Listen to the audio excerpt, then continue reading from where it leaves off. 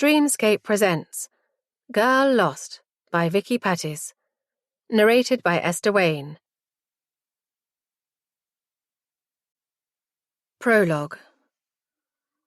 We all get what we deserve. A favourite phrase of my mother's whenever something bad would happen. When we fell out of a tree and grazed our knee, when the neighbour's dog bit us, when we curled up with a bellyache after eating too many sweets, when the violence started. We all get what we deserve. I stare down at the girl on the bed, blood covering her legs. So much blood. I can feel it drying on my fingers, see it coating my nails. Will my hands ever be clean after this? The room is hot and stuffy, the windows shut tight against the lashing of the rain. Her breath comes in short gasps, her hair plastered to her forehead. Pain grips her and she cries out, her eyes screwed shut. I close my eyes too, wishing I could shut my ears to her terror. "Come on," a voice says, and my eyes fly open. It's a voice I know, a voice burned into my soul, a part of me. "You can do this. You have to." She tries to call out, but she can't catch her breath. Her eyes meet mine and they widen, pulling me in, desperation written across her face. But I can't help her. It's gone too far. We've gone too far. There's no coming back from this. I watch her face change as pain washes over her again. Her cheeks are flushed red. A shadow paces in the hall outside, footsteps echoing in the silence between her cries. What have we done? What have I done? "Please," she says, and her eyes are on me again. "Please, help me." My throat constricts, shutting off my reply. And what would I say? What could I say? I told you so? You brought this on yourself? No, she didn't do this. She couldn't have known this would happen. But I did. I've known for a long time. I've watched him change from boy to man, watched the darkness devour him piece by piece. The darkness I tried and failed to shield him from. I tried and failed to stop it from destroying him, from destroying us. And now this? And now, as I have done countless times before, I have chosen the wrong path. But how could I have done anything else? It's my fault, all of it. I did this to him. To all of us. I watch as darkness takes her, as the nightmare finally ends. For her, at least. For us, a new nightmare is just beginning. We all get what we deserve, after all. 1. Imogen. It's been 1,765 days since my sister disappeared. Almost 5 years. Half a decade. I try to remember what life was like back then. The year she disappeared. That year, 2013, is split in two. Before Freya disappeared and after. Before, a date was set for the Scottish referendum. A blizzard hit the north of England. A terrorist incident resulted in the death of a British soldier. After, same-sex marriage was legalised. The Duchess of Cambridge gave birth to a son after changing the law to allow girls to inherit the throne if they are born first. The hottest temperatures were recorded for a decade. And all the years since. The EU referendum. Trump becoming President of the United States. The terrorist attack at an Ariana Grande concert. The Blue Planet effect. The years I've spent travelling the globe, searching for my sister. Never finding her. Never giving up. Before the 18th of July 2013, I had a sister, a twin, the other half of me. After, I was alone, less than whole. Where are you, Freya? I send my thoughts into the abyss. Imagine I can see them stretching across the ocean to wherever you are. I left 6 months after you disappeared. I couldn't stand to sit with Mum in that house, at the kitchen table, tea cooling on the surface between us, waiting for you to come home. But you didn't. You haven't. I close my eyes against the bright Melbourne sun. It isn't always warm here, you know. Do you know? Are you here somewhere on this huge expanse of an island? Did you follow our route? The route we carefully planned out? The map blue tacked to your bedroom wall? I followed it, hoping to find you along the way. But I didn't. I haven't. It was bucketing down when I got here, almost 10 months ago now. You wouldn't believe it, would you? It doesn't rain in Australia. But it does. And it's beautiful. It reminds me of home. It reminds me of you. Do you remember that day at Polperro when Emily drove across the Tamar for the first time? You were convinced she was going to plunge us into the rushing river below, but she didn't. She was a confident driver, laughing at your anxieties. The windows were down and we drove fast, but within the speed limit. Down the A38, all the way to the little fishing village we all loved. The sun was shining the whole way, but as soon as we set foot on the beach, the heavens opened. And you laughed, the loudest, most incredulous, infectious laughter pouring from your mouth. Oh, that laughter. I can almost hear it now, standing on the edge of the Royal Botanic Gardens, 10,000 miles from home. Is Emily with you, Freya? Where did you go? I glance back at the building I've just come from, with its shiny glass doors and smiling receptionist. They're not like back home, these receptionists. These women are blonde and tanned, and what Mum would call bubbly. I smile and rest a hand on my stomach. It's almost time to go home, Freya. But will you be there when I get back? Max isn't home when I finally let myself into the flat. I drop my bag on a dining chair and sink into one opposite, resting my chin in my hands. Am I really ready to go home? I think of the test hidden in the kitchen bin, the 2 lines that made my decision for me. I have to be ready. I have to go home, to finally lay Freya to rest. And I need my mum, I realise with a jolt. I need her right now. Mum's face flashes up on my phone screen and I frown.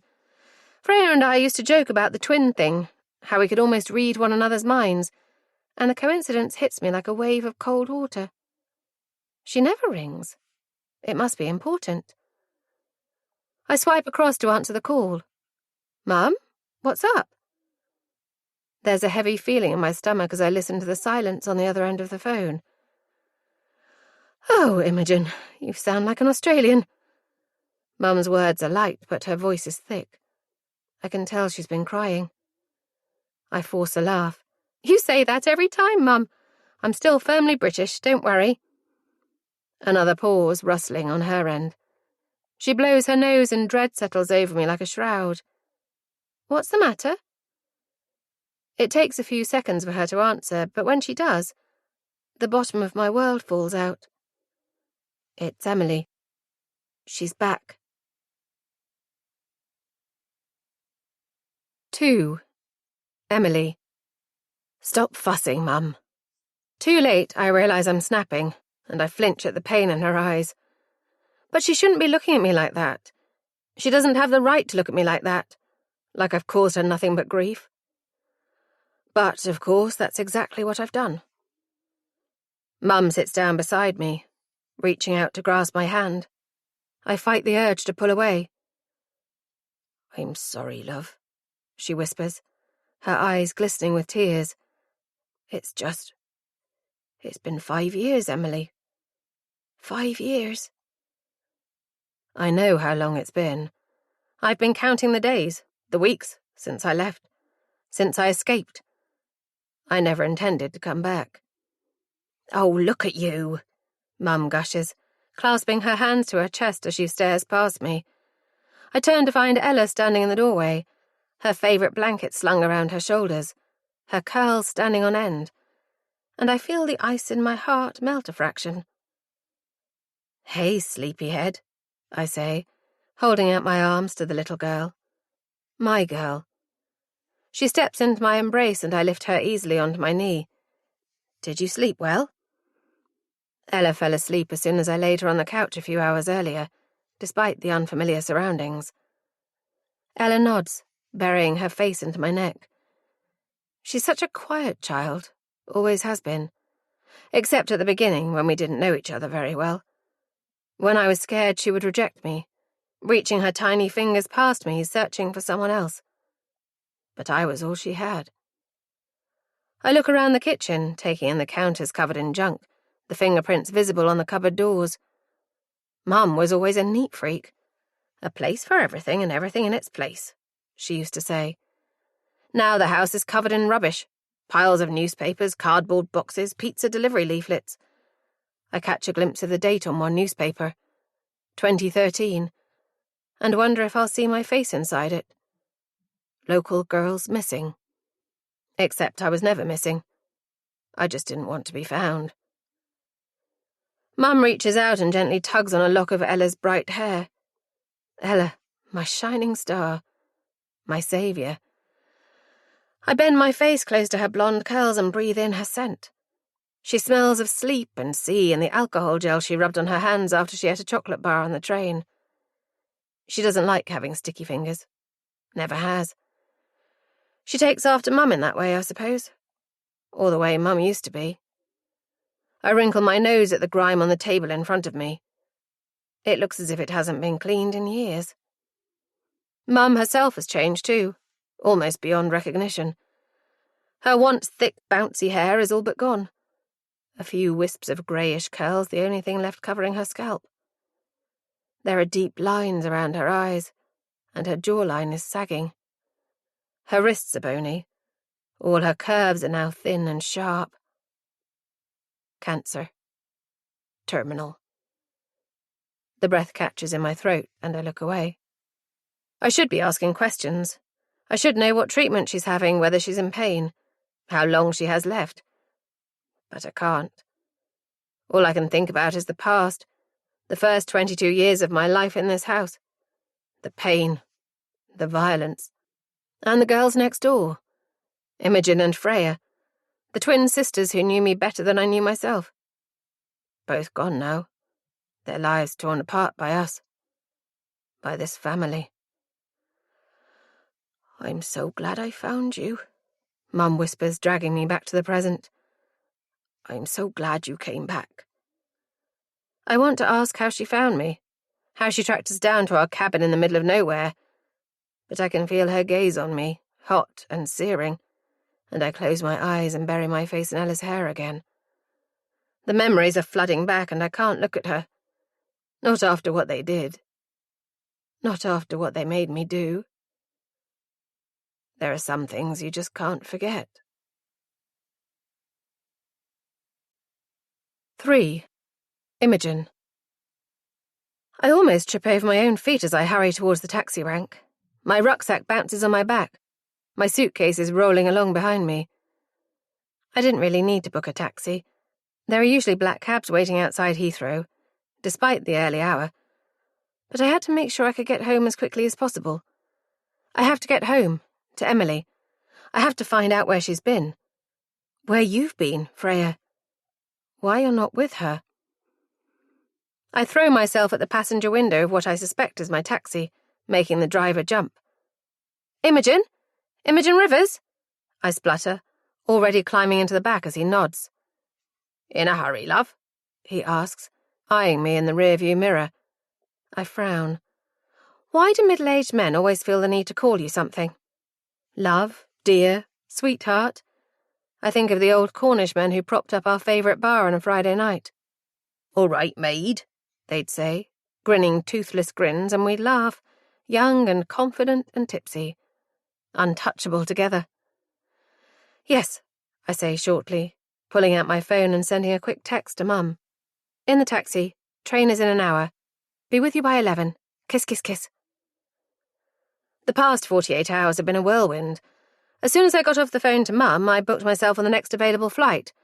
After 2 p.m. the next day, out of Melbourne, and after a quick stop in Hong Kong, here I am in Heathrow.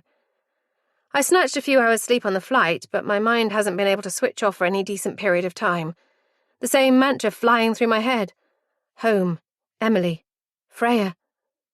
"It would have been quicker to hop on the tube, love," the driver says, breaking into my reverie.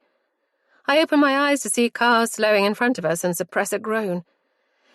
He's right, but it's too late now. I'll still make my train. And then I'll be home. And Emily can tell me where she's been for the past 5 years. And why my sister isn't with her. I spot Mum's car as I exit Plymouth train station, idling in a spot meant for taxis. But Mum always dropped us off here when we were younger. Freya in the front, me and Emily in the back. The three of us spilling out of the car, waving goodbye before linking arms and heading into the train station, on our way to a gig or a party. Always the three of us together. And now I'm alone. Mum gets out as I approach, her smile wide, her eyes brimming with tears, and I throw myself into her arms. Mum! It's been so long since I last saw her in the flesh, last held her tiny frame, my chin resting on top of her head. I breathe in her scent, tea tree shampoo and her bubblegum car freshener, and close my eyes. Imogen, oh, Imogen. Her words are muffled, her voice thick with emotion, and I pull away to look at her. I notice lines at the corner of her eyes that weren't there before, purple bags poorly hidden beneath concealer. She looks older, I realise with a pang, worn down. Have I done this to her? Have we, Freya? She tugs on a curl that's escaped from my bun and smiles. Come on, you. Home. In the car, the overpowering air freshener hanging between us, Mum drives in silence, lifting a hand to wipe her eyes every few seconds. No more tears, Mum, I say, nudging her shoulder with mine.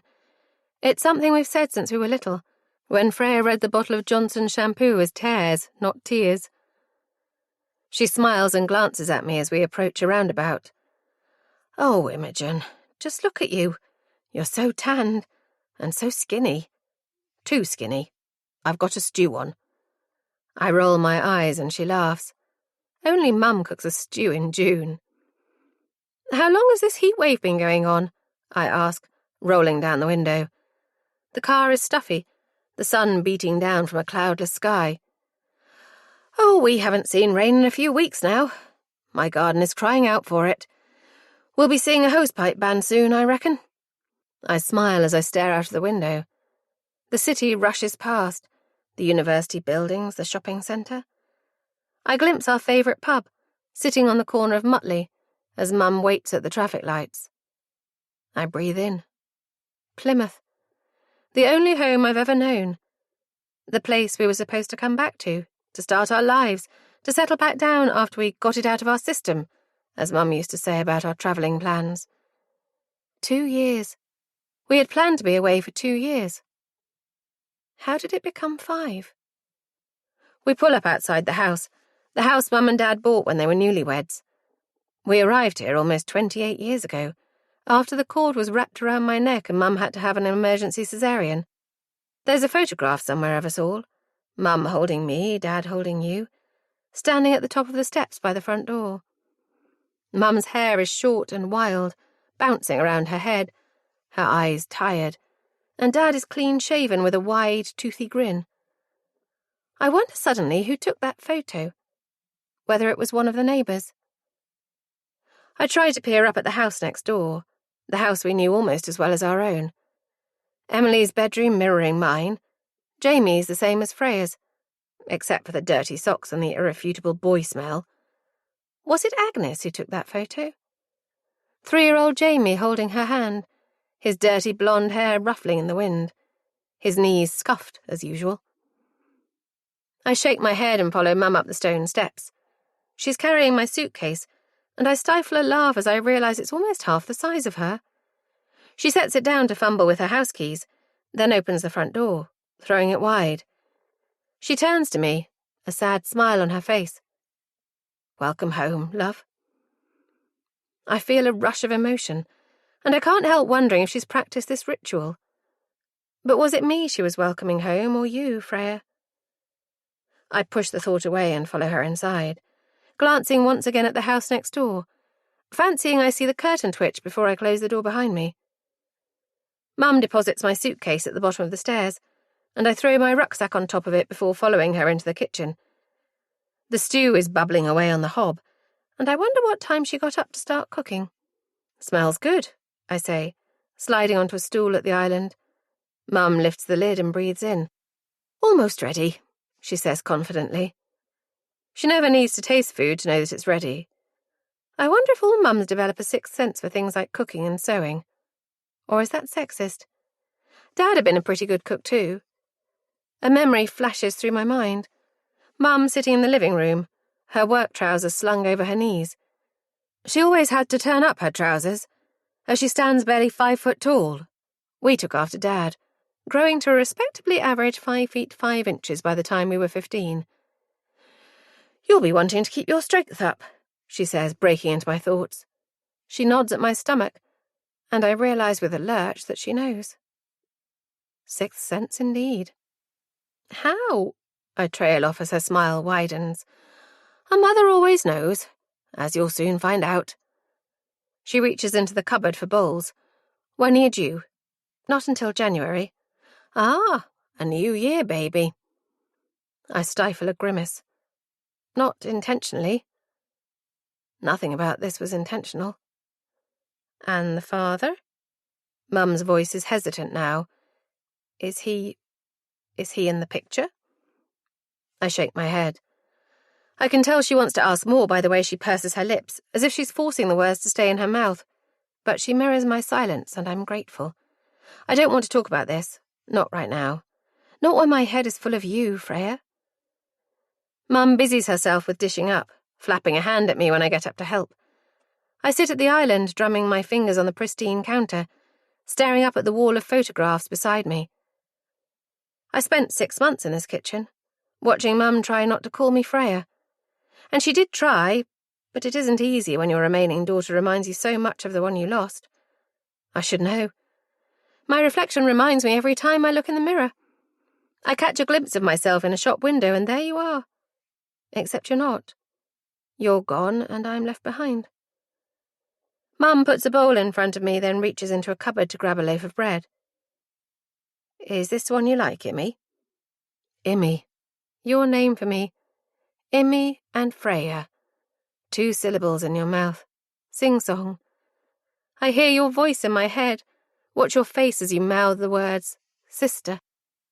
Were we the same in every way? I remember the freckles scattered across your nose, the scar in your left eyebrow from the time I pushed you into the side of a large fish tank, our laughter turning into frantic tears as blood dripped down your face. Would this be another difference between us, slashing through the reflection of our features? I snap out of my daydream. Mum is looking at me expectantly, holding the loaf of bread. I smile. "You remembered?"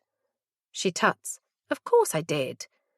She cuts a few slices of bread, placing them on a plate between us, and we tuck in, blowing gently on our spoonfuls of stew to cool it.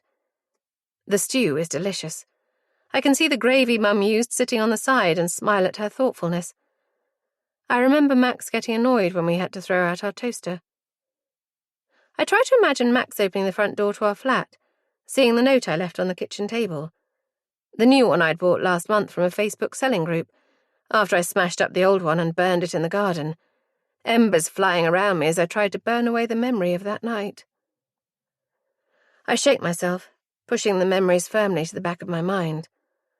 I left all of that in Australia, thousands of miles away. And it's not what's important right now. Right now, I have to speak to Emily. 4. Emily. "Hiya! Hiya!" I laugh as I push Ella on the swing, her little legs kicking in the air as she whooshes back down towards me. "You'll fly into the sky!" I exclaim, and she giggles. "To the moon! I want to go to the moon!" "Can I come?" I turn to see Mum slipping in through the gate. She slides onto the bench beside the swing, and I feel a tightening in my gut. I can't seem to get away from her now that I'm back. "But you're back for her," a voice says inside my head, and guilt floods through me. I knew this wouldn't be easy, but I hadn't realized quite how hard seeing her again would be. How hard the memories would hit me. She's wearing a hat despite the heat, covering her almost bald head. Her face is bare, her eyebrows and lashes so pale they're almost invisible. I try to return her watery smile, then turn back to Ella. Yay, we'll all go! We'll all go to the moon! Ella is giggling, twisting around to look at Mum. Face forward, sweetie, I say quietly. You don't want to fall out? Ella does as I ask, her hair flying in the breeze. She's such a happy child, always has been. My sunshine child. I've been thinking about schools, Emily, Mum says, taking out a bottle of water and sipping from it. Come September, she'll be old enough to enroll. I scowl. School? Really?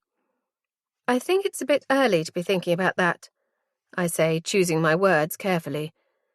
We might not stay that long, I finish in my head. But she's old enough for nursery, or whatever it's called these days. Ella deserves the best start in life. I was thinking, she's already had the best start in life, I snap, whirling round to face her. Ella groans as the swing starts to slow. Mum looks taken aback, and I close my eyes, trying to breathe deeply. Sorry. Not yet, all right? I open my eyes and Mum nods, sadness written across her face. Guilt flows through me again, and I sigh. Guilt seems to be the only thing I'm feeling at the moment, being back here. Guilt and fear. Come on, you, I say, grabbing Ella under her arms and pulling her out of the swing. Time for lunch. What do you fancy? Ice cream! Ella shouts, pointing at the van that's just pulled up. I suppress another sigh. You know you can't, sweetie. It's not gluten-free. Ella frowns. You remember, don't you? About gluten?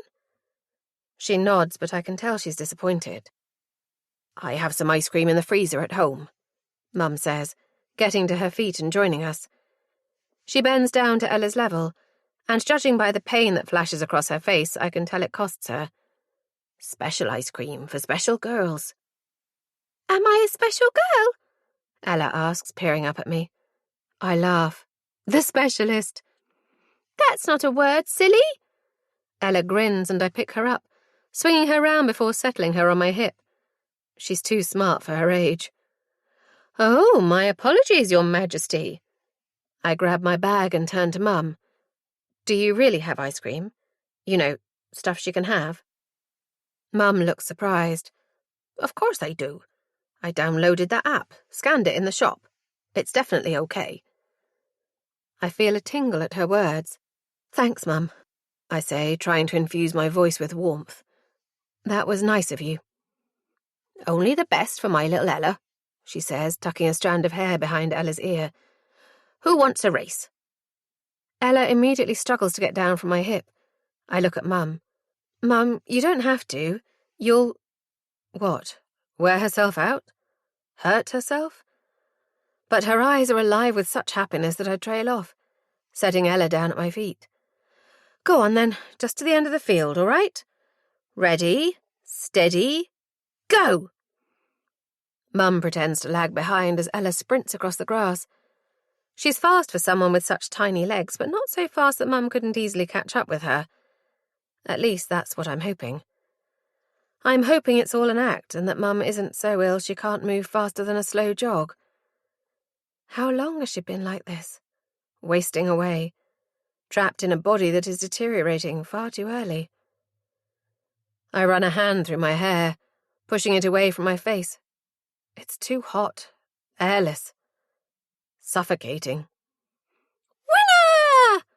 Ella cries as she reaches the end of the field, jumping up and down, her t-shirt riding up. Mum grabs her around the waist and tries to lift her, but I can tell she's too heavy for her. I jog towards them, mouth open in laughter, when I catch sight of something and stop dead. For a second, Mum and Ella and the park dissolve, and it's just me and her standing a few feet apart, her blonde hair blowing in the breeze, her sea-blue eyes locking me into place. Freya. No. Freya. "Emily," she says, and I feel my legs give way beneath me. 5. Freya. Then.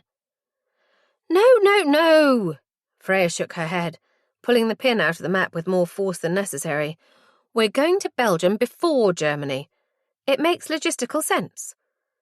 She pushed the pin into the word Brussels, obscuring the S's.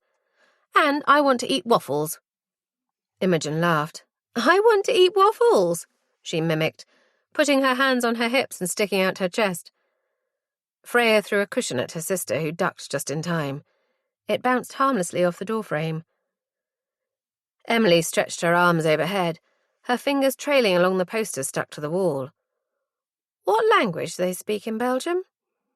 Freya frowned. "Dutch, I think." "And Flemish," Imogen said. Emily giggled. "Flemish?" she mimed, coughing up phlegm. "Don't be gross." Freya flicked Emily's calf, which was slung over her lap. Emily stuck out her tongue. "And French, in Brussels at least." "Oh, s'il vous plaît, le waffle, monsieur." They burst into laughter at Emily's terrible accent, at the way she put her thumb and forefinger together to make an O. Freya leaned back against the headboard, staring up at the map. This was it. Their plans were finally coming together. Their collective dream of travelling the world, just the three of them. Imogen, with whom she'd shared a womb, a cot, a mind, and Emily, the girl next door. Their best friend since early childhood, when her brother Jamie had kicked a football into their garden, and Dad had kicked it back, before inviting them round for a barbecue. That was his way, their dad.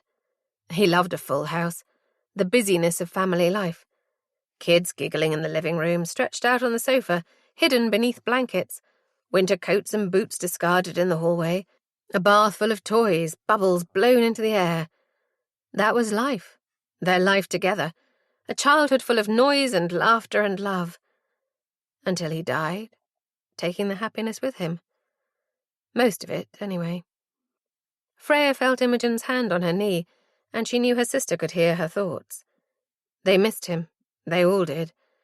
And not for the first time, guilt flooded through Freya as she thought about leaving their mum alone. She imagined their mother drifting from room to room, silence filling the air. She shook the thoughts away. She was getting ahead of herself. They didn't have enough money yet, and Emily hadn't even received her passport. They still had time. 6. Imogen. I stare down at the woman in front of me, the girl I've known almost my entire life. She's kneeling on the grass, her head bent as if waiting for the executioner's blade to fall. Her mother, Agnes, is hovering behind her daughter, a small child clinging to her leg. I shift from one foot to another, confused and uncomfortable. "Emily?" It's me, Imogen. She lifts her head, her eyes wild, strands of reddish hair falling in her face. I hold out a hand and she stares at it for a moment, before taking it and allowing me to pull her to her feet. "It's been a long time," I say, blowing out a breath. I'm aiming for light-heartedness, but it falls flat. Emily just gazes at me, her eyes wide, her mouth a tiny O. I want to shake her, turn her upside down and watch the secrets of the past 5 years tumble out. "Where have you been?" I want to scream. "Where is Freya?" Instead, I take her in. Her eyes, though somewhat bloodshot and carrying some carefully concealed bags beneath them, are unchanged. She looks stronger, her body held differently to how I remember, and her hair is lighter but still thick and full. She doesn't look as if she's been chained up in a basement somewhere, or that she's suffered the deluge of horrors I've imagined in the years since she and my sister disappeared. She looks normal and scared. But of what? "Where have you been?" My words are a whisper, but they hit her with the force of a blow. The child cries out and Emily's head snaps to the side, as if attached to the little girl by a string. I follow her gaze. Is she yours?" Emily is still looking at the child. Her eyes glazed over. What's her name? Ella! The child cries happily, and I look closely at her for the first time. Her hair is bright and her eyes, a dark blue, glitter in the sunshine. She looks like Emily, her little rosebud lips identical to my childhood friends. But there's something else. Someone else she... As if reading my thoughts, I see Emily's eyes widen, and in a rush of movement she turns and grabs Ella by the hand, pulling her along. Agnes is glued to the spot, staring at me.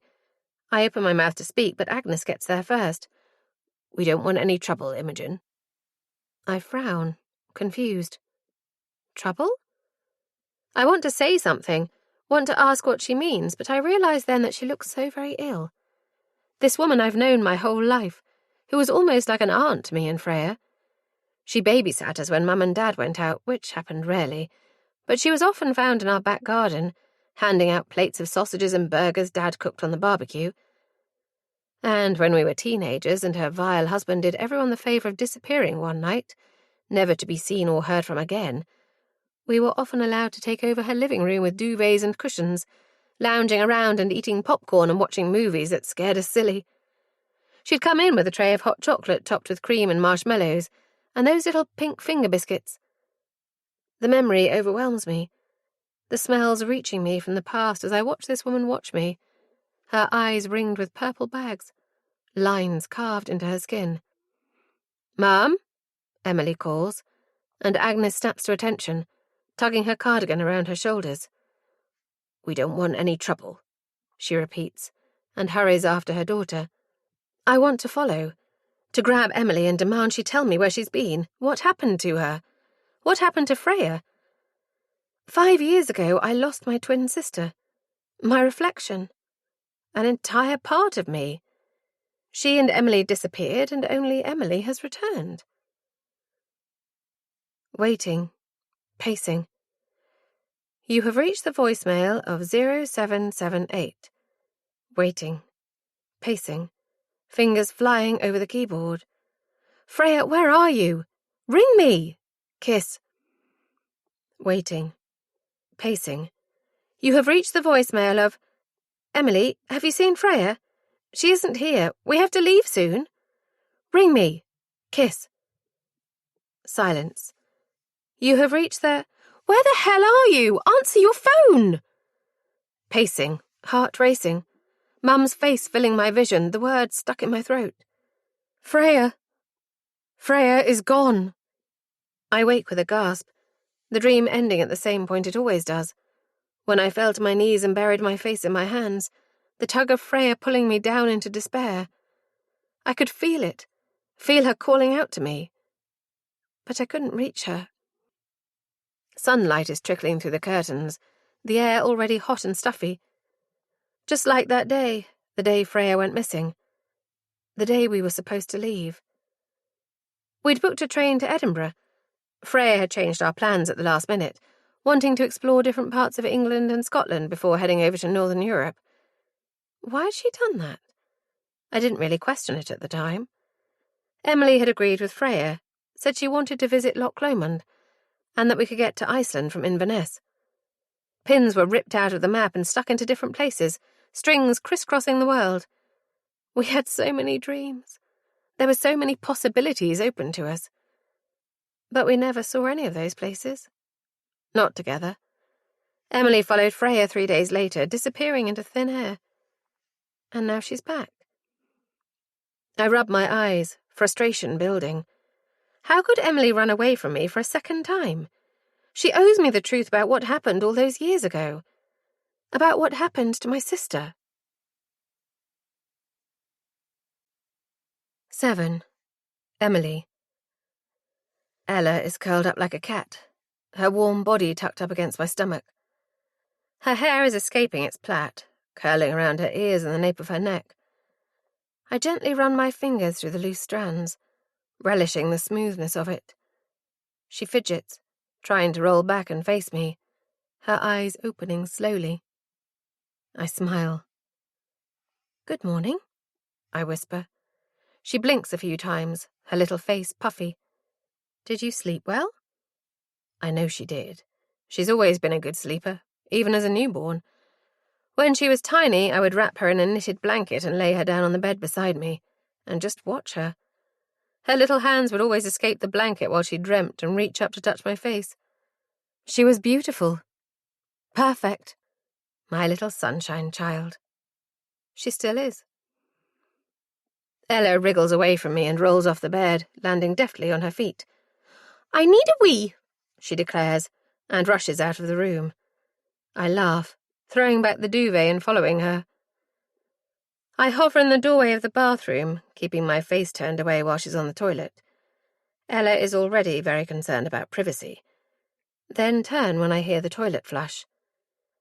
She reaches out for me to lift her, and together we wash her hands, breathing in the fruity scent. She can't really reach the sink in this house. I'll need to think about getting her a step, if we stay. "What's for breakfast, Mummy?" she asks as we pad down the stairs, still dressed in our pajamas. I smile. Mummy, the name I gave myself. The name that hides the truth. "What would you like?"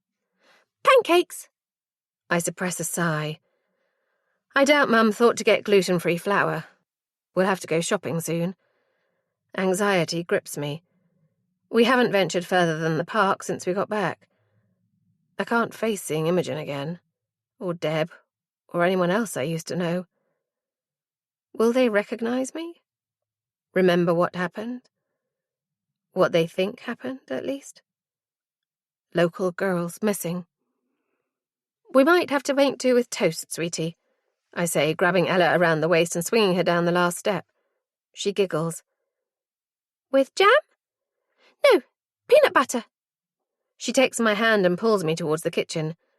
That's another thing I've learned about Ella. She's always hungry. "Let's see what we've got, hmm?" I don't tell her that she probably can't eat the jam or peanut butter Mum has, as it'll be contaminated with gluten. But, to my surprise, a new jar of strawberry jam is sitting on the middle shelf of the fridge, with a post-it note saying, "Special jam," stuck to the lid. I smile. She did her research, then. While Ella is munching away, I make a cup of coffee and sit at the table opposite her, turning on my phone for the first time since we got back. I flick mindlessly through Facebook, then switch over to Instagram, but all I can think about is Imogen. Is she sitting in the kitchen next door trying to find me on social media, trying to figure out where I've been for the past 5 years? Or is she gearing up to come around, bang on the front door until I let her in? I shake myself. I have to get out of here. Claustrophobia is closing in and I can't deal with Imogen right now. "Come on, you. Let's go and get dressed," I say to Ella, putting her plate and my mug into the dishwasher. Mum is still in bed. She sleeps late these days, the pain troubling her worse during the night. Lying in bed beside Ella, I can hear her moving around, the floorboards creaking under her weight, and I feel the walls pressing in on me. It will be good to get out for some fresh air today. At least I'm still insured on her car. A pang of guilt at the expense, the sadness of Mum renewing the insurance every year, in the hope I would come home. "Where are we going?" Ella asks, racing up the stairs ahead of me and sliding out of her pajamas. "To the beach!" Her little face lights up at the prospect. Sure, why not? But first, to the supermarket. We can have a picnic. "Yay!" Ella jumps up and down, her arms lifted above her head. "A picnic! A picnic!" "Get a move on then, slow coach," I tease, throwing a t-shirt over her head. She giggles and wriggles into it as I change my own clothes, quickly so she doesn't see the scars. I push Ella in the trolley around Asda, picking up bits for our picnic. Our trolley is full of strawberries and bananas, cheese and crackers, some Ribena and a magazine for Ella.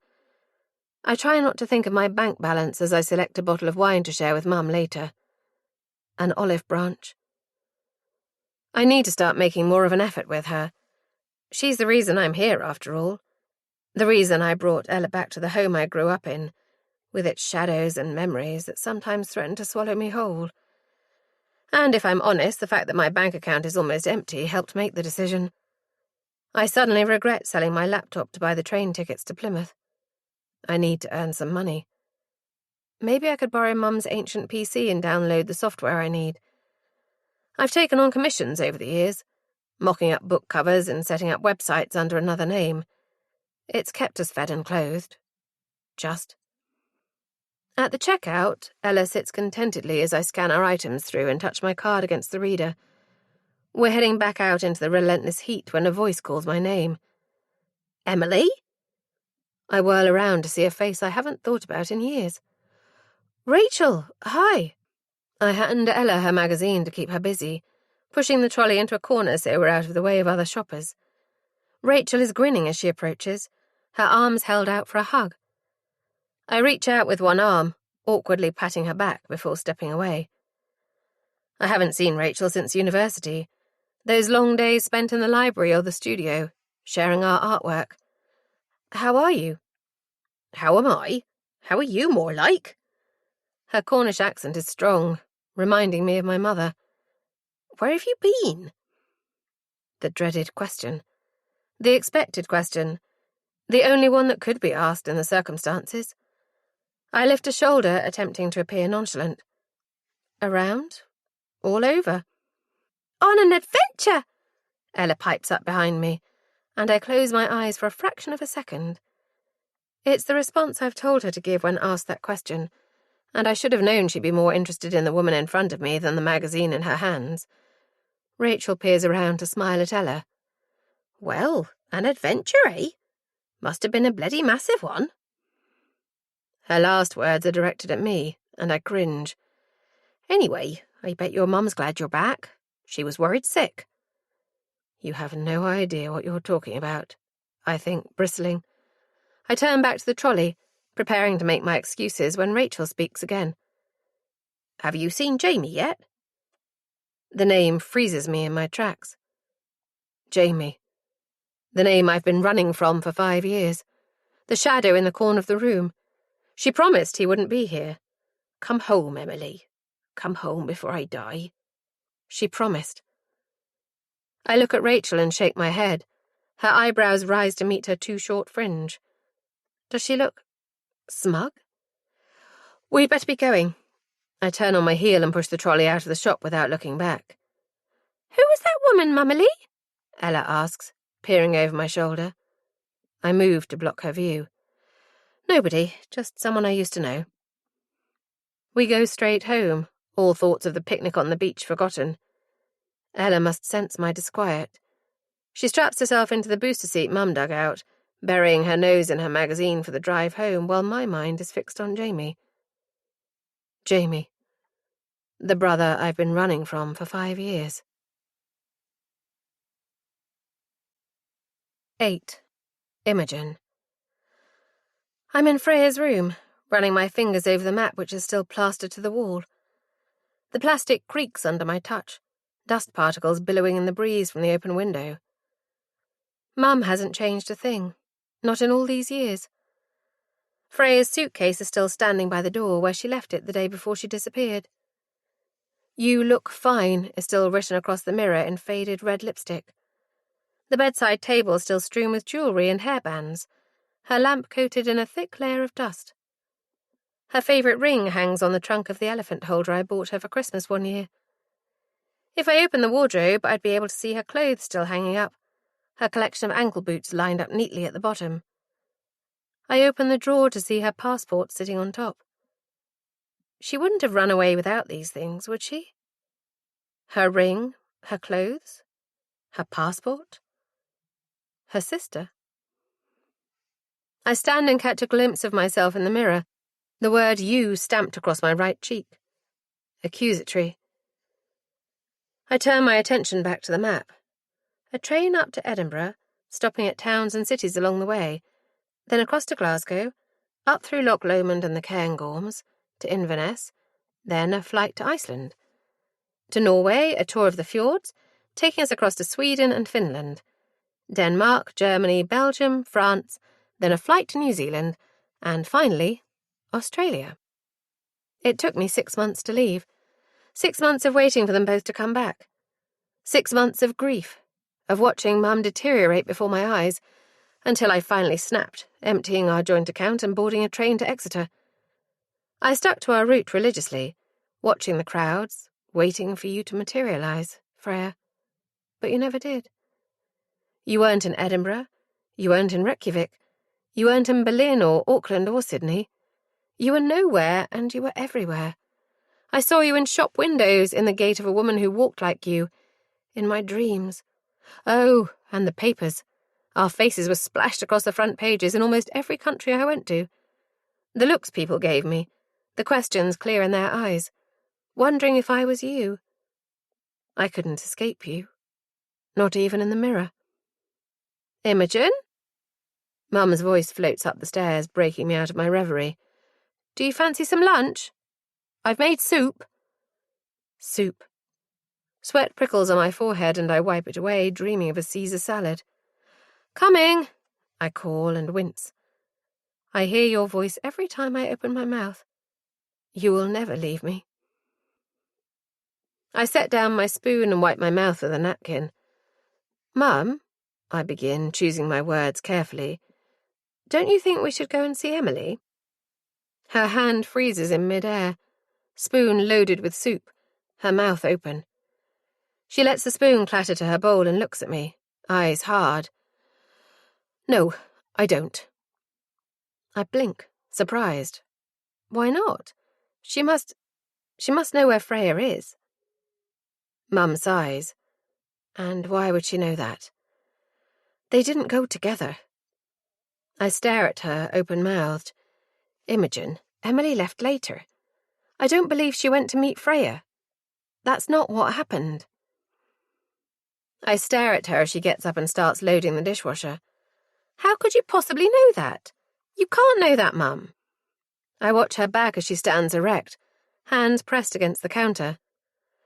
Because Emily got on the train, and Freya didn't. An image flits into my mind.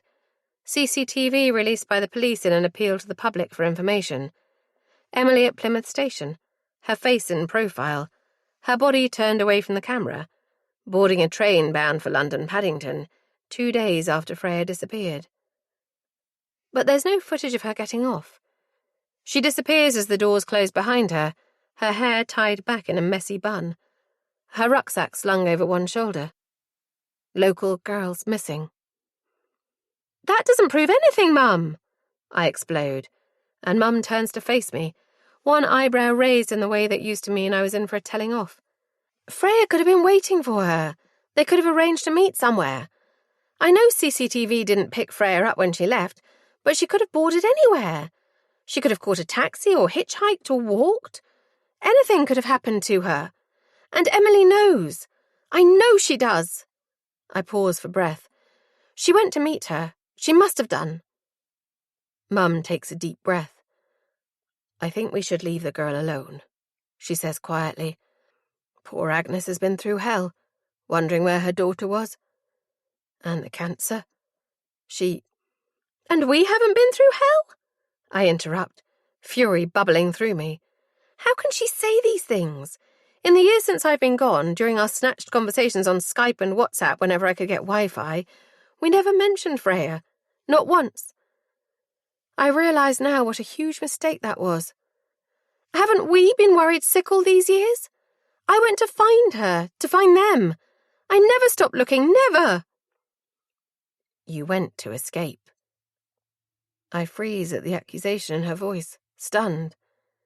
You ran away, just like Emily did. Just like Freya probably did.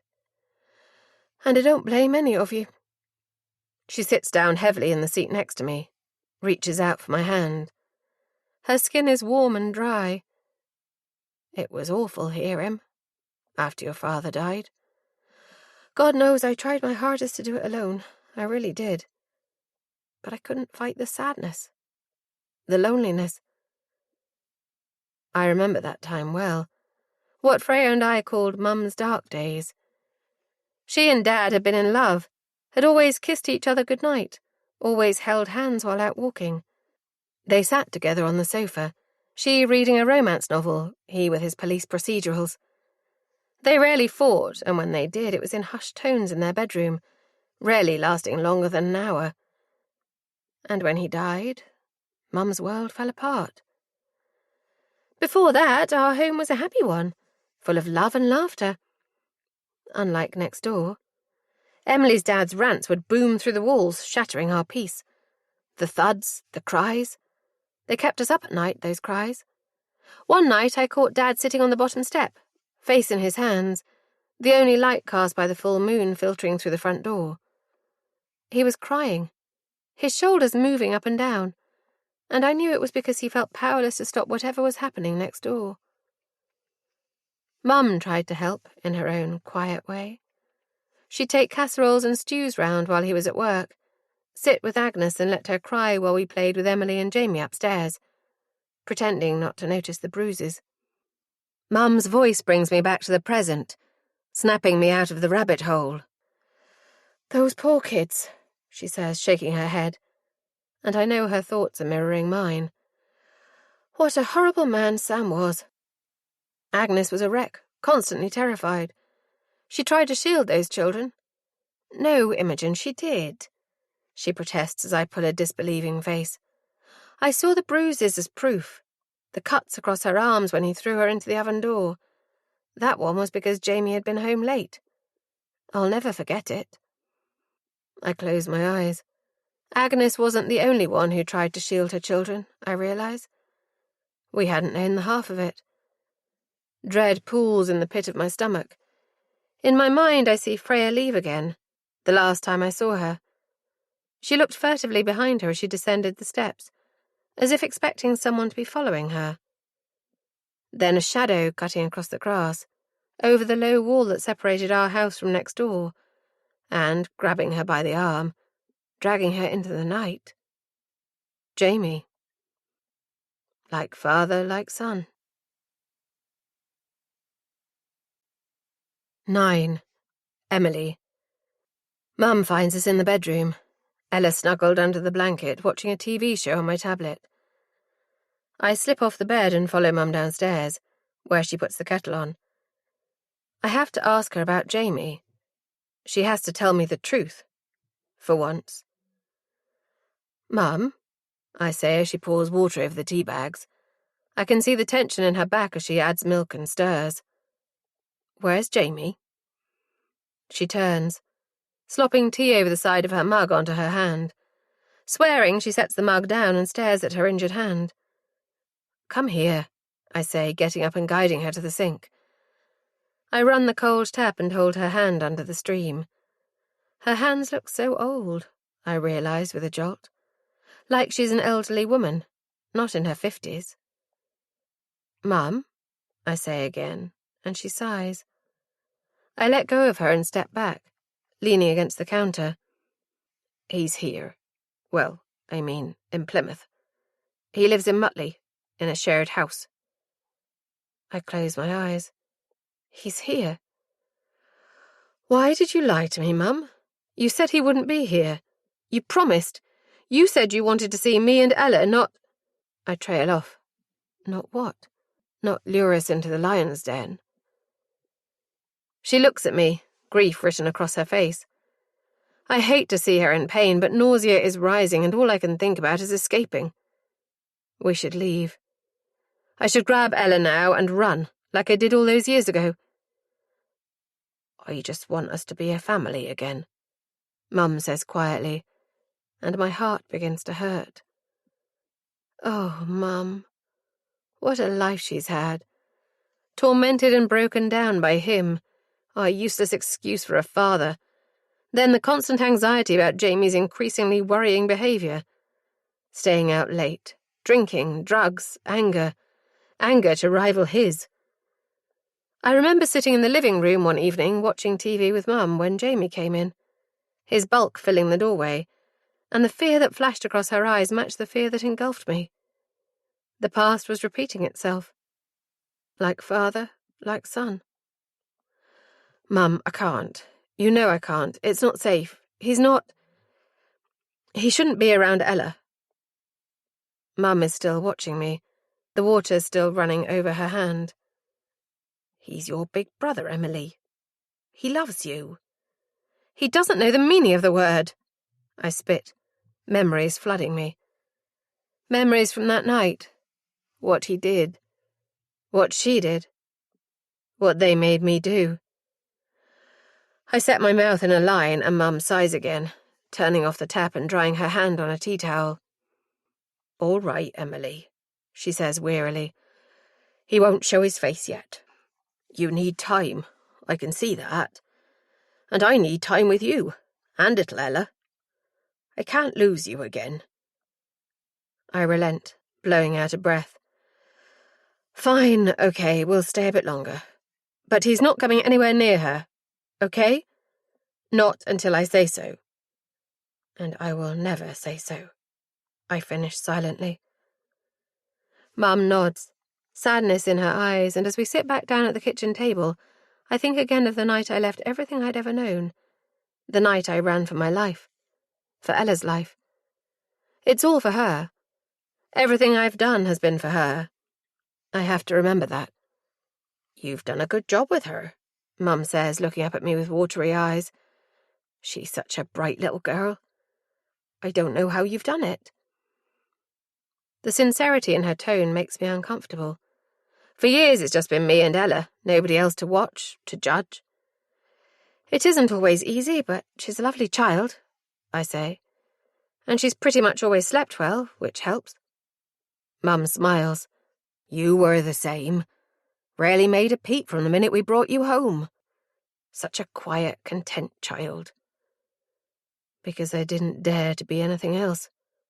I think, but don't say. "I'll give you something to cry for," was one of his favourite sayings. I learned from an early age not to make a fuss, to blend into the background. A lesson Jamie never learned. No, Jamie learned to be just like him. Believed it was the only way for a man to be.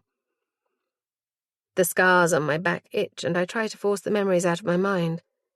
Being back here, in this house, is getting to me. It's engulfing me, pressing down on me, dragging me down to a deep hole. The hole I've buried my past in. The hole I've buried Jamie in. But he seems intent on digging himself out. The next morning, Mum wakes me with a cup of tea and shares her news. I wonder how long she's been keeping it to herself. "You've done what?" My words come out in a hiss as I follow Mum down the stairs, mindful of Ella still asleep in the spare bedroom. I can never think of it as mine. Never again.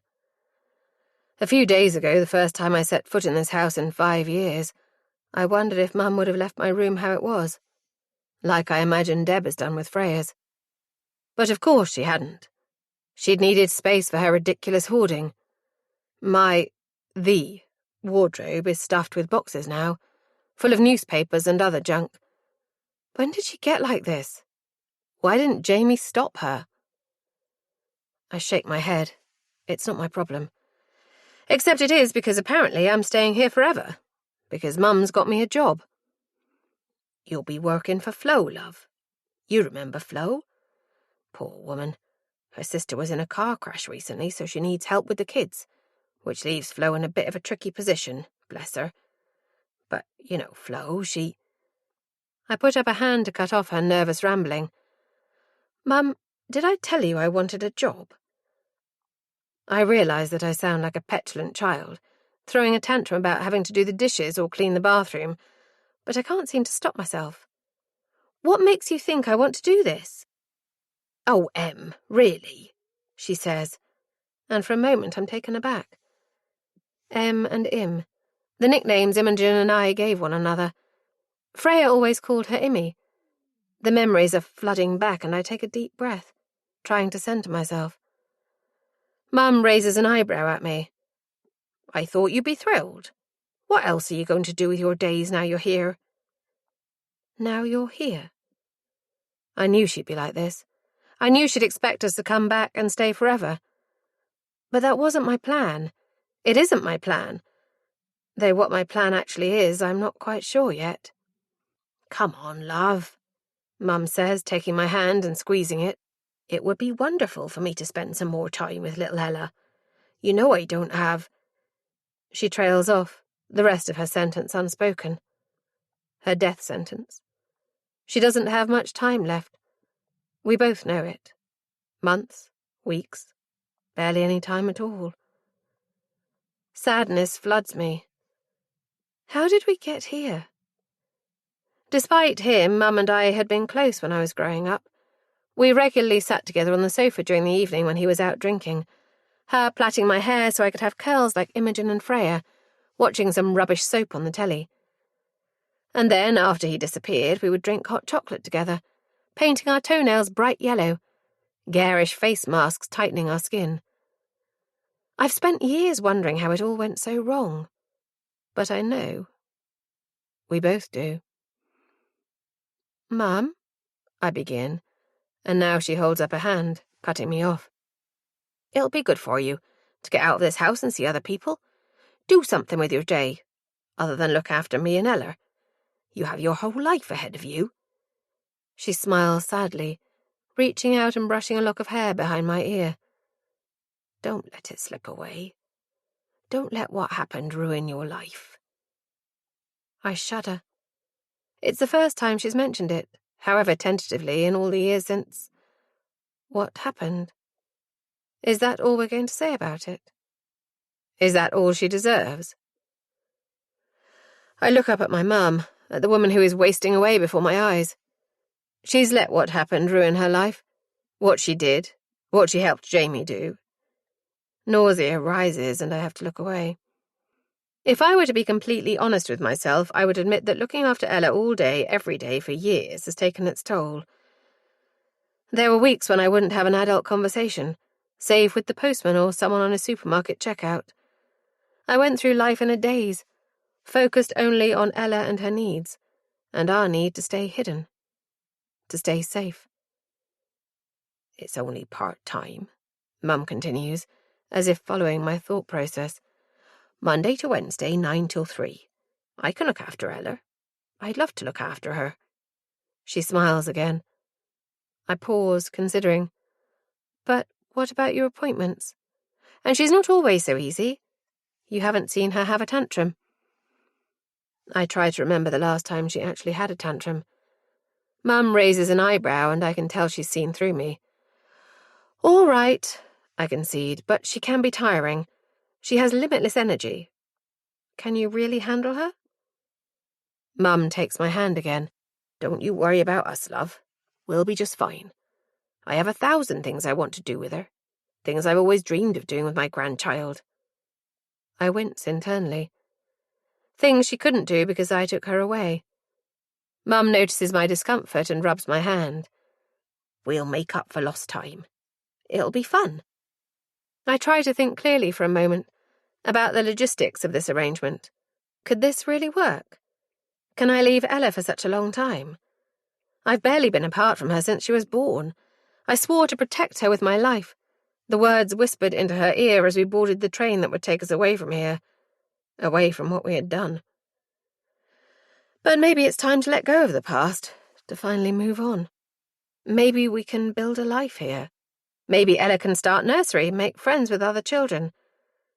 I tried to picture myself at the school gate, making small talk with the other parents and guardians, watching Ella run out of her classroom, her bright curls bouncing around her head, full of stories about what she'd learned that day, the friends she'd made, showing me her artwork, a painting of the two of us maybe, one I'd put on the fridge and stare at with pride as I made her tea.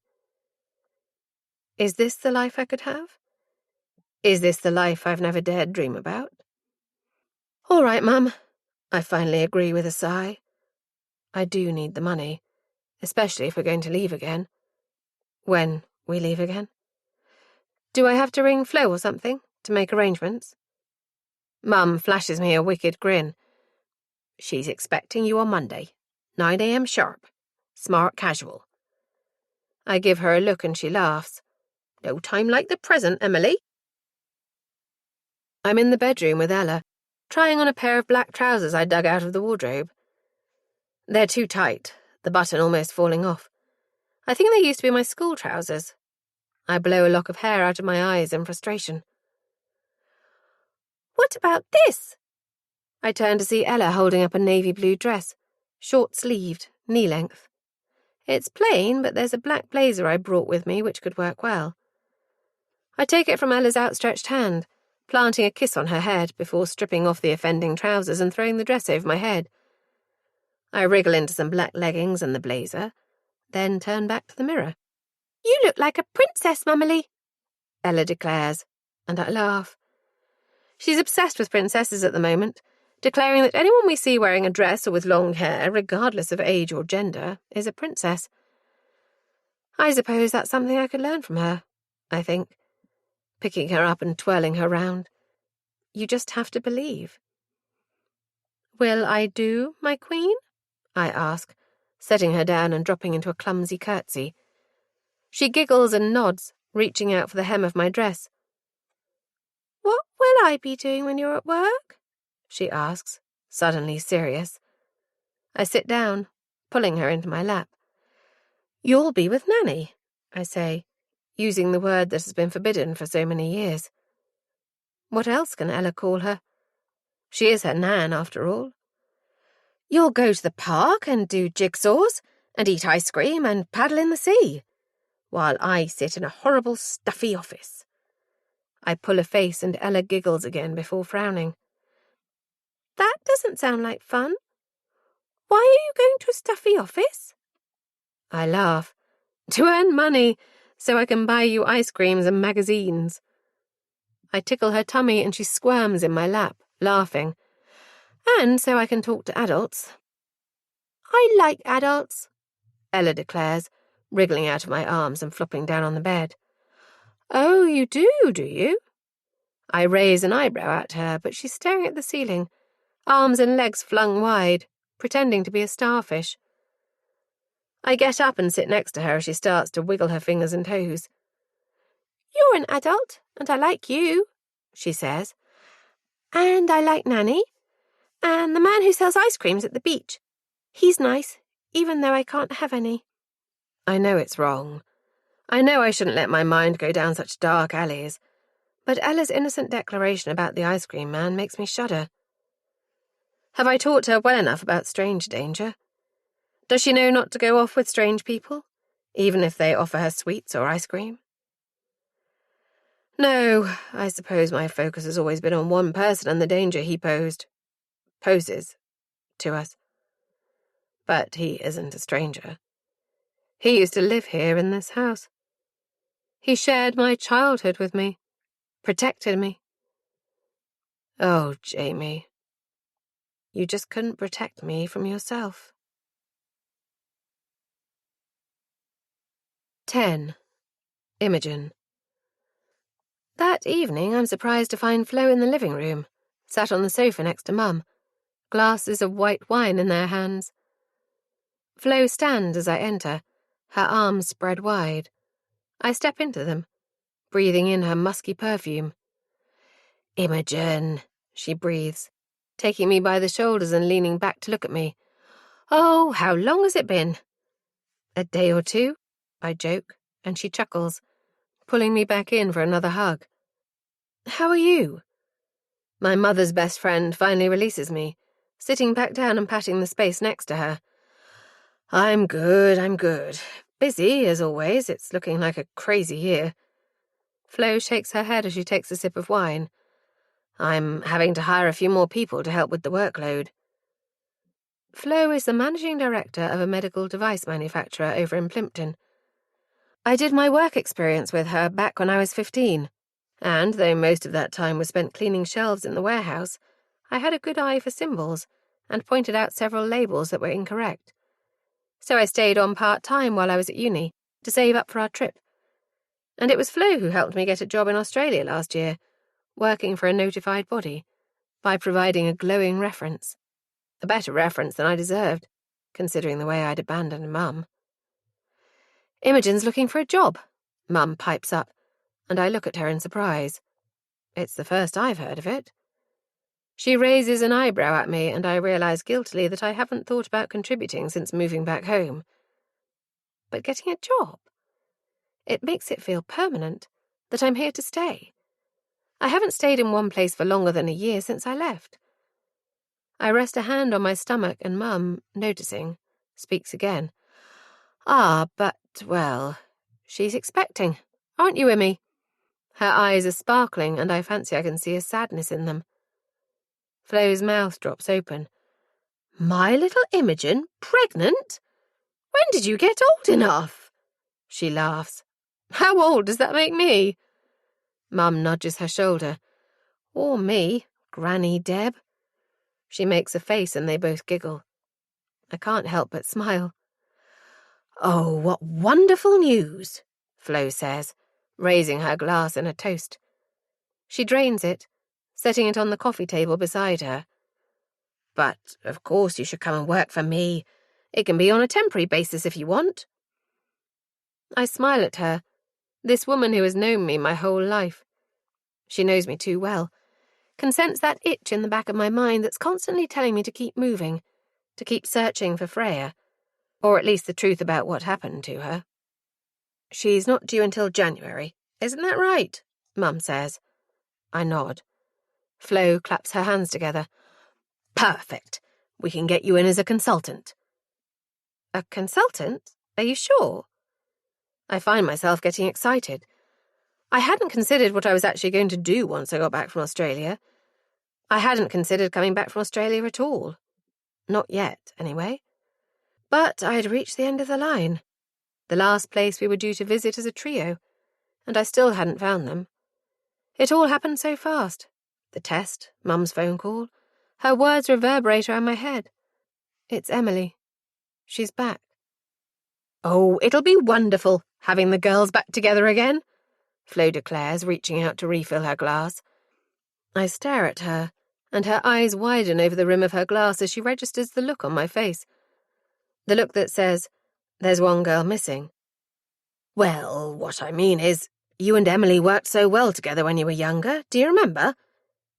Shock hits me like a wave of cold water at the mention of Emily. Emily? I manage after a moment. What do you mean? Emily's working for me. Didn't she tell you? She's helping redesign the labelling, bringing them up to date. You'll be working closely together, actually. Isn't that great?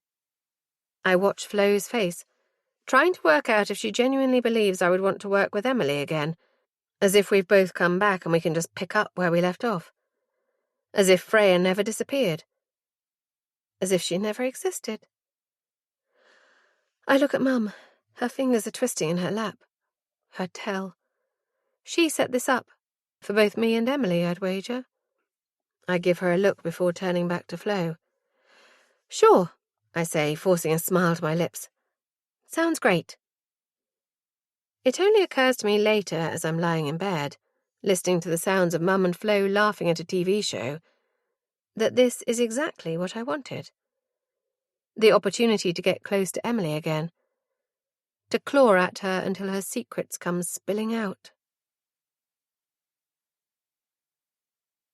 11. Emily. I arrive at 8:30, early as always. The car park is almost empty as I pull in. Just 2 cars parked beneath the shade at the far end. No sign of Imogen yet. Switching off the engine, I pause for a moment, closing my eyes and breathing deeply. The air is shimmering in the heat, the sun already high in the sky. I can do this. I have to do this. For Ella. She needs a normal life. Getting out of the car, I try to walk confidently across the car park and ring the bell on the front door. A harassed-looking middle-aged man opens it, and I smile brightly. Hi, I'm Emily, I say, and he just frowns. I falter. Is Flo available? He grunts and turns on his heel, which I assume means to follow him, so I do. He leads me into Flo's office without a word, and I stare after him as he trudges down the corridor. Don't worry about Jim, Flo says from behind her desk, her eyes creasing with amusement. He's always like that. I give her a smile as she stands, holding out her arms. I let her hug me, feeling only slightly strange. I'd forgotten how touchy-feely Flo is. I remember her sitting in the back garden with Mum and Deb, cocktails in their hands, while I pushed Freya on the swing, and Jamie splashed Imogen in the paddling pool. All of these tiny memories, barely worth remembering, are coming back to me now I'm here. The afternoons I spent in the warehouse here with Imogen, her explaining the labels and symbols to me when I first joined. I remember the divide I felt between us then, how she and Freya were adults now, off to university, to party and make new friends, and I still felt like a kid in a school uniform. That divide used to bug me at the time, but I suppose it is much wider now. Flo is taking my arm and leading me through the corridor and into the office, which is so different to how it used to be. A few people are already here. They lift their eyes and smile as we walk past. I try to return the smiles, listening to Flo as she explains the job. It's part-time, as I told your mum. Monday to Wednesday, leaving lovely long weekends with that precious girl of yours. Flo smiles warmly. You'll be helping the regulatory team update the labelling. There's some special software we bought in. Hopefully it'll be up to the job. Hopefully I am, I say, smiling to show I'm not being serious. Flo knows me. She knows I'm more than capable. But it won't do to show any weakness. I need to be confident, professional. I need to remember how that feels. My hand accidentally brushes Flo's hip as we walk, and I suddenly realise the lack of Ella. Her warm little hand isn't in mine like it usually is, and my hand tingles with loss. Concentrate. Flo chuckles. I have absolutely no doubt. This will be easy peasy for you. It's a relaxed place, no suits in sight. Except for the sales guys who insist on it. She rolls her eyes. Everyone else has chilled out. Well, you remember. There's a new warehouse manager, but he seems to have inherited the old one's dress sense along with the role. Shorts in December? Socks and sandals? I grin, remembering. Flo laughs. That's it. Though at least this guy has tattoos on his legs. Makes him a bit more bearable to look at in the middle of winter. I look down at the tattoo on my arm, at the vines creeping along the inside from wrist to elbow. Flo notices. Oh, that's pretty, she exclaims, stopping and taking my arm to inspect it closer. She traces a leaf, the newest one, with her finger. For Ella? I stare at her. How did you know? She winks, tracing a second leaf. One for you, one for her, and then... She stops, turning my arm to find 2 more leaves, identical, sitting opposite one another. Flo smiles. Imogen and Freya. The 3 musketeers you were. Inseparable. I try to smile, but my face is frozen. I can hear my heart beating in my ears. Doesn't Im have the same tattoo? I nod. We got them at the same time. We all did, I mean. All 3 of us. I got Ella's leaf added later, of course. I realise I'm babbling and stop abruptly, looking up at Flo. Where did you go, Emily? Flo's voice is barely a whisper. I blink, wondering if I've misheard her. Her eyes are searching mine. I pull my arm away from her grip, avoiding her gaze. A lot of places. All over. My default answer. On an adventure. And we were on an adventure. By the time Ella could understand what was happening. It's all she knew, living each day as it came. Never knowing when we might have to pack a bag and flee into the night. You're lucky to have such a special girl in your life, Flo says, reading my mind. Her voice is soft. I flush, force myself to nod. There's nothing I can say. Because she isn't mine. Not really. 12. Imogen. My alarm clock blares and I groan, reaching out to snooze it. Why did I agree to take this sodding job? My eyes drift to my wardrobe, and I groan again. The dress code is smart casual, but I have no idea what that means anymore. It was all about comfort in Australia. Long skirts and vest tops. I don't even know if I've got anything in my wardrobe that will be suitable. Immy? I hear Mum's voice float up the stairs.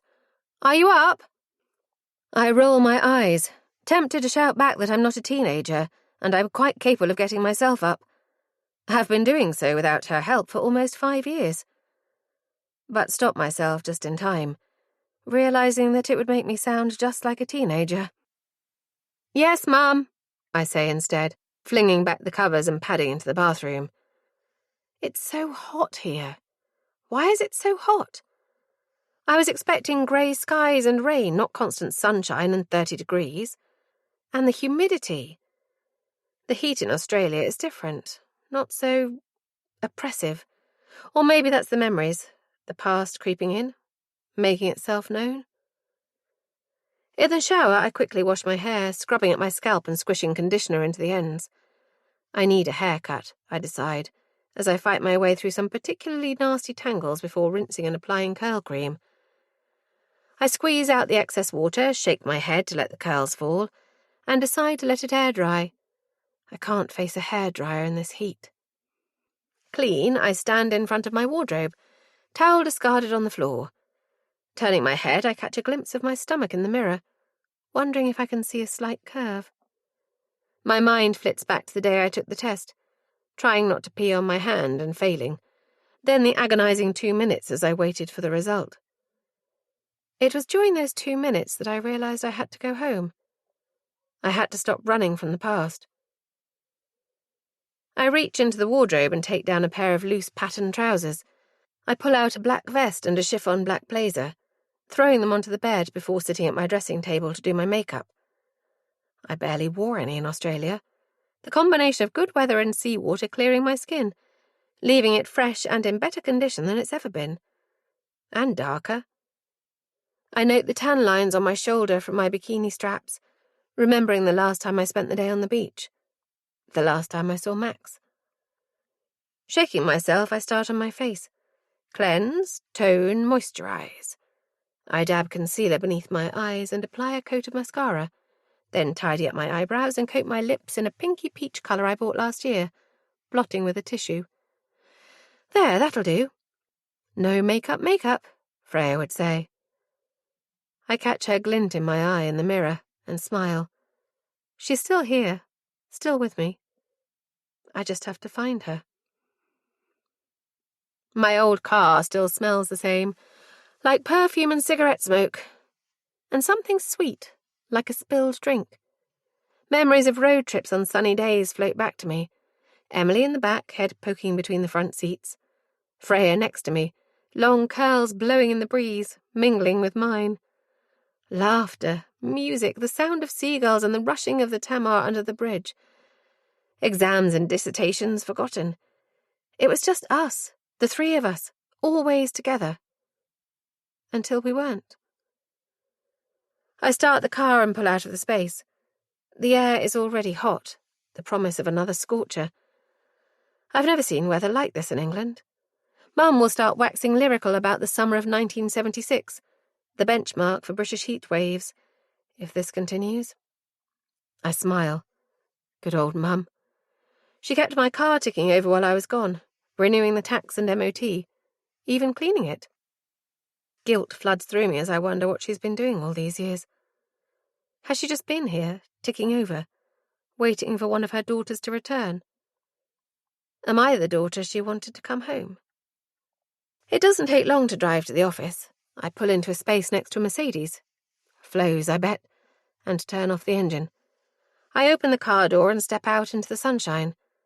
Sweat immediately prickles on the back of my neck, and I regret leaving my hair down. Maybe I should cut it short, like Emily's long bob. But my curls would never sit nicely like her soft waves do. Emily. I wonder if she'll be here today. Will she run away again like she did at the park? Or will she finally face me? My skin thrums with anticipation as I walk up the steps and into the building. The foyer is blessedly cool.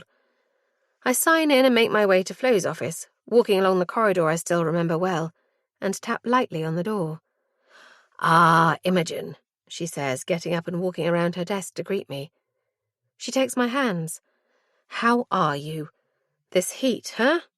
She blows out a breath. "Though I suppose you're used to it. It's a different kind of heat in Australia. I say, and she smiles. Australia, she parrots. You've got a slight accent. I didn't notice it before. You sound like Mum. She was worried I'd become a native. Flo laughs. And what would be wrong with that? Australia is a beautiful country, except for all those bloody spiders. She shudders.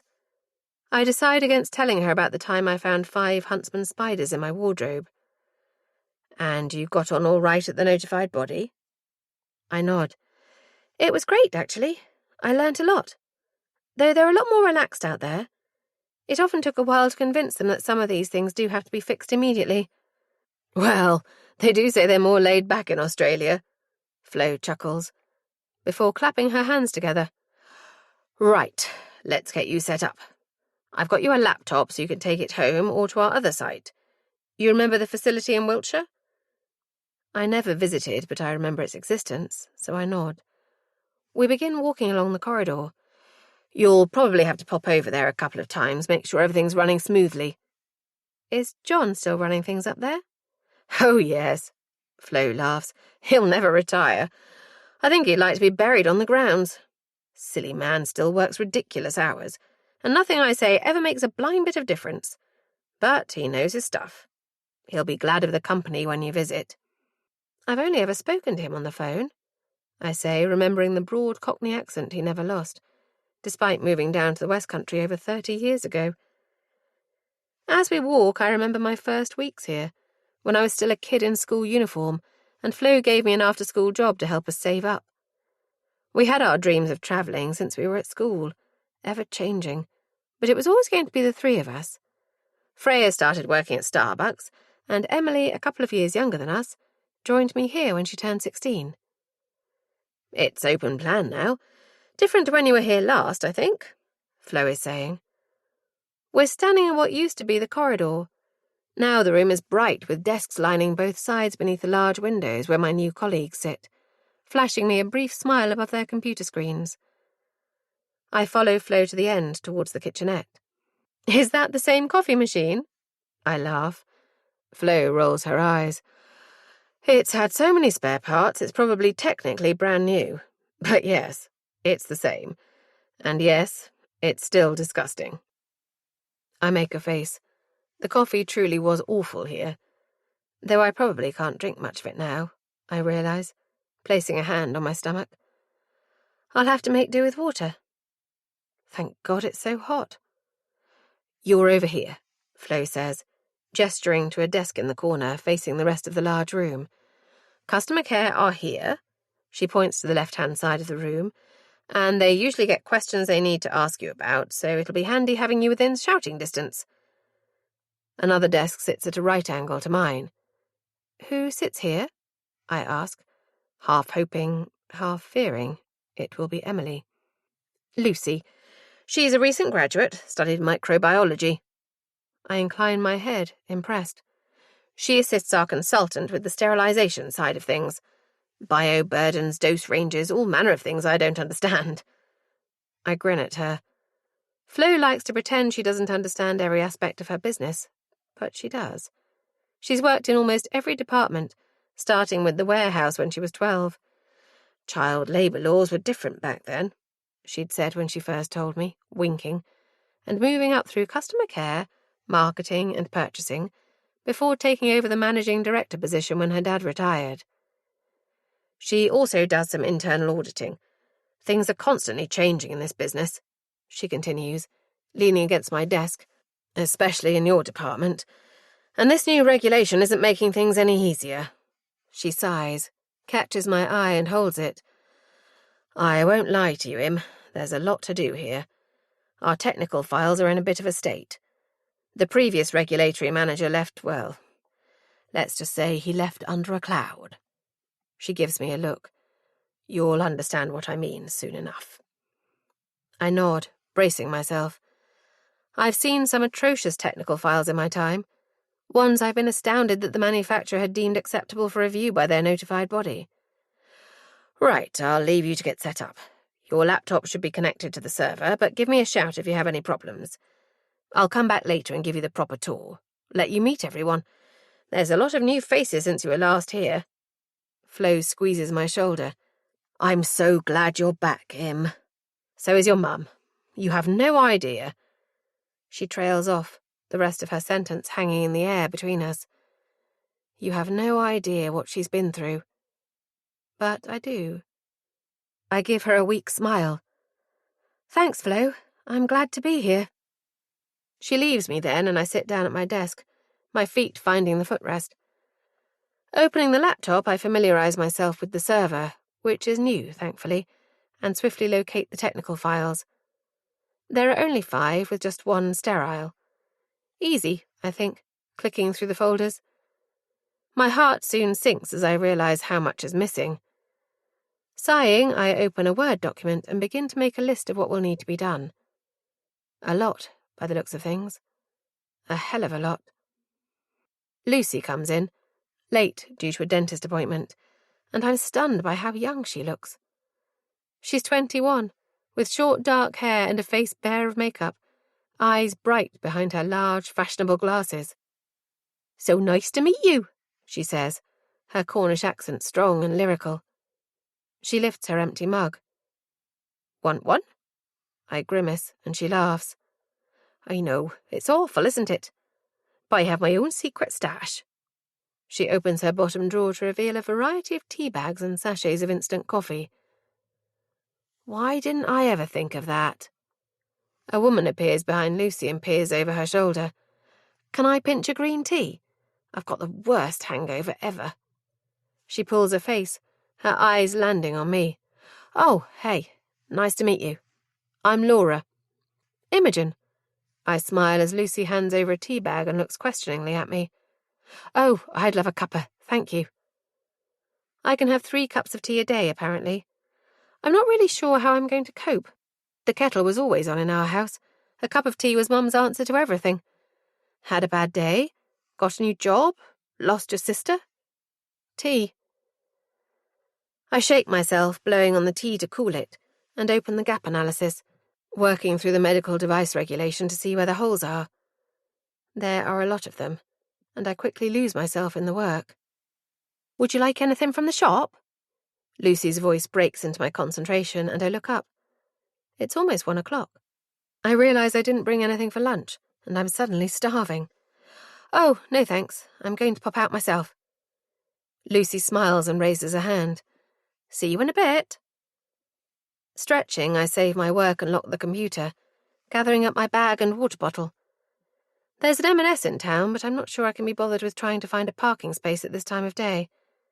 I decide to go to the supermarket for some fruit. I've been craving strawberries, and to stretch my legs in a place that has aircon. I'm heading back to the car, arms loaded with punnets of strawberries and a bag of apples, when I see her. Emily. She stops in front of me, eyes wide like a rabbit caught in the headlights, keys dangling from her fist. Her hair is swept back from her face. Forgot to take a bag, I say, indicating my shopping, but she doesn't smile. She just stares at me, unblinking. What is she so scared of? I take a step forward. Emily, What? Her voice is cold, tight. What do you want, Imogen? Taken aback, I open my mouth, but no words come out. I want to ask where she's been, what happened to her, why she's back, why Freya hasn't come back. But Emily is closed off to me, her mouth pinched into a line, her eyes narrowed. She reminds me of Jamie, I realise suddenly with a jolt, her eyes cold and angry like his used to be. Emily? I hear a voice behind me and turn to find Agnes standing by the entrance to the shop, a little girl clinging to her leg. Emily's daughter. She looks like her, I think, with her wild hair and bright eyes, her voice ringing out across the car park. Mummy! She cries, jumping and waving excitedly. Mummy, we're here for lunch. Mummy? I repeat, laughing despite myself. I look back at Emily, whose features have softened at the sight of Ella. Cute. She looks at me as if trying to decide whether I'm taking the piss. The fight appears to have gone out of her. Suddenly she looks like the girl I grew up with, the young woman she became. Fiercely intelligent, fiercely loyal. Fiery by nature, she was more than a match for Freya, whose black moods could engulf us like a storm. Fire on one side, thunder on the other.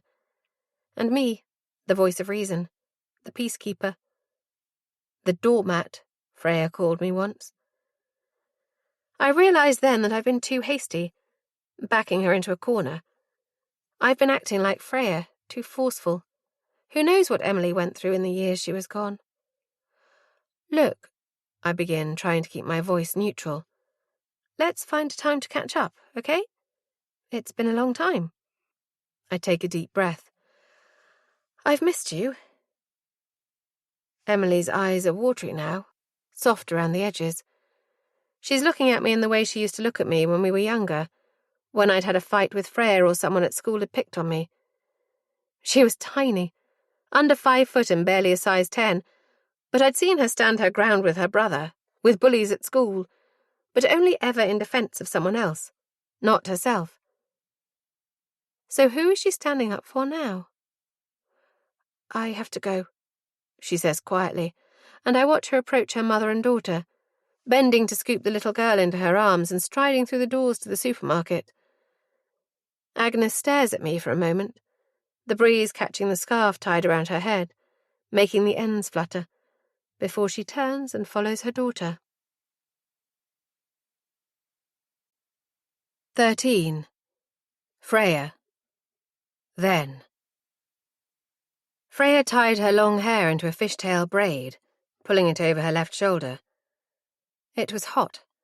Her strapless dress revealed tanned shoulders, her F necklace nestled in the hollow of her throat. It was a Saturday, and Imogen was shopping in town with their mum. She needed to buy a new pair of flip-flops, she said, lifting hers by their broken strap. So the day was Freya's. And Jamie's. She skipped down the stairs, feeling more like a 12-year-old than 22, and smiled as she caught a glimpse of herself in the hall mirror. She wondered what Imogen would say if she knew.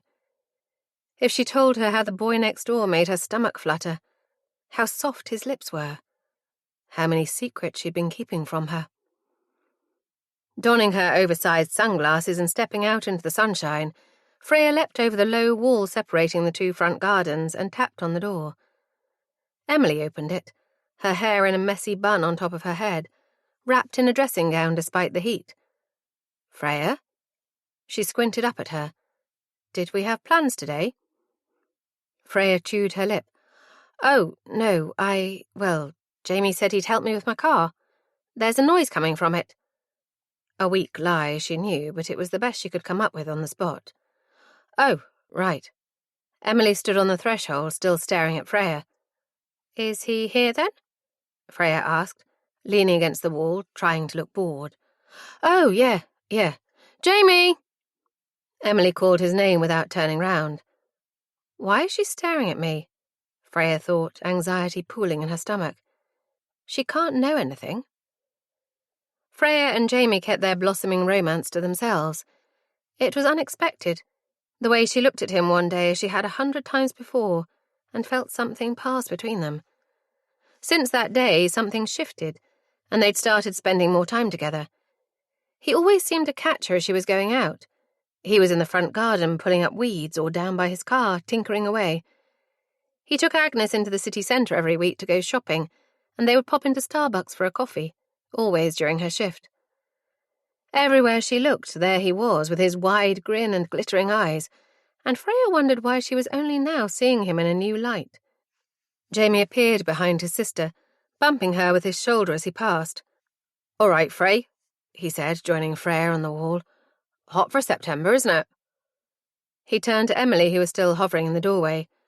Take a picture. It'll last longer. Despite the immaturity of the joke, Freya laughed and Emily frowned. Let's go, Freya said, standing up and dusting off the back of her dress. She didn't want to feel Emily's eyes on her anymore. Didn't want to know whether she suspected there was something going on between them. My car's parked round the back. Bye, sis, Jamie called, lifting a hand before leaping down the steps. Freya pretended she didn't notice the look in Emily's eyes. Didn't recognize the emotion she'd seen in her eyes 100 times before. Fear. 14. Emily. I dream of Scotland, of the cabin in the middle of the woods. Ella crying, her tiny hands balled into fists, her red mouth open, her eyes screwed up in anguish. I tried singing to her as I prepared her bottle, a lullaby half forgotten, my voice shaky with nerves. Nobody had taught me how to feed a baby, or how to sterilize a bottle. I read and reread the instructions on the box of formula, the words blurring before my eyes and Ella's screams filling my ears. My hands shook as I spooned out the formula, spilling across the counter, then swirled it around in the bottle of water. Was the water cool enough? I tested it against my wrist. Droplets splashed across my shirt. And all the while, Ella kept screaming. I picked her up, cradling her hot little body against my chest. Her face was wet from tears and snot, her limbs rigid with rage. I tried to steady my hand as I picked up the bottle and presented it to Ella. The teat nudged against her lips and she howled again, furious that I would try to trick her with the bottle. She turned her face into my chest, her eyes still closed, feeling her way like a newborn kitten. But I had nothing to give her. I waked to Ella flexing her bare feet against my back, her little toes needling my skin, reminding me again of a kitten. I take a deep breath, trying to slow my racing heart. I've tried to forget what it was like then, right at the beginning, when Ella and I didn't know each other, when she couldn't tell me what she wanted, or how I could help her, comfort her. But after months holed up in that little cabin, learning how to feed and bathe and play with her, which lullabies she liked, how she liked to be held before she went to sleep, we finally clicked together.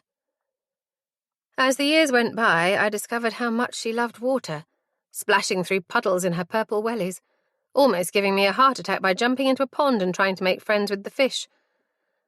By the time she was 3, Ella would read to me before bed, putting on voices for different characters, performing for me, as if I were the child and she the mother. She loved jumping into huge piles of leaves, bringing spiders home to keep as pets, and braiding my then waist-length hair. She didn't like carrots, but loved cauliflower, preferred eggy soldiers over scrambled egg. And then she started to get ill, and I had to learn all about her again. I had to learn again that she was the most important thing in the world, the reason I'd made that promise 5 years before. I turn over and look at her, this sunshine child of mine, remembering how she would curl up on the floor, knees tucked into her chest, moaning with pain. How the weight dropped off her, her curls hanging limp, her eyes ringed with purple. I remember the trip to the doctor's, the fear gripping me as we ventured into the wider world for the first time in years. The GP remembered us from Ella's last vaccinations, gently scolding me for not bringing her for her boosters when I was supposed to. The shame that flooded me, heating my cheeks, as I realized I'd let her down. Ella's calm curiosity as her blood was taken. The leaflet pressed into my hand, covered in pictures of food she could eat. The word hereditary sending a jolt of fear down my spine. Hereditary. What else has she inherited from us? The rest of the week passes without incident, though my insides clench whenever I see Imogen at the sink in the toilets or outside in the car park. But she doesn't speak to me. She only smiles and looks away.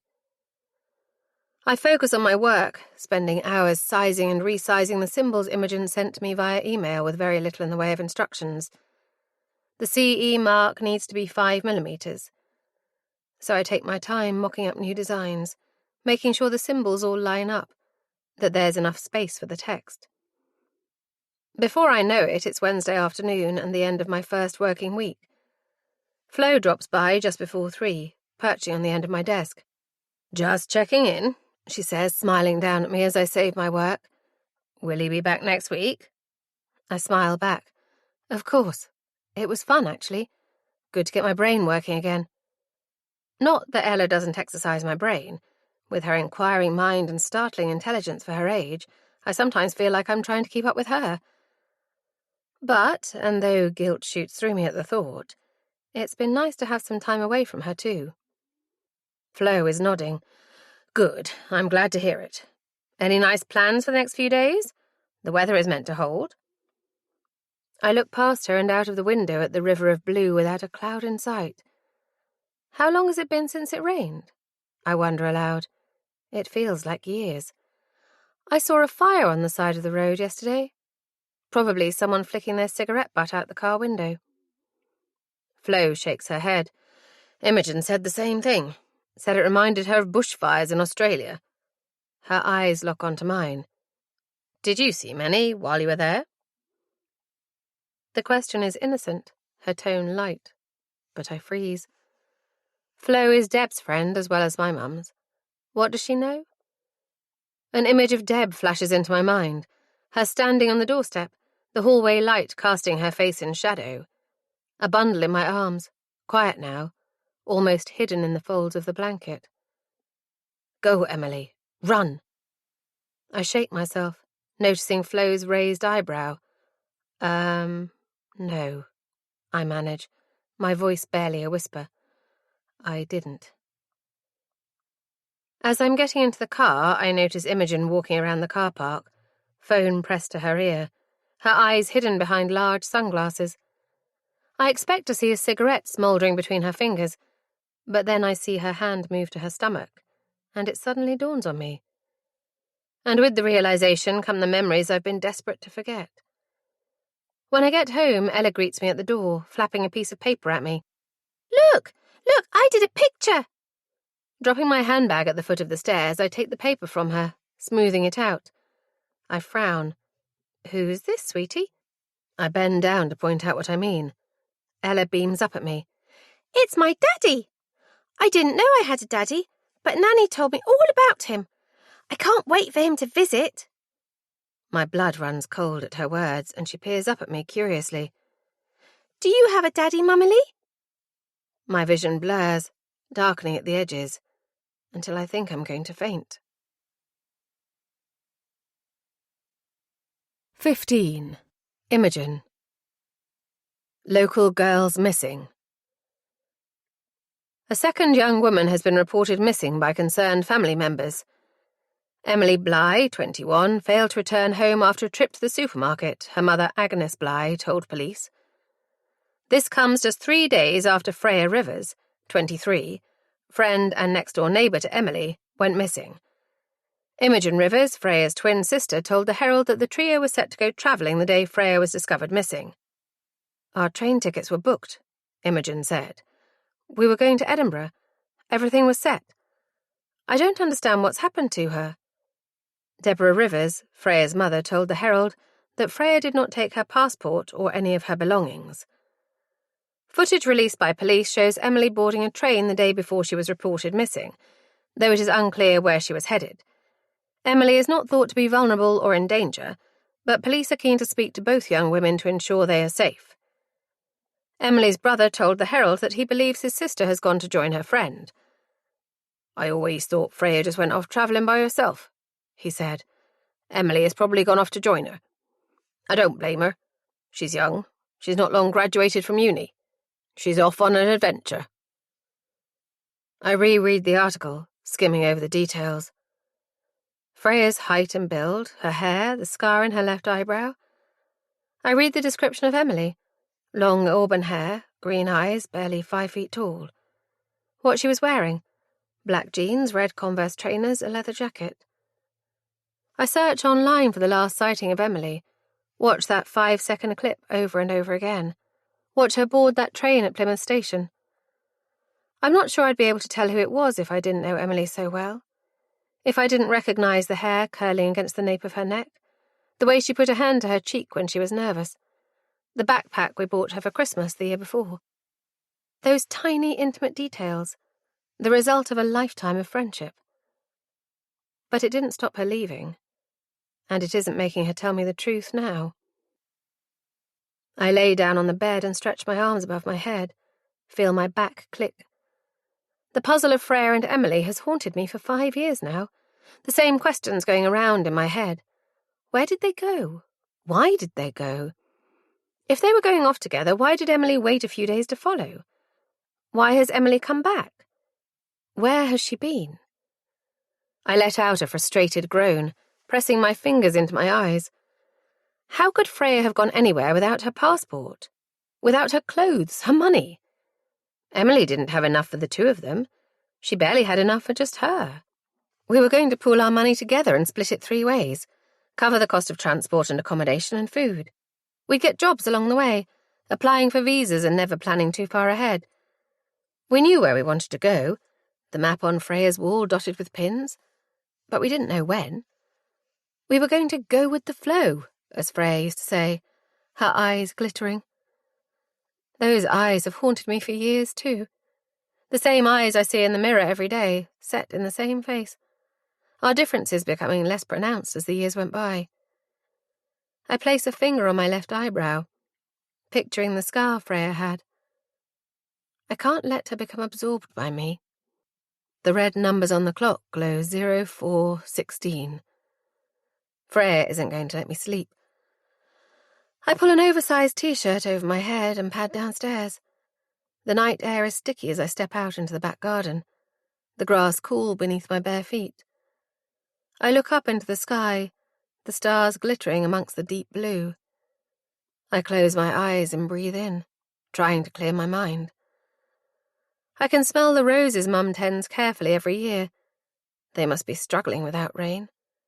I can smell the sea, that salty tang that will forever remind me of home.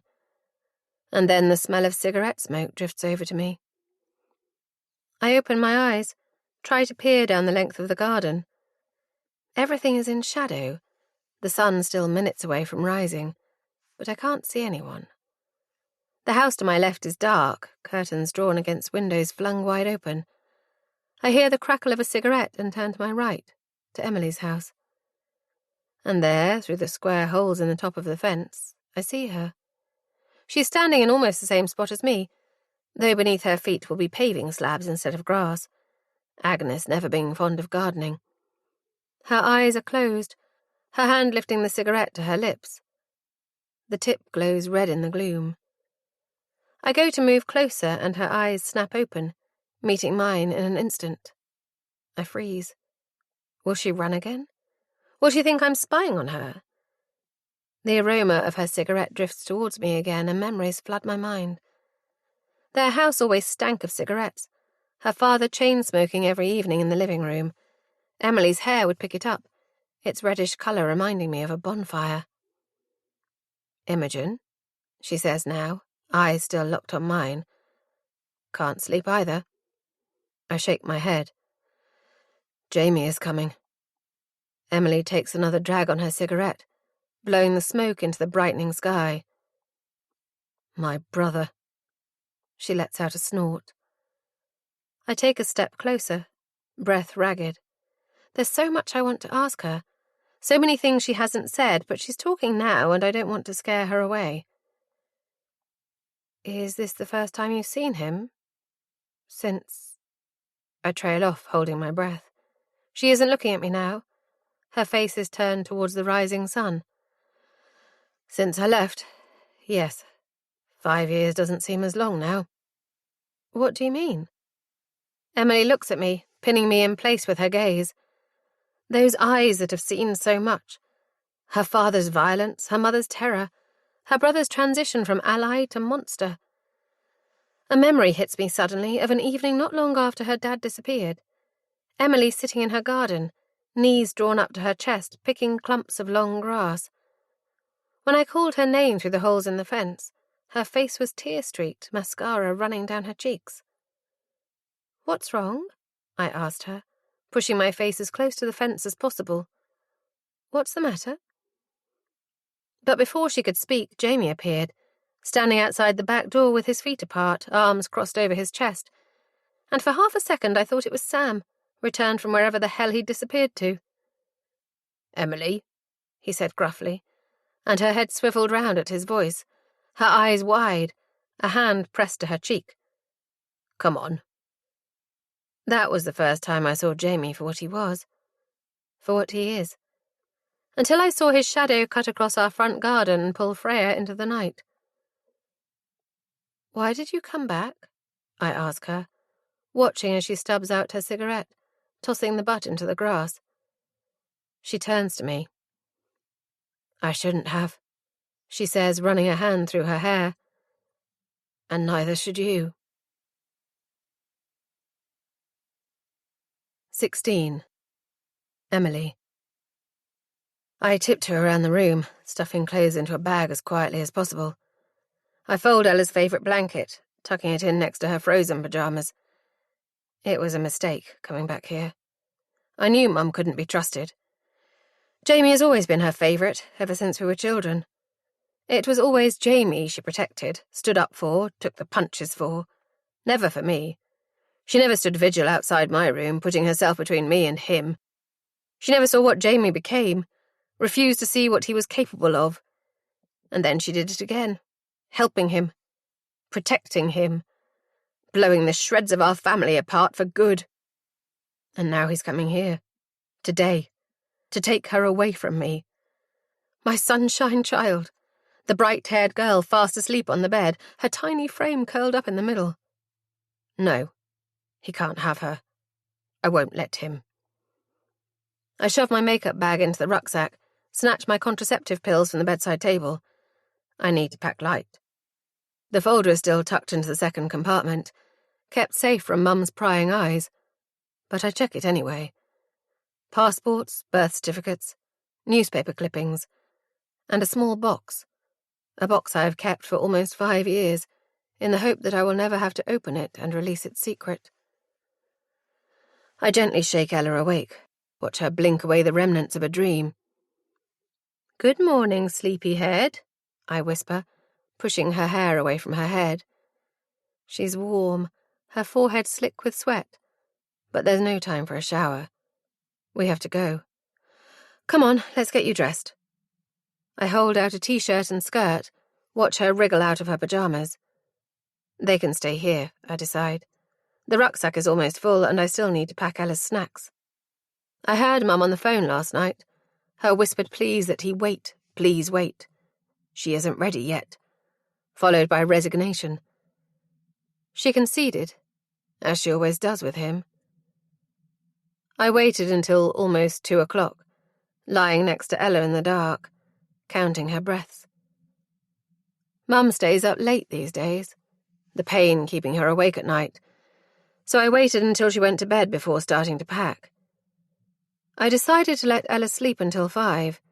We would walk into town, hop on a train, and be gone before anyone noticed. I remember the conversation in the garden with Imogen, wonder why I told her Jamie was coming. Maybe I wanted someone to know the reason I'm disappearing this time.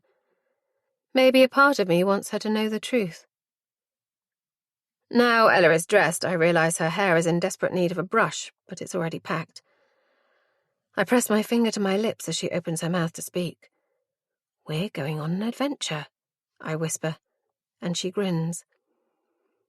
I open the bedroom door as quietly as possible, and together we creep down the stairs. Ella stops halfway down, tugging on my sleeve. "I need to pee," she says, crossing her legs to emphasize the point. I sigh and give her a gentle push back upstairs. "Go on now, quickly. Don't flush. You don't want to wake Nanny up. Use the step to wash your hands." Guilt floods through me as I remember Mum coming home with it a few days ago. A small step covered in sea creatures, just for Ella. How can I take her away again? But no, I have to. I'm doing this for Ella. Mum knew the rules. She made her choice. Ella scampers back up the stairs and I continue down into the kitchen, rummaging through the cupboards to find her snacks. I slip into my trainers and sit on the bottom step to lace them up, then shoulder the rucksack and wait for Ella, leaning against the banisters. She appears at the top, a tiny shadow flitting out of the bathroom, taking the stairs painstakingly slowly to avoid making noise. As she nears the bottom, I reach out and take her hand, still damp from the sink, smelling vaguely of aloe vera. "Come on," I whisper, swinging her down from the last step. "Time to go." As we turn to the front door, the handle shifts down, a key scraping in the lock from the outside. I freeze, the breath catching in my throat as the door opens. "Hello, sis," Jamie says, grinning boyishly. He hasn't changed. His hair still ash blonde, curling slightly at the edges. His eyes still grey like the troubled sea. The years haven't aged him. His past hasn't haunted him. His eyes shift to Ella, taking her in, and his smile widens. Then he notices the bag on my back, the shoes on our feet, and his eyes harden. Where are you taking my daughter, Emily? 17. Freya. Then. Freya sat on the swing, her skirt lifting in the breeze as she went higher and higher. She watched Jamie approach, saw his grin widen as he got closer. I could see your knickers from my house, he laughed. Freya stuck out her tongue. Come on, she called, indicating the seat next to her. Jamie shook his head. What are you? A chicken? He laughed again, that deep, hearty laugh she loved to listen to, before running behind her and grabbing her around the waist, bringing the swing to a stop. She giggled, squirming, trying to kick him away. His lips brushed her neck and she felt heat rise up her cheeks. Not here, she whispered, and he smiled against her skin. Now who's the chicken? He reached down and put his hand on her skirt, tugging down the hem. Isn't this a bit short? You don't want to give the wrong impression. Freya looked down at his hand on her thigh, his fingers digging into the flesh, and she closed her eyes, feeling the colour rush to her cheeks. Before she could speak, Jamie moved his hand to her chin, and turning her face towards him, kissed her. He grinned when they pulled apart, taking her hand and leading her out of the park and under the cover of the trees. As they lay in the grass, limbs tangled, leaves in her hair, Freya wondered what Imogen would say if she knew. What Emily would say. Could this work? She glanced down at him, his head resting on her chest, their fingers intertwined. Is this what I want? She didn't know. They were meant to be going off and exploring the world soon. Did she want to get involved with someone now? Did she want to get involved with Jamie now? She watched his face, his eyes closed, flickering beneath their lids. She thought of the boy she knew, of the shadow that would pass across his eyes when his dad shouted across the garden fence for him and Emily to come home. She used to hear his cries through the wall separating their house, their bedrooms mirrored, his pain infiltrating her calm, loving home. The crying stopped when Jamie was about 15, when he suddenly grew 6 inches, put on weight, turning from boy to man, when his head reached his father's shoulders and his fists could inflict damage on the man who had damaged him. Was he beyond repair? His dad was gone, had disappeared one night when Jamie was 19. Done a runner, Agnes said when Freya's mum had gone round the next day. Good riddance. She'd shut the door, left the curtains closed for days, Jamie and Emily trapped inside with her, beyond reach.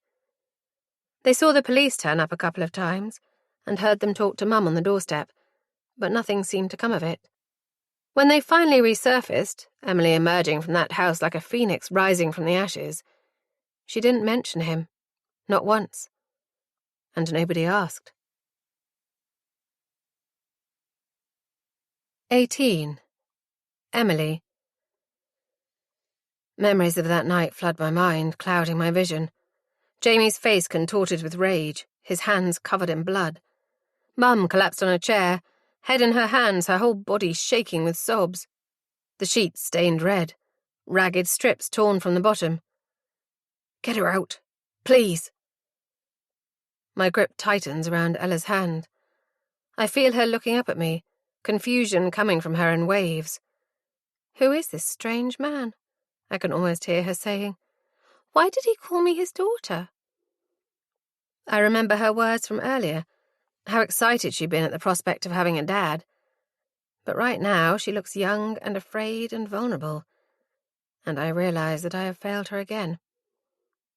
Mummy, she whispers, and Jamie snorts. Mummy, he echoes, cute. But he doesn't mean it. I bristle at the derision in his voice. Don't you have anything to say to your big brother? It's been a long time. He takes a step forward and I feel my body turn away, automatically pushing Ella behind me. Jamie holds up his hands and stops, his eyes pinning me to the spot. Emily? A voice behind us, but I don't move. Don't take my eyes off him. Mum comes down the stairs, leaning heavily on the banister like she always does. Emily? Where are you going? She must see Jamie then, because she stops, a few steps from the bottom. Jamie, you're here early. Didn't we say 9 o'clock? I couldn't sleep. I was too excited. His eyes are searching for Ella, who is pressed up against my legs. I wanted to see her. You've kept her from me for so long. With good reason, I spit, finding my voice. Jamie laughs. There's no good reason to keep a father away from his daughter. He crouches then, peering around me. Come on. No need to be shy, little Ella. Her name in his mouth makes me feel sick. I shift away, moving backwards into the kitchen. I hear Ella whimper and reach behind me to take her hand. You're safe, I want to tell her, but it would be a lie. Neither of us is safe now. He stands up again, looking over my head at Mum, who is still frozen on the stairs. You told her I was coming, didn't you? His tone is accusatory, and I risk a glance at Mum. Her eyes are closed as if in pain. She's a flight risk, Jamie hisses, and Mum flinches. I told you not to tell her. I told you she'd try to run away again. She didn't tell me, I say, and even as the words leave my lips, I'm unsure why. Didn't she betray me? Betray Ella?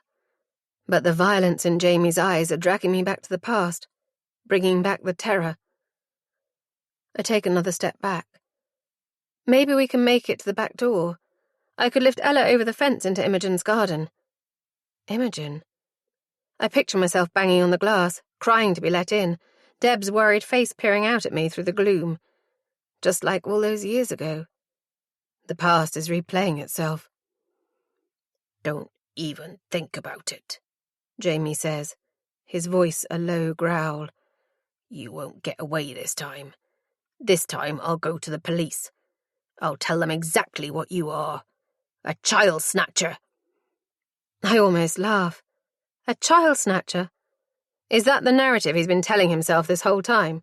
The lie he's told himself until he believed it?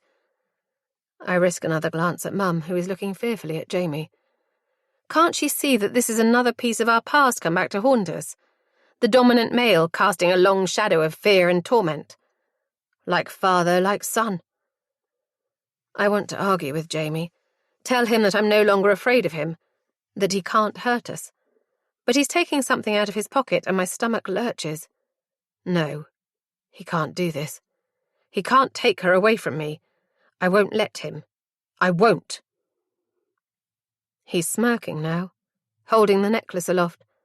The necklace bought before Ella was born. No, it can't be. I rummage through my bag, pulling out the small box. It's empty. I glare at Mum and she shrinks back, guilt written all over her face. How could she? I try to think. Who will help me? I've kept this secret close to me for so long, kept Ella hidden away from the world, that we have only each other. I could go to prison and then she would be alone with him. No. I take a deep breath, try to slow my hammering heart. I need a different plan, a plan that will work, a plan that will get us away from Jamie forever. All right, I say, my voice unsteady. I unpeel Ella from my legs, turn to kiss her on the top of her head. Let's do this slowly, okay? My words are directed at Jamie, but I bend to look Ella in the eyes. Those wide, fearful eyes. There's nothing to be afraid of, I tell her, the lie tasting sour on my tongue. Your dad... The word almost chokes me, but I carry on. Your dad is here to meet you. He hasn't seen you in a long time. Can you say hello? And Ella, oh, Ella. My brave sunshine child peers around me and looks at Jamie, her gaze steady. Hello, she says. and I close my eyes to stop the tears falling. I sit on the sofa, knees pressed together, Ella snuggled against my hip. She's watching a programme on TV and the repetitive music is making my head hurt. Jamie sits in the armchair across from us, one ankle crossed over the other knee, his eyes fixed on us. But I don't look at him. I won't. Ella is falling asleep. I can feel her little body slackening beside me, her limbs turning to jelly. I turn to look at Mum sitting on the other side of Ella, her eyes on the TV but her mind far away. "Mum?" I whisper, and she jumps before looking at me. It's time for Ella's nap. Jamie leaps out of his chair. "I'll do it." "No." The word bursts out of me, too loud, too sharp. Ella stirs and I put a hand on her hair, stroking her like a kitten. "Not yet." Without looking at him, I scoop Ella into my arms and take her upstairs, depositing her gently on the bed. She opens her eyes and smiles sleepily, stretching her arms overhead. Love tugs at my heart as I watch her curl up like she always does, cheek resting on her hands, knees tucked up to her chest. I brush her hair away from her face, listen to her breathing deepen. She needs a haircut, I realise, twirling a strand between my fingers. "Mummy?" she says, surprising me. "I thought you were asleep," I whisper, tugging gently on the strand of hair. She smiles, opens one eye. It looks almost purple in the dim light, the curtain shut tight against the afternoon sun.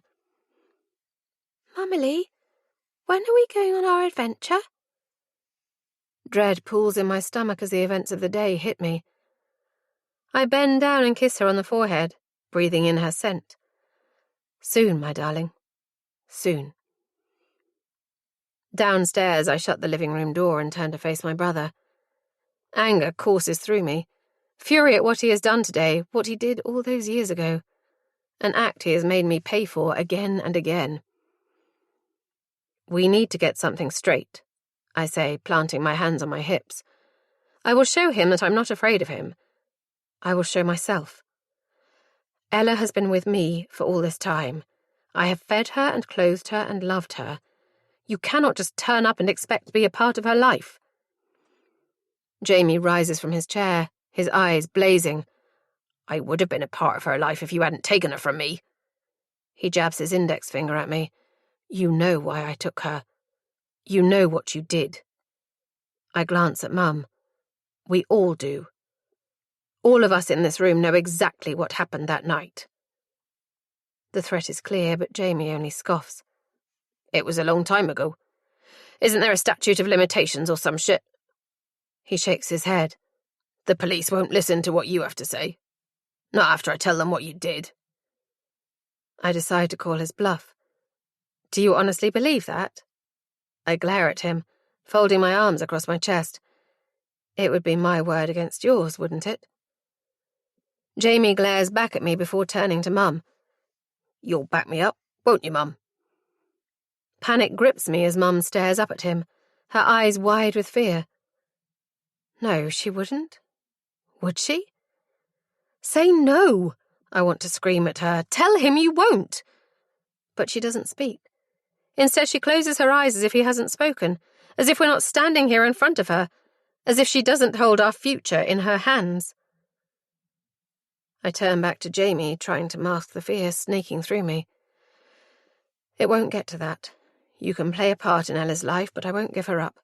Not to anyone, and certainly not to you." I see anger flit across his features again and attempt to soften my voice. "We're family, aren't we? We can make this work, but only if we work together." The word leaves a sour taste in my mouth. Family. It means nothing. Not in this house. Jamie's face falls, his eyes dropping to the floor between us. "All right, Em," he says, his voice tight. "I'm sorry I came on a bit strong, all right? I just wanted to see her. Ella.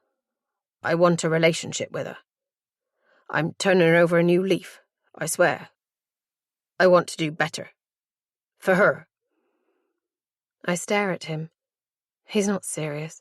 He can't be. A new leaf? I open my mouth to speak, but Mum's voice cuts in, startling us both. Jamie's right. She sits forward in her chair, looking at me and then at Jamie. I don't have long left. That's why I called you home, Emily. I wanted to meet my granddaughter. I want her to have a relationship with her father. Family comes first. I grit my teeth at her words. I know, have always known, that she would take Jamie's side. But would she send me to prison for him? Would she tear Ella away from the only parent she's ever known? And would she trust him to keep her safe? I have to believe the answer is no. 19. Imogen. Despite the encounter with Emily replaying in my mind, I must manage to drift off to sleep, because I dream of Liv. Liv, who reminded me of Emily, with her red curls and fiery nature. I dream of Byron Bay, Liv's wide smile, her thick, melodic Scottish accent. I dream of the party on the beach, the music pounding through my body, Liv's hand in mine, and I dream of closing my eyes and pretending she was Freya. Liv stuck out her thumb, turning it downwards. I laughed at her. What? She protested. It's how you do it here. A guy in Sydney told me. I think he was having you on. She stuck her tongue out at me, then raised an eyebrow as a dark truck pulled up alongside us. See? Her laughter cut through the hot air and I shook my head. Liv was the most colourful person I'd ever met, from her sunny disposition to her stripy, multicoloured knee socks. Nirvana was blaring out of the window of the truck. The driver turned it down as Liv leaned through the passenger side window. Where are you headed? The driver asked. He was an all-Australian guy, tan skin, sandy blonde hair, wearing aviator sunglasses and smoking a cigarette. Byron Bay, Liv said, resting her forearms in the gap. I hovered behind her, always in the shadow of Liv's light, where I liked it. Hop in, he said, and Liv turned to grin at me. She climbed into the front seat. I sat behind her, rucksack resting on my legs. I'm Liam. I'm Liv, and this is Emmy, she said, jerking a thumb at me. I smiled warily. I hadn't managed to get used to jumping into strange cars with strange people, especially not strange men, no matter how attractive Liv found them. There was something about her that radiated confidence and strength, and I felt safer with her, but I never felt safe. Not out here. Not without Freya. Nice to meet you, Liam said. How long have you been in Australia? Liv continued to chat with Liam as I stared out of the window, watching the bushland fly past. We'd hitchhiked all the way from the Gold Coast, and now we were on the last leg. Byron Bay, the place almost everyone we met along the way had told us to visit, and as the coast began to come into view, I could see why. It was breathtaking. Shimmering blue-green waters, golden sand, ocean as far as the eye could see. Before long, Liam was pulling into a space. He turned off the engine, twisting to grin at me, pushing his glasses on top of his head. Here we are. Where are you girls staying? I bristled at the word girls, but Liv jumped in. At the hostel, she said, flashing me a smile over her shoulder. We heard there are some jobs going. You know of any? Liam rubbed his cheek, his fingers rasping against the stubble. I grimaced. Come on, Liv, I said, grabbing my rucksack and reaching out for the door handle. I knew what she was up to, even if Liam didn't. She wanted him to offer us a place to stay, or at least somewhere for her. Perhaps sensing my wariness, Liam grinned. Try the bay leaf. They're usually looking for pretty young things. I rolled my eyes and pushed open the door. Thanks for the lift. I could tell I sounded stiff, too British, too unlike what a carefree 20-something travelling around the world is supposed to sound like. But I wasn't carefree. I had been searching for my sister for almost 4 years, and I still hadn't found her. Liv eventually hopped out of the vehicle, blowing a kiss to Liam as he reversed out of the space. I turned to her, prepared for her judgment of me and my behaviour, when I heard him call out, "There's a silent disco tonight, down on Main Beach. You girls should definitely go. It's meant to be a riot." "See you there?" Liv called back, and Liam just grinned before pulling away. She turned back to me. "A party? See? This is exactly the place we need to be." As always, her energy was exhilarating, infectious, and I felt my black mood lift. I grinned and took her arm. "Let's go and get settled then. And start drinking." "You're so Scottish." Liv punched my arm. "You're getting scalped, you wee ball bag." We didn't see Liam there, not that night. Not for a week or two, after several late nights partying and early starts cleaning the hostel and cooking breakfast in return for free lodging. I took the latter job, Liv unable to face cooking sausage and eggs. "I can't even look at that shite," she said, pulling out a vegan cereal bar. But she had to scrub the toilets, so I thought I'd been let off lightly. Plus, I could make sure I could actually eat the food. The next time we saw Liam, the beach was heaving with people. Fires burning all along the coast.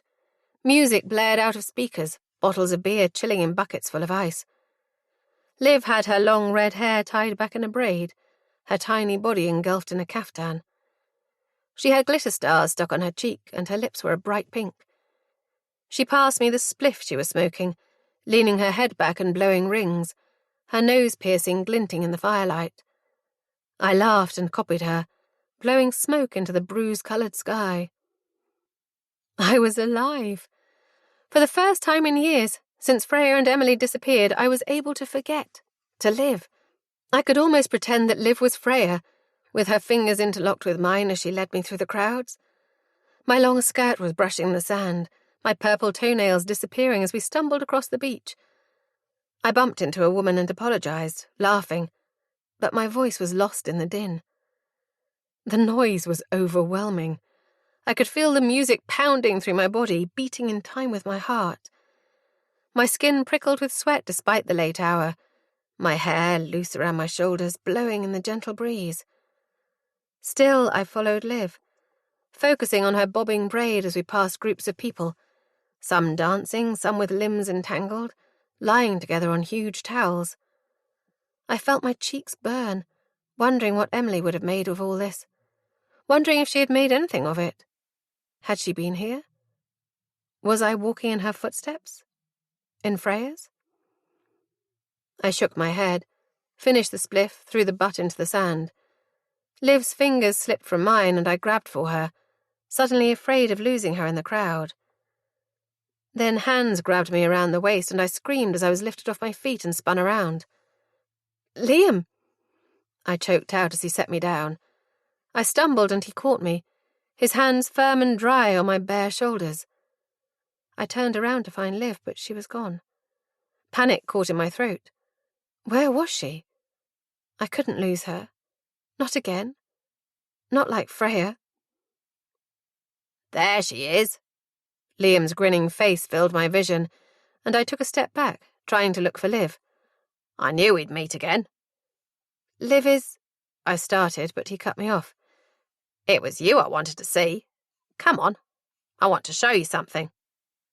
He took my hand, and just like Liv had done, started pulling me through the crowd. I wondered when I would stop following others, Freya, Emily, Liv, and start walking my own path.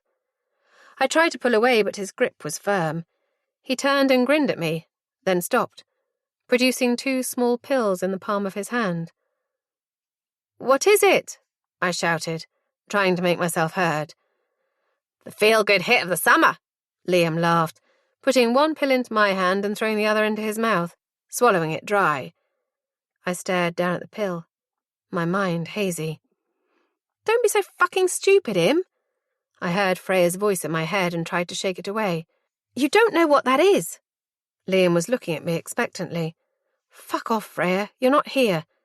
You haven't been here for a long time." I tilted my head back and washed the pill down with a swig of cider from the bottle Liam handed me.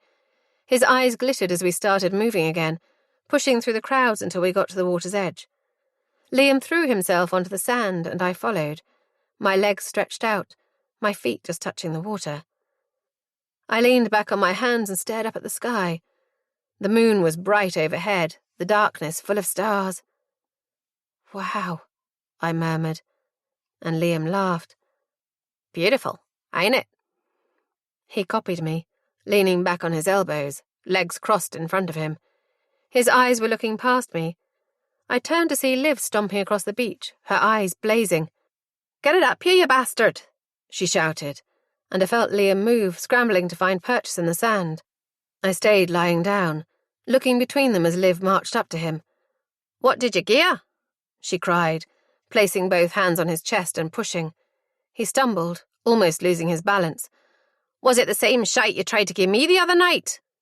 I stared at her, trying to remember if she'd mentioned seeing him since he dropped us off.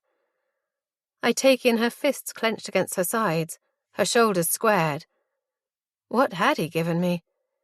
Anxiety prickled along my skin as I remembered swallowing the pill. "Don't be so fucking stupid, Im." Liam took a step back, his hands held up in submission.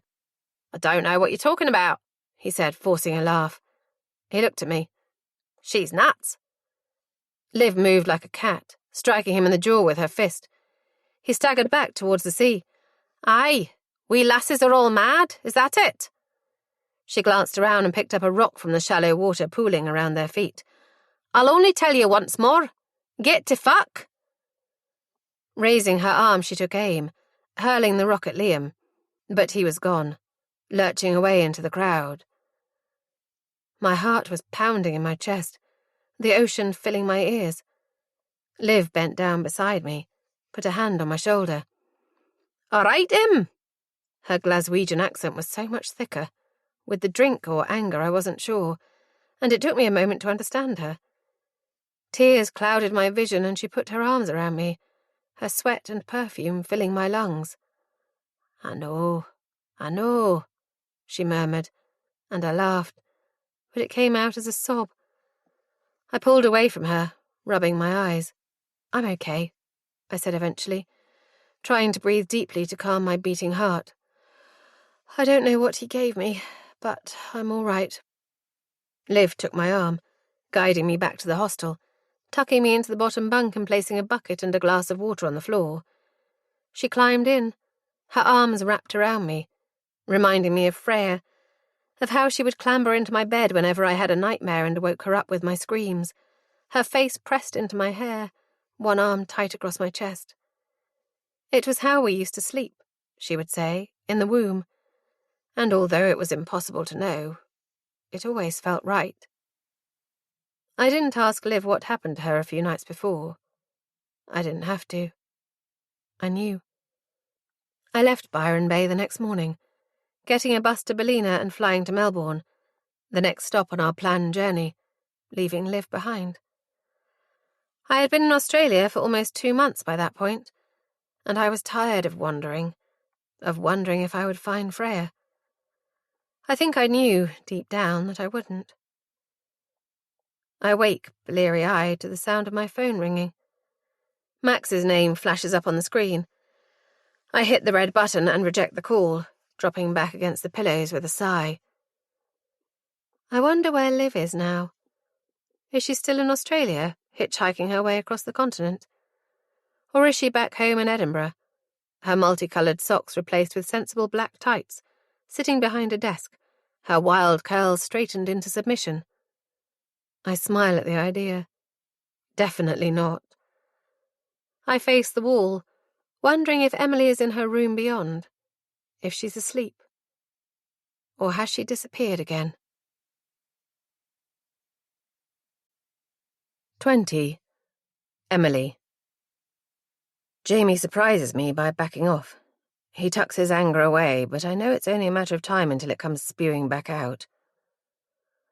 On Sunday, I cook a roast, and Ella spends the day in the garden, making a fort, apparently.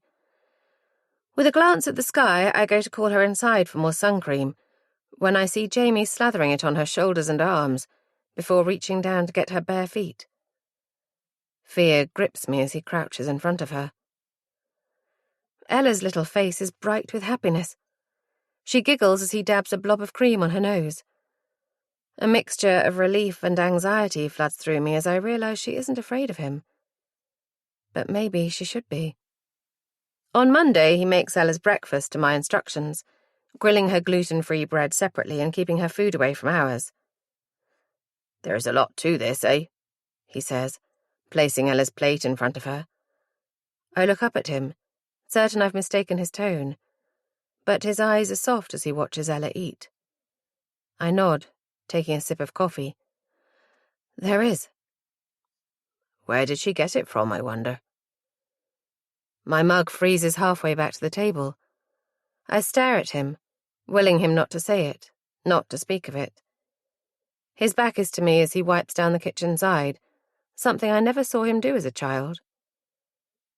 Ella drops a piece of bacon onto the table and looks up at me, breaking the tension in the room. 5-second rule, I say, grabbing it and popping it into my mouth. She giggles. That was mine, she protests. But she picks up another slice of bacon and snaps it in half, offering me a piece. I open my mouth and she lays it carefully on my tongue, before doing the same with her own half. We're the same, she says, mouth open, words distorted. I laugh and wiggle my tongue around, almost dropping the bacon. You're so good with her, Jamie says, and I feel the air shift around us, Ella's tongue still hanging out. I quickly chew the bacon and swallow before turning to him. Is he taking the piss? He's leaning against the counter, eyes on Ella. I hear her start to chew and turn back to her plate. I've had a long time with her, I say carefully. Mum bustles in before I can say anything else, a plastic bag dangling from her wrist. I thought we could bake a cake today, she says, smiling warmly at Ella. I see her wince as she lifts the bag onto the counter. I've just been to get eggs and lemons. What do you think, Munchkin? Ella claps her hands. Yay, cake! Mum turns to look at me. Aren't you going to work today, Emily? I frown at her. She can't be serious. I'm not leaving Ella here alone, with him, no matter how good he is at play acting. Because this is surely an act. Work? Jamie asks, taking out the cake ingredients and laying them on the counter. Where are you working? For Flo, Mum says, easing into the chair opposite me. Designing labels and the like. You enjoyed it last week, didn't you? My mouth suddenly feels dry. I did enjoy it last week.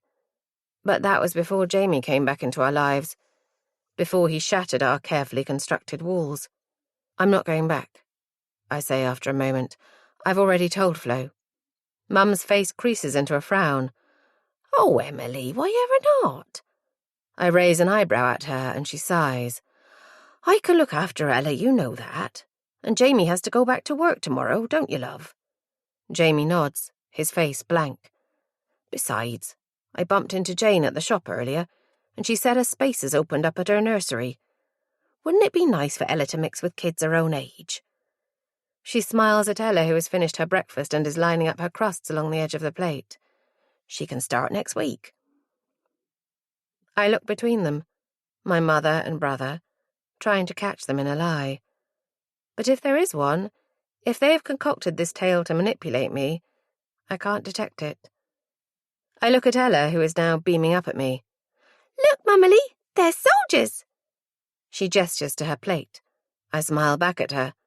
Well done, I say, kissing the top of her head. Ella, Jamie says, crouching down beside the table and catching her eye. I hold my breath. Would you like to go to nursery? Ella screws up her face. What's nursery? Jamie laughs. It's a place where kids like you can play and learn. Does that sound like fun? What are you doing? I hiss, but Mum shoots me a look. Ella is smiling again now. Always smiling. Yes, she exclaims, wriggling in her seat. I like playing. Can I go, Mummy? Will you come with me? I glare at Jamie as Ella turns to face me. I take her hands and bring them to my lips, kissing the palms. It's not a place for me, darling, I say, hating Mum and Jamie for putting me in this position. Put like that, what kid wouldn't want to go to nursery? And I'm not sure it's the right time for you to go. You're too little. Instantly, I know I've said the wrong thing. Ella frowns. I'm not little. I'm big. She tears her hands out of mine and stretches them above her head. I'm big. I want to play. Ella never has tantrums.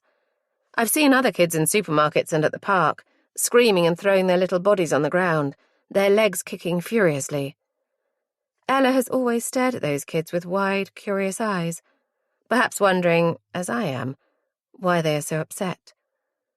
She has her moments, those short flares of defiance, determination in her eyes, but if she sleeps like a cat, she lives like a dog, happy to go with the flow. The saying shoots through me, Freya's voice running through my head. I know, I say quickly, high-fiving her hands. Her face brightens a fraction. Let me have a think about it, okay? Okay, Ella cries happily, reaching up to high-five me again. Can I go read a magazine now? I nod my assent, and she climbs down from the chair, running upstairs to lounge on the bed, as she always does, legs in the air, nose in a magazine, looking for all the world like a 14-year-old, not a 4-year-old. I turn to my brother, who has moved away to lean against the kitchen counter. Look, I say, trying to keep my voice down. I'll decide when Ella goes to nursery, all right? Not you. I look at Mum next, and not you. Mum reaches across the table for me. I snatch my hands away and clasp them in my lap. Her eyes fill with hurt. Oh, darling, I was only trying to help. Jamie is busying himself with the washing up, pretending not to listen. But he is. Of course he is. If he thinks I'm falling for this new leaf bollocks, he truly has underestimated me. Just like he always has.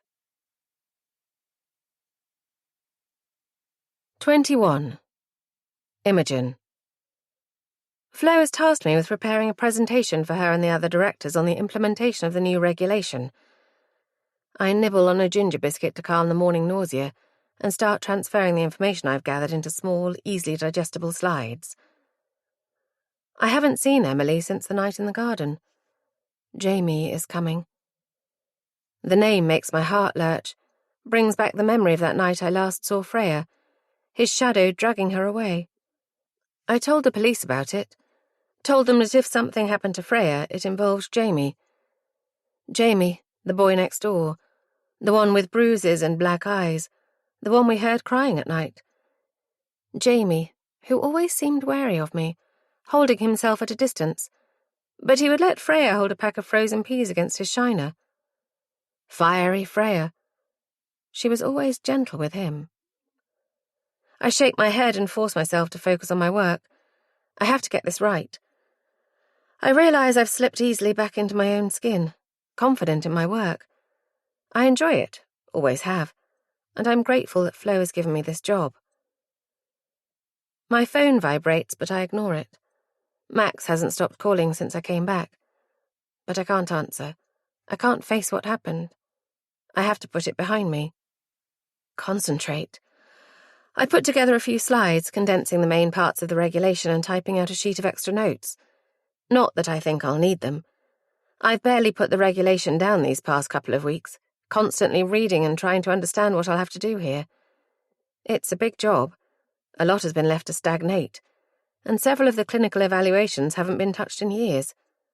But I can do it. An email from Flo pops up, and I click to open it. Hey, Im. Can you come into my office at 10 a.m. on Monday? We need to book your trip to Wiltshire. I realise I'm looking forward to travelling. I haven't left Plymouth since I got back, and although I'd been in Melbourne for almost 6 months, we often took day trips out along the coast or into the national parks. Max could never sit still for long. I look over at Lucy, who's poring over the shelf life validation reports. She catches me looking and grimaces. You were right. There's no traceability here. Looks like we'll have to do these tests again. I sigh heavily. Those tests will cost thousands of pounds. I'll have to find some good news to give Flo when I tell her about this, to soften the blow. Thanks for checking. Could you make a note of the batch numbers used so we can figure out when they were made, at least? Lucy makes another face. As far as I can tell, these batch numbers are made up. They're not like any of the others on the system, all the way back to, well, the year dot. I sigh again, and Lucy chuckles. I have to say, it's good to have someone here to commiserate with. Tea? She opens her drawer and lifts up a tea bag. Lovely, thanks. I turn back to my computer as Lucy makes us both a cup of tea. I wonder what the hell the previous regulatory manager was doing for so many years. Maybe he had another business on the side. Maybe he used to fall asleep at his desk. By midday, my eyes are tired and I decide I need a break.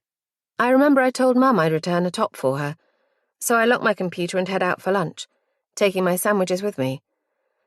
There's a bakery next to the post office, one I can eat precisely nothing from, but that doesn't stop me from being tempted by chocolate eclairs. I step out of the post office and into the bright sunshine, closing my eyes against the glare. It is so hot. The radio this morning said it would get to 32 degrees today. My maxi dress is sticking to my skin as I cross the car park and slide into the car. I'm about to pull out when I see them. 3 figures walking together, plus a small one just in front. It's Ella, skipping ahead of Emily and Agnes. And Jamie? I freeze, hands on the too hot steering wheel. Jamie?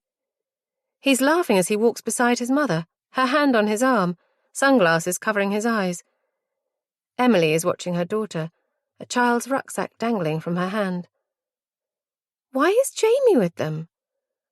I watch as they enter a cafe, Jamie holding the door open while Ella skips through, Agnes leaning on Emily now. I remember the fear in Emily's eyes when I caught her crying in the back garden, when Jamie came outside and called her in. A memory flashes into my mind, the night Freya disappeared, when I walked into her room to find it empty, her bed made, her desk chair slightly pulled out. The tug in my stomach telling me that something wasn't right, that she hadn't come home. We used to laugh when people asked us if we had the twin thing, but that day I realized how strong it was. I could almost hear her calling for me, crying my name over and over again. The police took my statement with barely concealed impatience. She was 23 after all, a grown woman, but I knew something wasn't right. Have you spoken to Jamie yet? I asked as the officers stood to leave.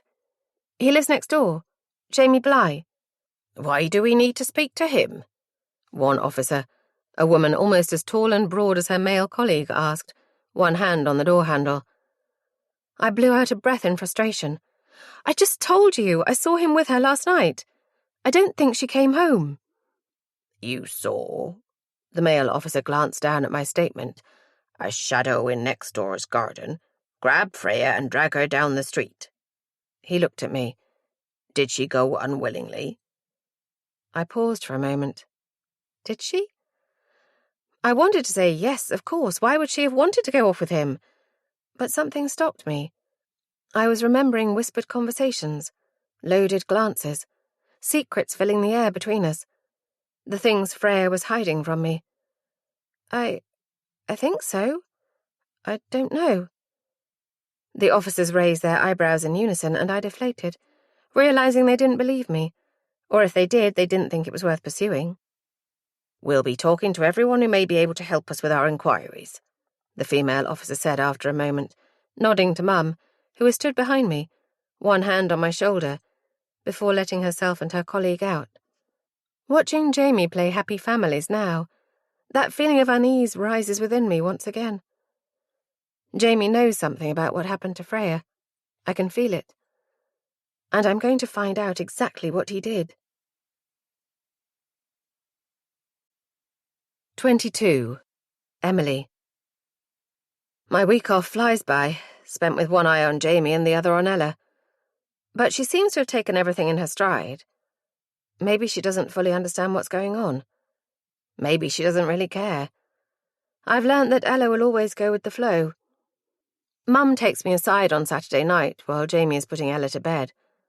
I'm hovering at the foot of the stairs, listening to him read one of her books. He's putting on voices, and Ella is giggling in that tired way, when she desperately wants to stay awake but sleep is dragging her under. It's been quite a hectic week. We've been to the Eden Project and spent the day at the Barbican, even venturing into the aquarium, which Mum always told us was cruel when we were younger. It's the grandmother's prerogative, she said, winking, as we entered, to spoil their grandchildren. Her eyes had twinkled and I felt a happiness I hadn't expected. Now she looks tired. Her eyes are puffy and her mouth is drawn down at the corners, a sign she's in pain but fighting it. Mum, let's sit down, I say, taking her elbow and leading her into the living room. I throw a glance back up the stairs, but all is quiet now, Jamie's soft murmuring the only noise drifting down. I get Mum settled on the sofa, then perch next to her, hands fluttering in my lap. Mum, are you feeling all right? Do we need to make an appointment with the GP? I wonder again why she has refused all treatment, even stubbornly going without pain relief unless it gets really bad. I wonder why she feels the need to suffer. Mum waves a hand at me. Don't worry about me. I want to talk about Ella. She sits back, resting her head on the sagging cushions, and looks at me. Have you made a decision about nursery yet? Not this again, Mum, I sigh, turning my face to the ceiling. I'm really not sure about it. You said you could... I know very well what I said, Emily. Mum's tone is clipped, and I look at her in surprise. And I can. But I really feel that nursery would be good for her. Give her the chance to mix with kids her own age, to learn and explore, broaden her mind. She fixes me with her gaze, her dark grey eyes the mirror image of Jamie's. You loved school when you were younger. Do you remember? A memory flashes into my mind. A tall woman, dark-skinned, with intricate drawings on her hands. Henna, she said, taking my hand and drawing a pattern on my skin with a marker. Now we match. I remember a feeling of affection flowing through me, relaxing into the warmth of her earthy brown eyes. And then he had seen it, the drawing on the back of my hand, and ranted about immigrants and foreigners while Mum furiously scrubbed it away with a flannel. Yes, I say, blinking back the memory, hating that every good one is cast in his shadow. I remember. It would only be for the mornings to begin with, love, Mum says. Her eyes are closed, a hand resting on her stomach. I picture the cancer moving through her body, spreading like a dye through her veins and her organs. I imagine her turning black from the inside out. She should be starting school in September anyway. Why not give it a go? I realise suddenly that maybe this is her way of telling me that she can't handle Ella for 3 full days a week. I open my mouth to tell her that I'll quit the job, that I don't need it, then close it again. Mum hasn't worked in years, has been living off his pension since she had to give up being a midwife. First it was rheumatoid arthritis, seizing and swelling her joints. She fought against it for years, going to appointment after appointment, trying every medication there is. Then the cancer hit, starting in her ovaries, then moving to her breasts and her bowel. The weight fell off her, except for her stomach, which swelled like Ella's does when she eats gluten, and all her energy left her. She stopped fighting then. That's when she called me home. I wasn't there to see any of this. I was gone before her health started to decline, and a part of me knows that I am to blame for it. I let out a sigh. All right, we'll give it a go, but if she doesn't like it, she's leaving, okay? Mum smiles, reaches out to pat my hand, her eyes still closed. There's a good girl. Later, in the kitchen, I find Jane's number and call her, asking what time Ella needs to be there on Monday. She says she'll email me the forms to complete, and then it's done. I place my phone on the table and rest my head in my hands. Am I doing the right thing? At least if Ella is at nursery, she won't be in Jamie's clutches. But I feel an almost physical pain at the thought of leaving her with strangers. I wonder if this is normal, if I am normal. I want Ella to have a normal life, to make friends and learn and play, even if that doesn't involve me. I want to help set her up for life, for adulthood, for school and university and the working world. I want her to fall in love with the right person, to notice the signs of a bad relationship, to hold herself with confidence, and to know that she is worthwhile, that she is safe and loved and precious, that she is smart and fierce and kind. But I don't want to let her go. A rustling behind me makes me jerk my head up, the hairs on the back of my neck standing on end. "I wouldn't recommend sleeping at the table, Em," Jamie says, moving into the room and filling the kettle. "It's bloody uncomfortable. I should know. I've done it a few times." He laughs and flicks the kettle on, turning to face me. I feel my features turn to stone. "Em, I don't want this pally-pally nonsense, this nice guy act. I don't want him in our lives." I stand up, refusing to even look at him. He sighs. "Come on. I thought we'd move past this. It's been a good week, hasn't it?" I meet his gaze then, and I'm not sure what I see there. Nerves? Frustration? "Ella has enjoyed herself. I have too. You need to loosen up a bit. Dad always used to say so." The breath hisses through my teeth. For a moment I wonder if I've heard him right. Loosen up. I feel my eyes widen, my back straightening. If I were a cat, my ears would be flattened against my head. Loosen up? You really don't have a clue, do you? Or no, you do. You know exactly why I can't loosen up. My words are sharp, like daggers, thrown across the room at him, this brother of mine. The brother I can never forgive. "Not this again." Jamie throws up his hands. "It was such a long time ago, Em. We have to move on, all of us. Together." He exhales sharply through his nose. "Ella is my daughter. I've lost so many years with her. 5 years. It's torn me apart." I try to laugh, but it comes out like a grunt. "Torn you apart? Have a word with yourself, Jamie. I'm not buying this bullshit. Mum might believe you. You might have convinced her that you've turned over a new leaf." I make air quotes with my hands. "But I don't, all right? I know who you are. I know what you are. And I know what you've done." "And what did you do?" He's in front of me now. I can feel his breath on my face and I draw back, fear coursing through me. "You weren't totally innocent, were you? I know you like to pretend you were. Always poor little Emily." He makes a face. "But you knew exactly what you were doing." I shove him then, placing my hands on his chest and throwing all my weight behind it. Years without a car, having to walk miles to and from our cabin, lifting and running around after Ella have made me stronger. Stronger than the little sister Jamie remembers, and his eyes widen in surprise as he stumbles backwards. "Get out of my face," I hiss.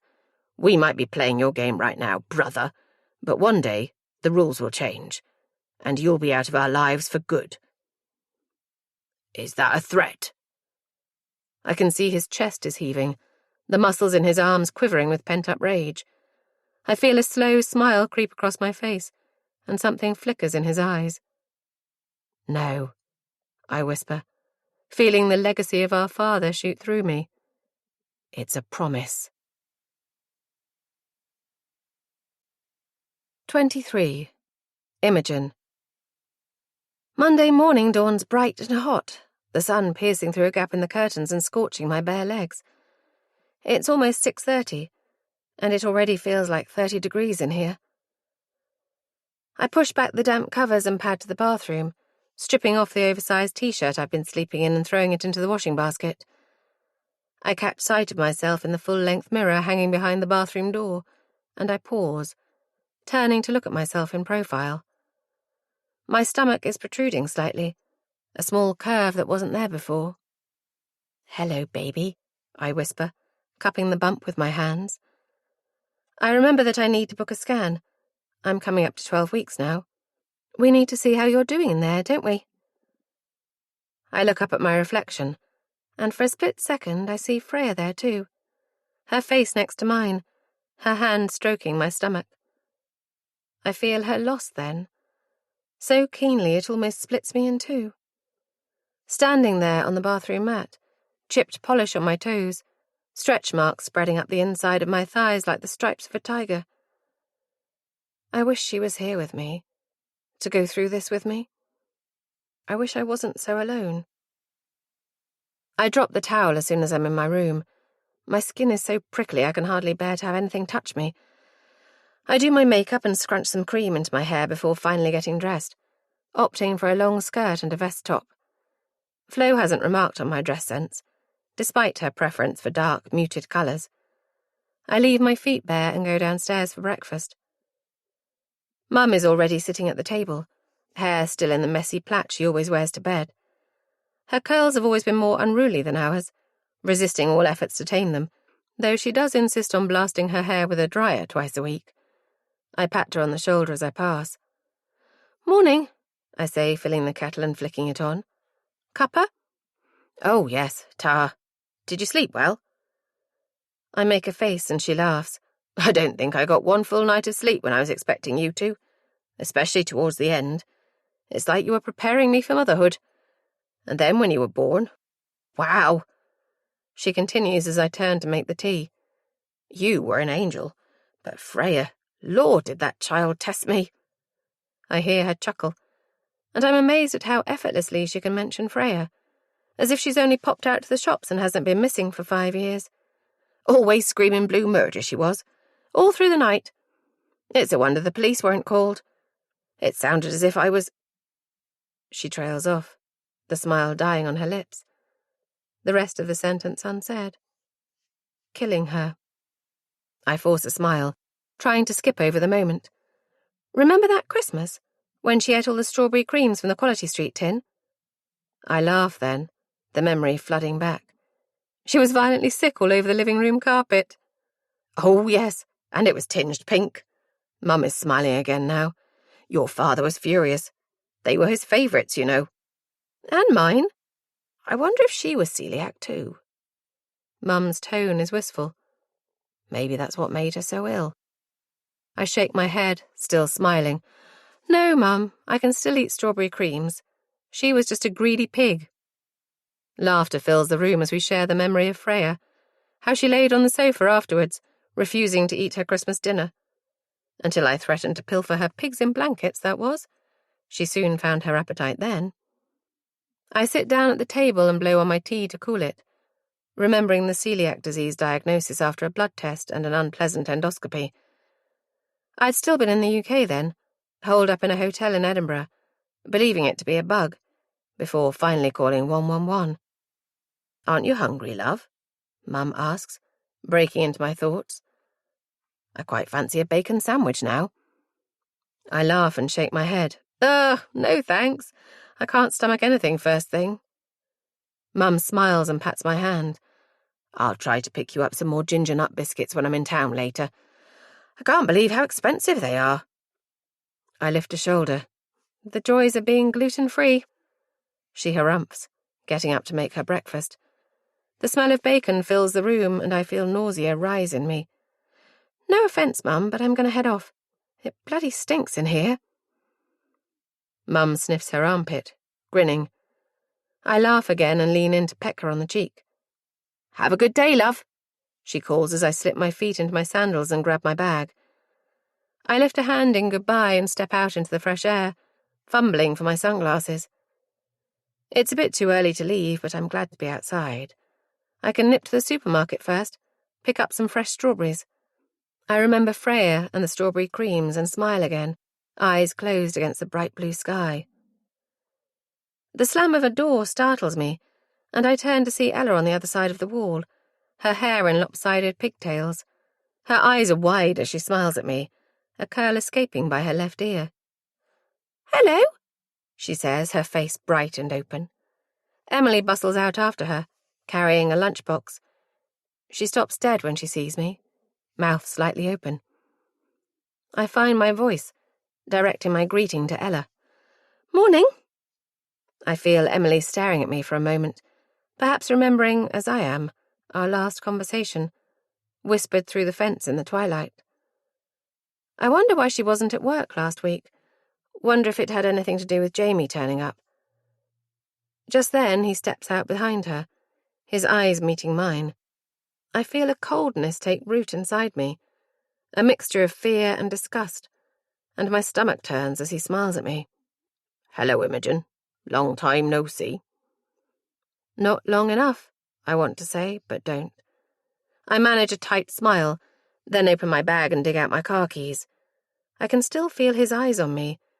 My skin prickles under his gaze. See you at work? Emily's voice surprises me, and I look at her, take in the telltale circles under her eyes. I see Jamie beside her, his wolfish grin, and I wonder whether she's happy to see him again. Whether she suspects him as I do. As I always have. I throw myself into my car and slam the door. My heart is racing. I take a deep breath, closing my eyes and counting to 3. In. 1, 2, 3. Out. 1, 2, 3. I'm pulled back to the memory of that night, when I saw Freya disappear into the gathering dusk. I'm just nipping out, she said, flipping her hair over her shoulder. I checked my watch and she gave me a look. I won't be long, Mum.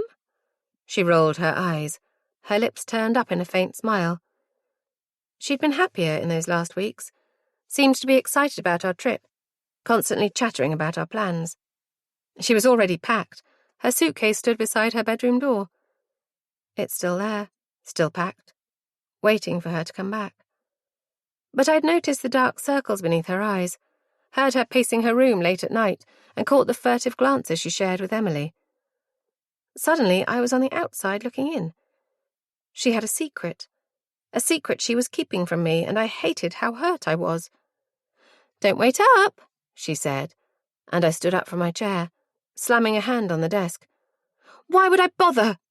I hissed at her, and she took a step back, surprised. I was surprised too, surprised by the venom in my voice. You've barely spoken to me in weeks.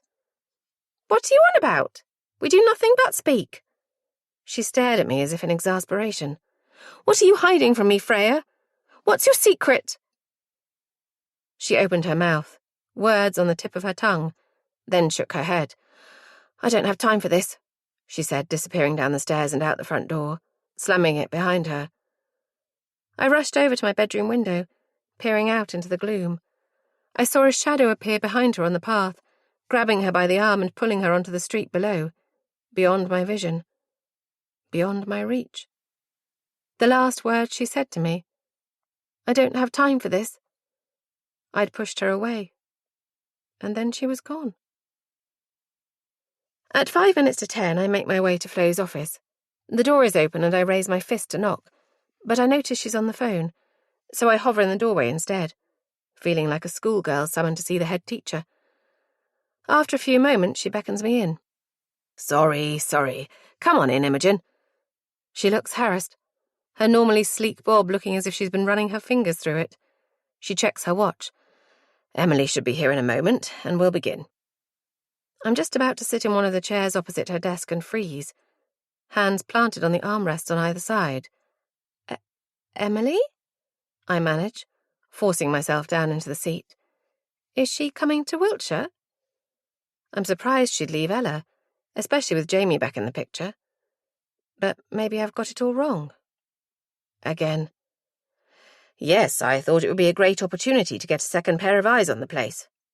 An artist's eyes. She smiles warmly at me, then flicks her eyes to the doorway. Speak of the devil. I hear Emily enter behind me, closing the door with a soft click. She clears her throat as she sits next to me, her eyes on her hands folded in her lap. I was just saying how good it will be for you both to visit our other depot. You were brilliant at spotting design flaws on labels, Emily. Emily's cheeks flush. I watch the pinkness creep up her neck. She's wearing a too-small blazer, the cuffs barely reaching her wrists, and a plain black playsuit underneath. For a second, I think I recognize it from nights out when we were younger. A memory flashes before my eyes. Emily, still underage, dancing in the student union with a girl with long black braids, huge smiles on their matching red lips. I remember that Emily saw her for a while. What was her name? Liana. But she never took her home, even though her dad was long gone.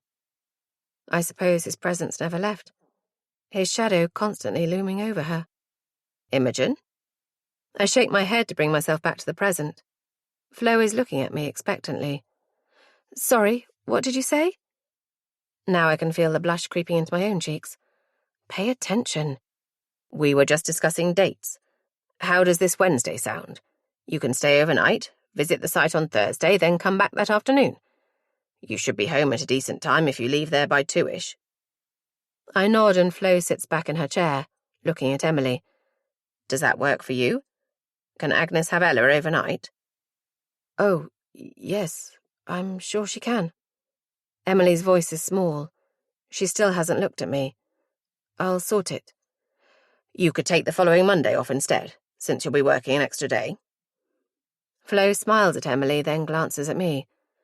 No such luxury for you, I'm afraid, though you're welcome to work from home on Friday if you like. Organise your thoughts in the peace and quiet. I nod again, shift uncomfortably in my seat. You can present your findings next Wednesday, if that works.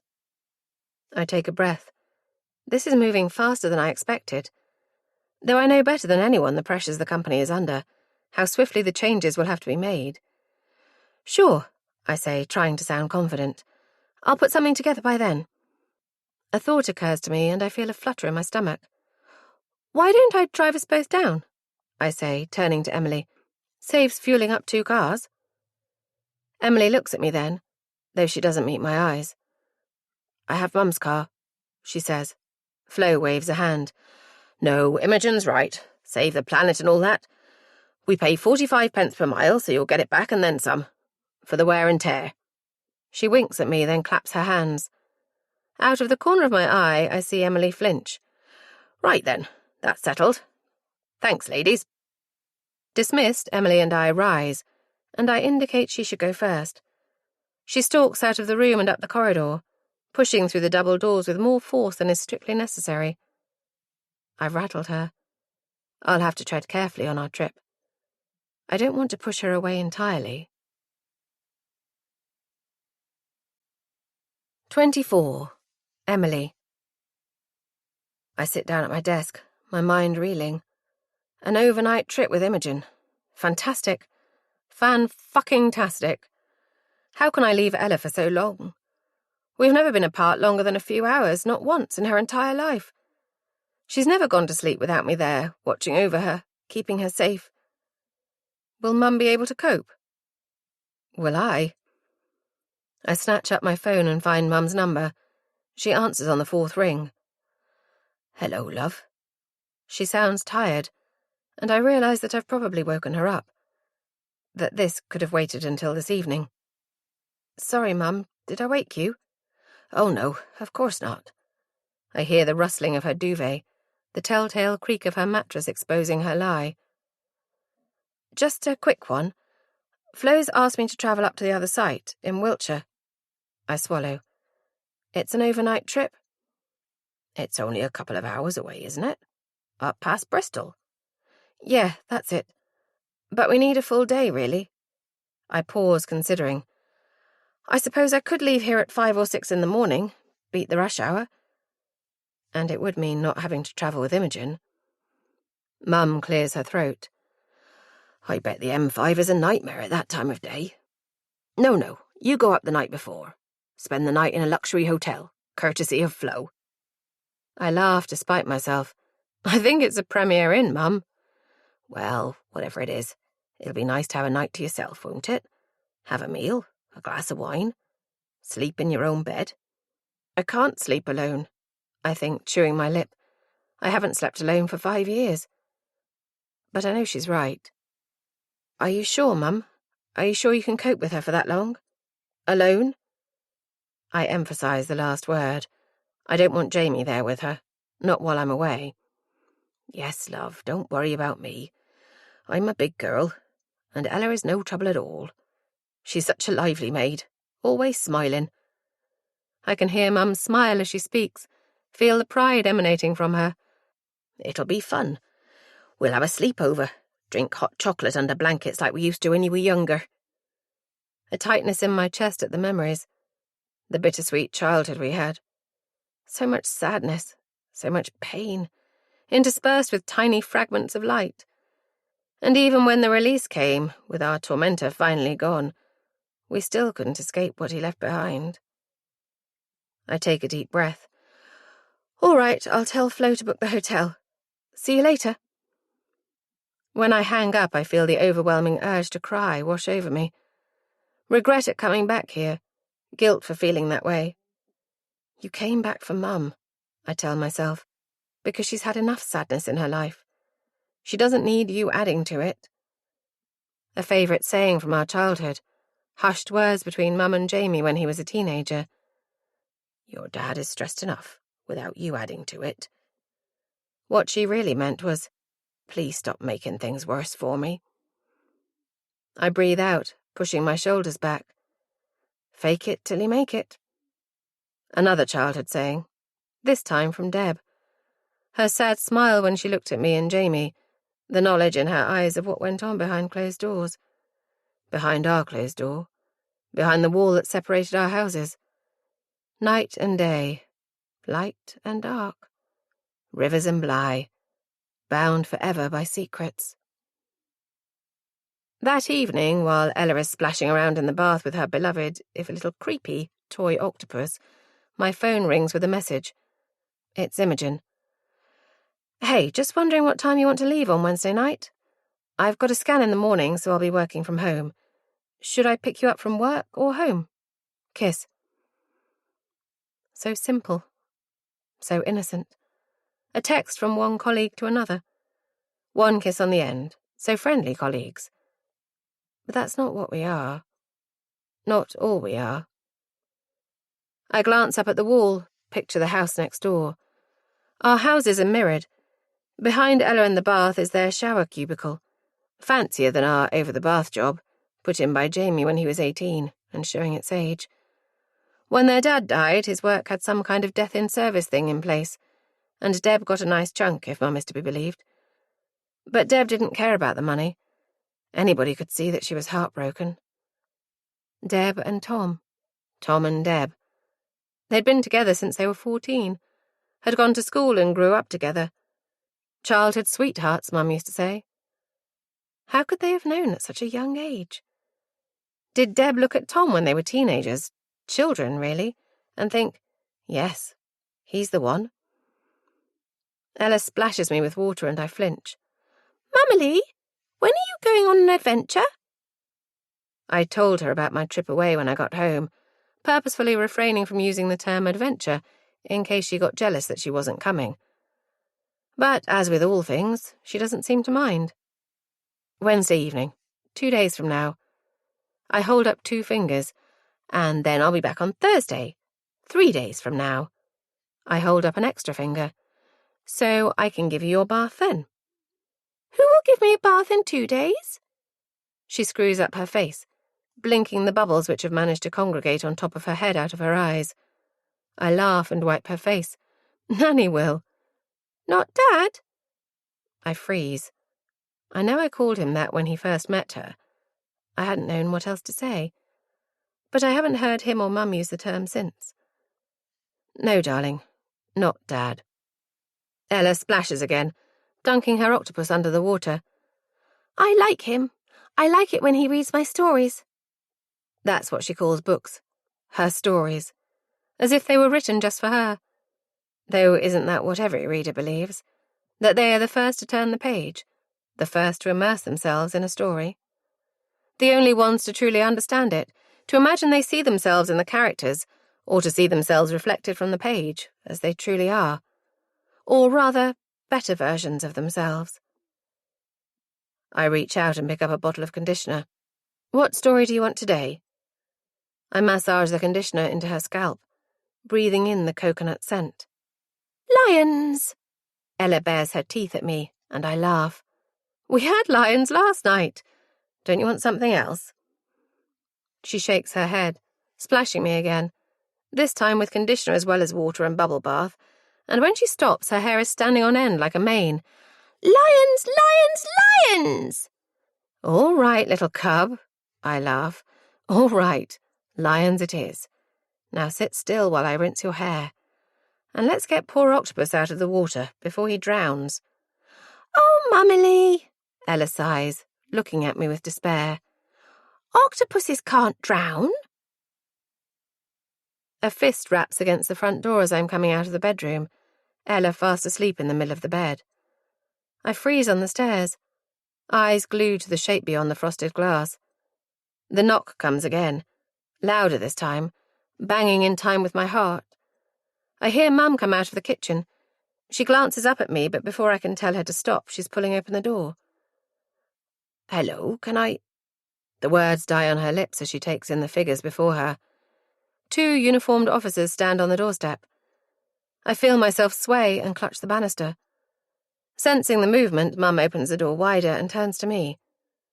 "Emily," she says quietly, her face a mask of anxiety. "It's the police. They want to talk to you." 25. Freya. Then. Christmas. The tree in the living room window sparkled with lights, the scented candles filling the air with cinnamon. Freya stood in the doorway watching her sister braid their mother's hair, noting the grey streaks woven through the strands. They were watching TV, some terrible Christmas movie they both loved, and for a moment, Freya was filled with envy. Her phone vibrated in her hand, and as she unlocked the screen, she saw Jamie's name pop up. "Come outside. I've got mistletoe." She smiled and pocketed her phone, slipping her feet into her boots and grabbing her coat from the hook behind the front door. Jamie was sitting on the wall, legs kicking like a toddler, mistletoe dangling above his head. "You're such an idiot," she laughed, stepping up and kissing him quickly on the lips. He tasted of peppermint. "Have you been eating after 8s?" She checked her watch. "At 7 o'clock.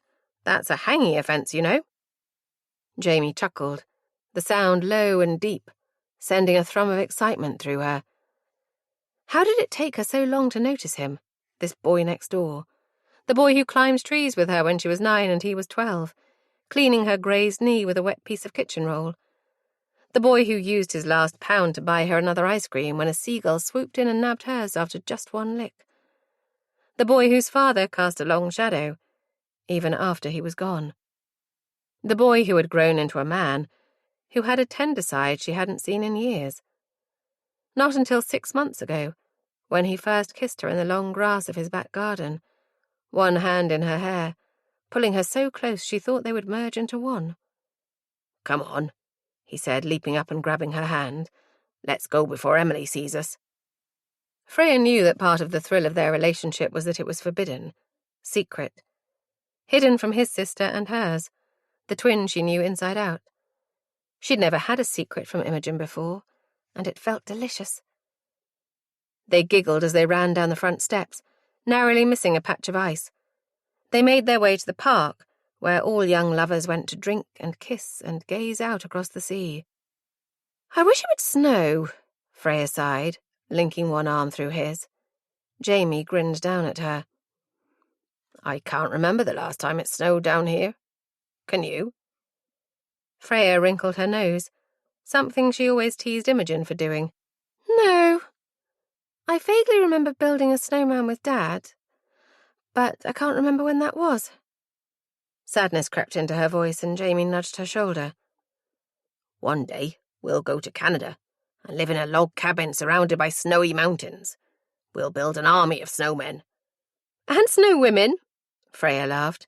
"Imogen wants to go to Canada too, but it's not on our list." She remembered how easily Imogen had accepted that they wouldn't make it to Canada, despite wanting to go so badly.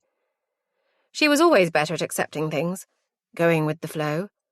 Freya could only pretend to be so easygoing. Jamie opened the gate to the park, bowing elaborately and holding out an arm to let Freya go first. He put an arm around her shoulders as they made their way to an empty bench. "Ah, the list," he said, sitting down and drawing out a packet of cigarettes. He offered one to Freya and she took it, another secret she was hiding from Imogen. She thought she sensed an edge to his voice. She knew he didn't want her to go travelling next year, and that he couldn't afford to go with them, but it was a topic they tended to avoid. Not tonight, apparently. "How long are you going for again?" Jamie asked, his voice falsely casual. He took a drag on his cigarette and blew the smoke into the sky. The stars twinkled above them, the cold air sharp on their cheeks. Freya sighed. I don't know. Probably about 2 years. We're just going to go with the flow. It was the same answer she'd given every time he asked. The answer he already knew, the length of time they'd all agreed on. But then, as always, he turned to her and said, 2 years? Why so long? And so on the script went, the same argument going around and around. Freya stood, suddenly frustrated. Stop asking me the same question over and over again. You know the answer. Jamie stood too, his face half in shadow, the streetlight glowing behind him. Freya, don't we have something here? Something special? He reached for her, pulling her closer to him. I think we do. She sighed again. He was still reading from the same script. He just jumped a few lines. Jamie, come on. You know I do. But we've been planning this for years. Years. It's our dream. Imogen and Emily are so excited and so... It's not all about them, Freya. His voice had turned cold, his words sharp. What about me? His fingers were digging into her arm. Freya blinked, surprised. You're hurting me, she said, but he didn't let go. Fear bloomed in her chest and she tried to take a step back, but his grip tightened. Get off! She threw her arms up, knocking his hands away, and without hesitating ran past him and out of the park. Freya! His voice rang out through the night, her heart pounding in time with her footsteps as she ran away. Freya! 26. Imogen. Freya! Freya! I wake, gasping into consciousness. Every night I dream of Freya, of the last time I saw her. Her long hair bouncing behind her, shining in the fading light. The shadow cutting across the grass, grabbing her and pulling her into the night. In my dream, I cry out. I run down the stairs and wrench open the front door, the sultry air prickling my skin. In my dream, I run out into the garden, the grass prickly on my bare feet, and I scream Freya's name. But in truth, I didn't do any of those things. That night, 5 years ago, I let my sister disappear into the darkness. I let him take her. Because I was hurt. I was upset with Freya for keeping secrets from me. I knew she was seeing Jamie, had noticed the looks exchanged between them, watched them steal away when they thought we weren't looking. I'd let her go, and she never came back. I heave myself up and sit on the edge of the bed, grimacing as I try to peel the sticky sheets away from my skin. The heat is oppressive, pressing in on me from all angles. The breath tightens in my chest and I sit forward, resting my head in my hands. Im? Mum's voice calls from downstairs as I try to get my breathing under control. Are you up? I fight the nausea that has plagued me since the day it happened, since the day I took the test, though I'd already known. I get up, calling down to Mum that I'll be ready soon, and climb into the shower, turning the temperature all the way down, the water like ice on my skin. Slow down, Im, Mum puffs as we rush through the entrance to the hospital, almost late after driving around the car park for 20 minutes in a futile attempt to find a space. We hovered behind an elderly couple who seemed to take 40 years to get into their car and leave, and now we're half jogging through the hospital, Mum out of breath beside me. You need to give up smoking, I joke, and she whacks my arm. We pull up short at the sight of the full waiting room. Oh, it's a popular day for a scan, it would appear, Mum says, attempting to make her voice bright. I sigh and check my watch. Hopefully we won't be hanging around for too long. The waiting room is unbearably hot, and I see several women fanning themselves with pamphlets taken from the table between the rows of chairs. I take one and, folding it in half, begin fanning the air in front of my face. Did you know that makes you warmer? Mum whispers from the seat next to me. You create more energy and so more heat by wafting your... When did you become an expert? I snap. and immediately regret it when I see the pain in her eyes. "Sorry," I whisper, avoiding the eyes of the women around us. "It's so bloody hot in here, and my bladder is about to burst." Mum smiles and nudges my shoulder. "I'll order you one of those handheld fans from Amazon. I've got Prime now, you know." I laugh. "Okay, seriously, when did you become an Amazon Prime member?" Mum is fiddling with her phone, searching for the app. She tuts at my tone. "I signed up a while ago, I'll have you know. Jamie installed one of those Fire Stick things for me. He said it was better with—" She trails off, the colour draining from her face. Jamie. I stare at her, barely registering that my mouth is hanging open, shock momentarily making me speechless. "Imogen Rivers?" I snap my head up as my name is called. A nurse about my age smiles from the end of the corridor. "Imogen? Follow me, please." I stand, the pamphlet flying from my lap and floating to the floor. I sense Mum behind me as we trail along the corridor, following the nurse with her neat bun and squeaky shoes into a room. The sonographer smiles as we enter, Mum closing the door behind us with a click. "Hi, Imogen," the sonographer says, indicating for me to sit on the bed. "How are we feeling today?" I look up at her and notice she has a scar in her left eyebrow, just like Freya did, and my heart skips a beat. "Fine," I manage after a moment. She smiles again. "No need to be nervous. Just lie back and lift up your t-shirt for me." I do as she asks, exposing my small bump. It really is tiny, I realise with a jolt. Is this normal? Is my baby normal? I want to ask, but my mouth is too dry, my heart too sore. Freya should be here with me, I realise with a pang. She should be clasping my hand as we meet my child for the first time. Eyeing the bottle of ultrasound gel she squirts onto my stomach, not a brand I recognise, but at least it's CE marked, I try to relax back onto the bed. I stare straight up at the ceiling, trying to avoid Mum's tearful gaze. The sonographer places the probe onto my stomach, pressing uncomfortably on my bladder. "Ah, here we are," she says after a moment, her voice hushed. "Shall we have a look at the little one?" Mum moves closer and gasps, reaching out to grip my hand as I turn my head towards the screen.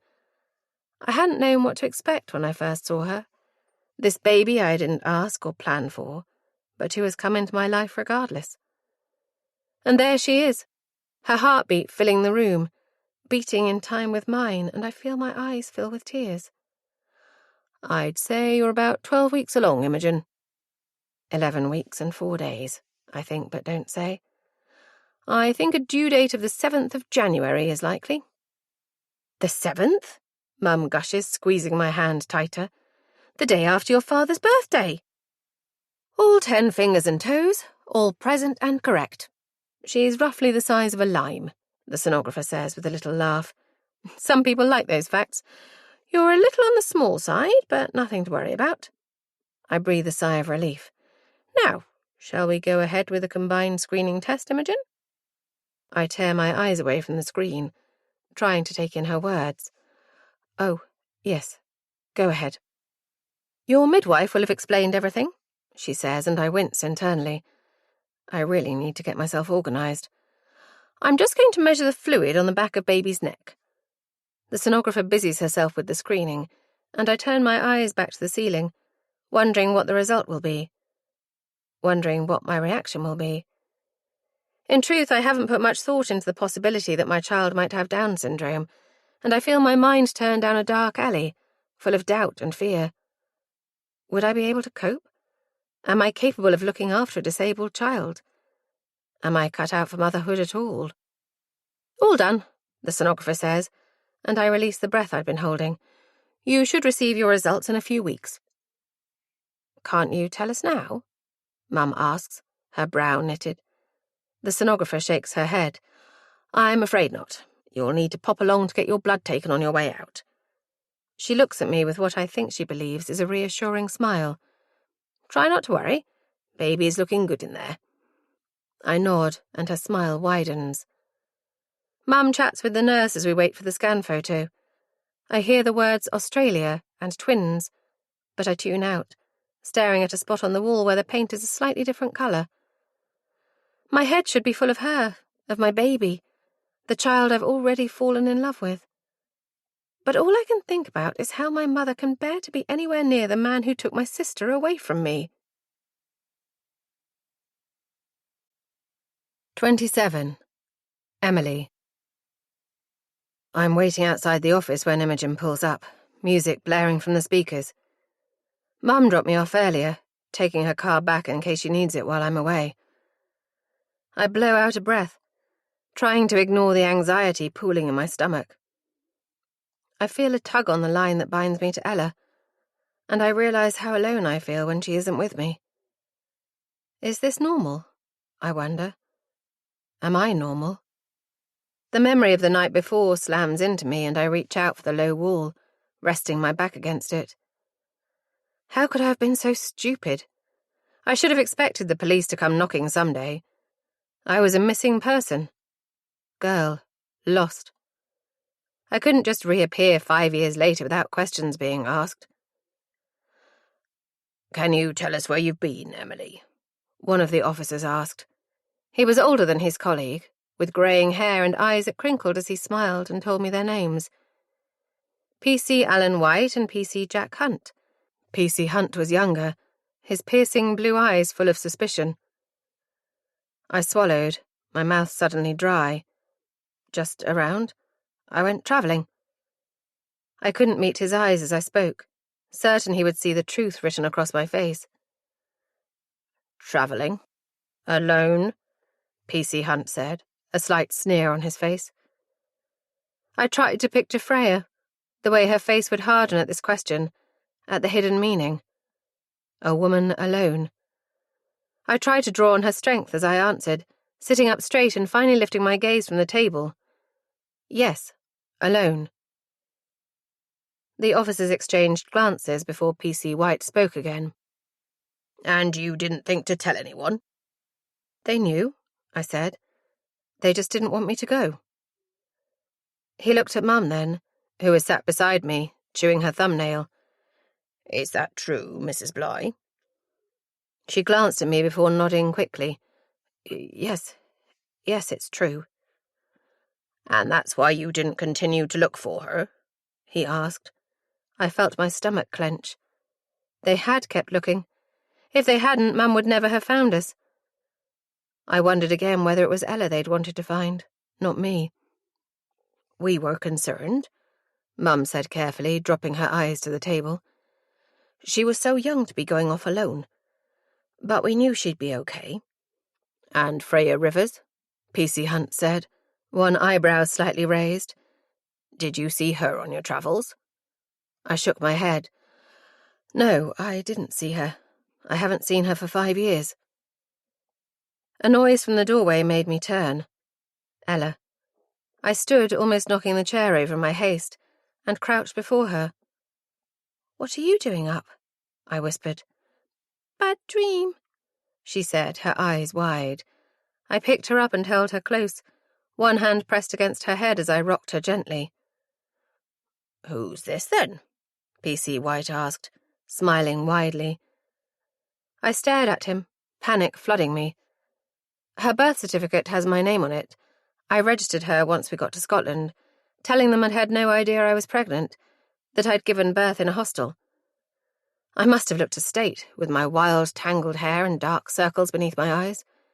They hadn't pushed me, and we had left quickly afterwards, escaping back to our hideaway. Could the police investigate further? Could they find out the truth? I held Ella close and tried to gather my strength. She's my daughter, I said, lifting my chin, locking eyes with PC Hunt, daring him to question me. I saw Mum flash PC White a tired smile. Is that everything, officers? She asked. Only it's past the little one's bedtime, and I'm due my medication. PC White frowned. Are you unwell, Mrs. Bly? Cancer, she said simply. Terminal. I clutched Ella as the officers glanced at one another. I could feel the frustration emanating from them, and I feared their unasked questions. "Go," I urged silently, kissing Ella's hair. "Leave." After a moment they stood, thanking us for our time, and telling us they'd be in touch if they had any more questions. Mum and I exchanged a look as the front door closed behind them, our fear written across our faces. "She's my daughter." The words make my chest ache. Am I a good mother? I have nothing to compare myself to, no reference point. Mum tried her best when she could, once he left, but before that it had been hell. Deb, then? A memory pops into my head of Deb braiding my hair while Imogen and Freya did cartwheels in the long grass of their garden. The sun was shining. I could smell sun cream and lemonade and the meat the neighbour behind was cooking on the barbecue. A typical British summer. What kind of mother was Deb? I rarely heard her shout. She didn't even raise her voice to call us in for tea, but rather stuck her fingers in her mouth and whistled loudly. It was her party trick, she said, her eyes dancing with amusement. She let Imogen and Freya have their freedom, back in the time before all kids had mobile phones and were traceable 24/7. We all had to come home when the streetlights turned on, an unwritten rule of the summer holidays, and we had to make sure we always had 20 pence on us, in case we needed a lift and had to ring home from a phone box. We put sun cream on in the morning, packed a drink and some snacks, and took off on our bikes, often setting up on the hoe and basking in the sunshine, watching the sea shimmer beneath us and seagulls soar above our heads. No, Imogen and Freya weren't tied to their parents. They were normal. They had to do their homework before going out after school, and they had chores to do. They got grounded for staying out late or talking back, and were forced to cut the grass or clean their dad's car as punishment. But they were happy. Next to our house of violence, the Rivers house was quiet and content. Until Tom died. Until Freya disappeared. Em? Imogen's voice startles me from my reverie. She's turned the music down and is leaning out of the window, huge sunglasses obscuring her eyes. You can just throw your bags in the back if you want. Okay. I wince at how nervous I sound, at how nervous I feel. It will be fine, I tell myself firmly. Ella will be fine. I have to start building a normal life for her. For us. I owe it to Ella to do my best for her. I slide into the passenger seat, grimacing as my bare legs touch the hot leather. Imogen turns and offers me an apologetic smile. I drop my eyes to the dashboard and a laugh bursts out at me. Is this still the same car? I ask, incredulous. What was his name? Percy? Imogen shakes her head, a smile on her lips. I wanted to call him Mufasa, but no, you guys decided to christen him with the most ridiculous name ever. She indicates to pull out of the car park. This car is not and has never been a Mufasa. I laugh. Percy suits him. I look around again, find the rip in the back of my seat. I can't believe he's still going. Mum kept him ticking over, even gave him a clean, which is more than I ever did. Didn't you get him when you passed your test? I cast my mind back to that day. Imogen passed her driving test first, much to Freya's annoyance, who didn't pass until they were nearly 18. Deb bought her this car not long after. I remember us coming home one afternoon to find it sitting outside their house, bright and shiny and just a few years old. There was only one condition, that Imogen had to share with Freya when she passed her test. It didn't seem to faze Imogen, but Freya always hated it, saving up and buying herself an old banger a couple of years later. Imogen indicates and changes lanes before responding. Yup. Do you remember when we got stuck in a ditch up in St. Agnes? I laugh as the memory comes back. Yes, when that old couple in the caravan totally misjudged the space and you had to reverse half a mile. I shake my head. Oh my God, that was hilarious. Bloody Emmets, she says, grinning. They're a nuisance. It was worth it, though. I always loved it up there. Wheel Coats? Yeah, it was Freya's favourite place, too. Silence follows the mention of her twin, the girl who didn't come back, and the past 5 years suddenly comes crashing down on me. Imogen is no longer my childhood friend, the friend who knew me inside out. Someone I could trust, let my guard down with. How could I be so stupid? I pull my phone out of my pocket and open the messages. Just going to text Mum, I say quietly, keeping my eyes down. Is she looking after Ella for you? Imogen asks, her tone even. She glances across at me when I don't answer. Or is she with Jamie? My stomach lurches and I glare at her, but her eyes are focused on the road ahead. No, I say shortly. She isn't with Jamie. Thankfully, Imogen doesn't push it, and we travel in silence for a while. The initial giddiness at being reunited and sharing old memories gone. After an hour or so, Imogen breaks the silence to announce that she's stopping at the next services.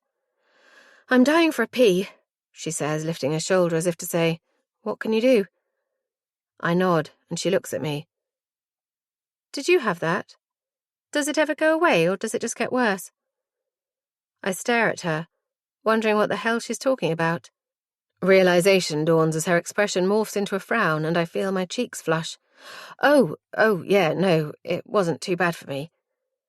I glance down at her stomach, barely visible beneath her dress. How far along are you? 12 weeks. Had the scan today. Her face breaks into a smile, and I feel the corners of my own lips tugging upwards. And the dad? Is he about? Imogen's face clouds over as she indicates into the service station. No, he's still in Australia. Oh. Does he know? No. Her answer is short, her voice hard, and I fall silent. While Imogen rushes off to the toilet, I take the opportunity to stretch my legs. I wander around W.H. Smith, browsing the paperback chart, and pick up a colouring book for Ella. I buy myself a latte and Imogen a tropical smoothie. I'm leaning against the car when she comes out, sunglasses obscuring her eyes, her mouth in a tight line. I hold out the smoothie. Sorry, I say as she stops in front of me, head tilted slightly to the left. A gesture that immediately transports me back 10 years, Freya mirroring Imogen exactly, as if they had practiced it. Their eyes glittering, one eyebrow raised, mouth pulled slightly to one side. The gesture that said, I know you. I know what you're about. And they did. They knew exactly what I was about, exactly what I was thinking, what I was hiding. But she doesn't know now. I watch my old friend as I hand her the smoothie, wishing I could see her eyes. Freya was better at concealing her true feelings, her eyes smooth as a lake, impenetrable. But Imogen's eyes always gave her away. And even though I can't see them, I can hear the unspoken question, see it shimmering in the air between us. What for? And what would I say? Would the years unspool between us, the secrets spilling out? I can never apologize for what I'm truly sorry for. I can never speak of it. I just have to hope she doesn't ask.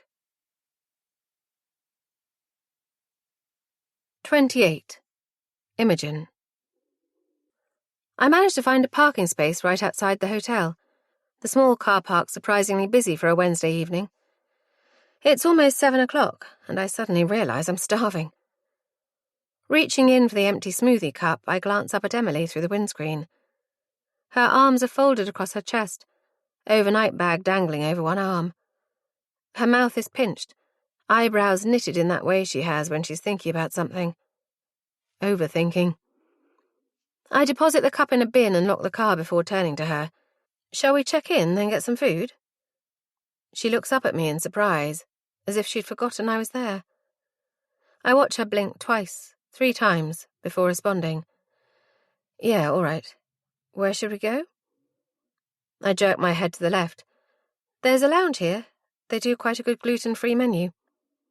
Oh, yeah, we've been to one before. They've got them all over. I want to ask where, but I remind myself to be cautious.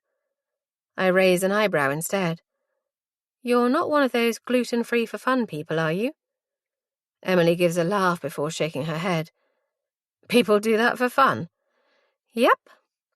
We step through the entrance to the hotel and press the button for the lift, watching the number count down. What I wouldn't give to eat an extra-large, greasy takeaway pizza. I see a question forming on Emily's face, but as I press the button for the reception, the door starting to close, an arm appears, stopping it with a jolt. "Sorry." A man in a crisp white shirt and dark jeans steps inside. "Room for a small one?" I smile and move aside, tucking myself behind Emily. As the doors close, I see her reflection, the darkness in her eyes. She suddenly looks younger, so much like the girl next door, the girl whose fiery nature was almost extinguished by her childhood. Not for the first time, I wonder how deeply Emily and Jamie were affected by their father. How much happier they were when he disappeared. Her gaze meets mine in the mirror, and I look away guiltily. But not before I notice the look in her eyes. They are those of a haunted woman, one who is slowly starting to unravel. The hotel room is basic but clean. I deposit my bag on the bed, and after visiting the loo, text Emily to tell her I'll meet her at the lounge. I'd kill for a glass of wine, I realise.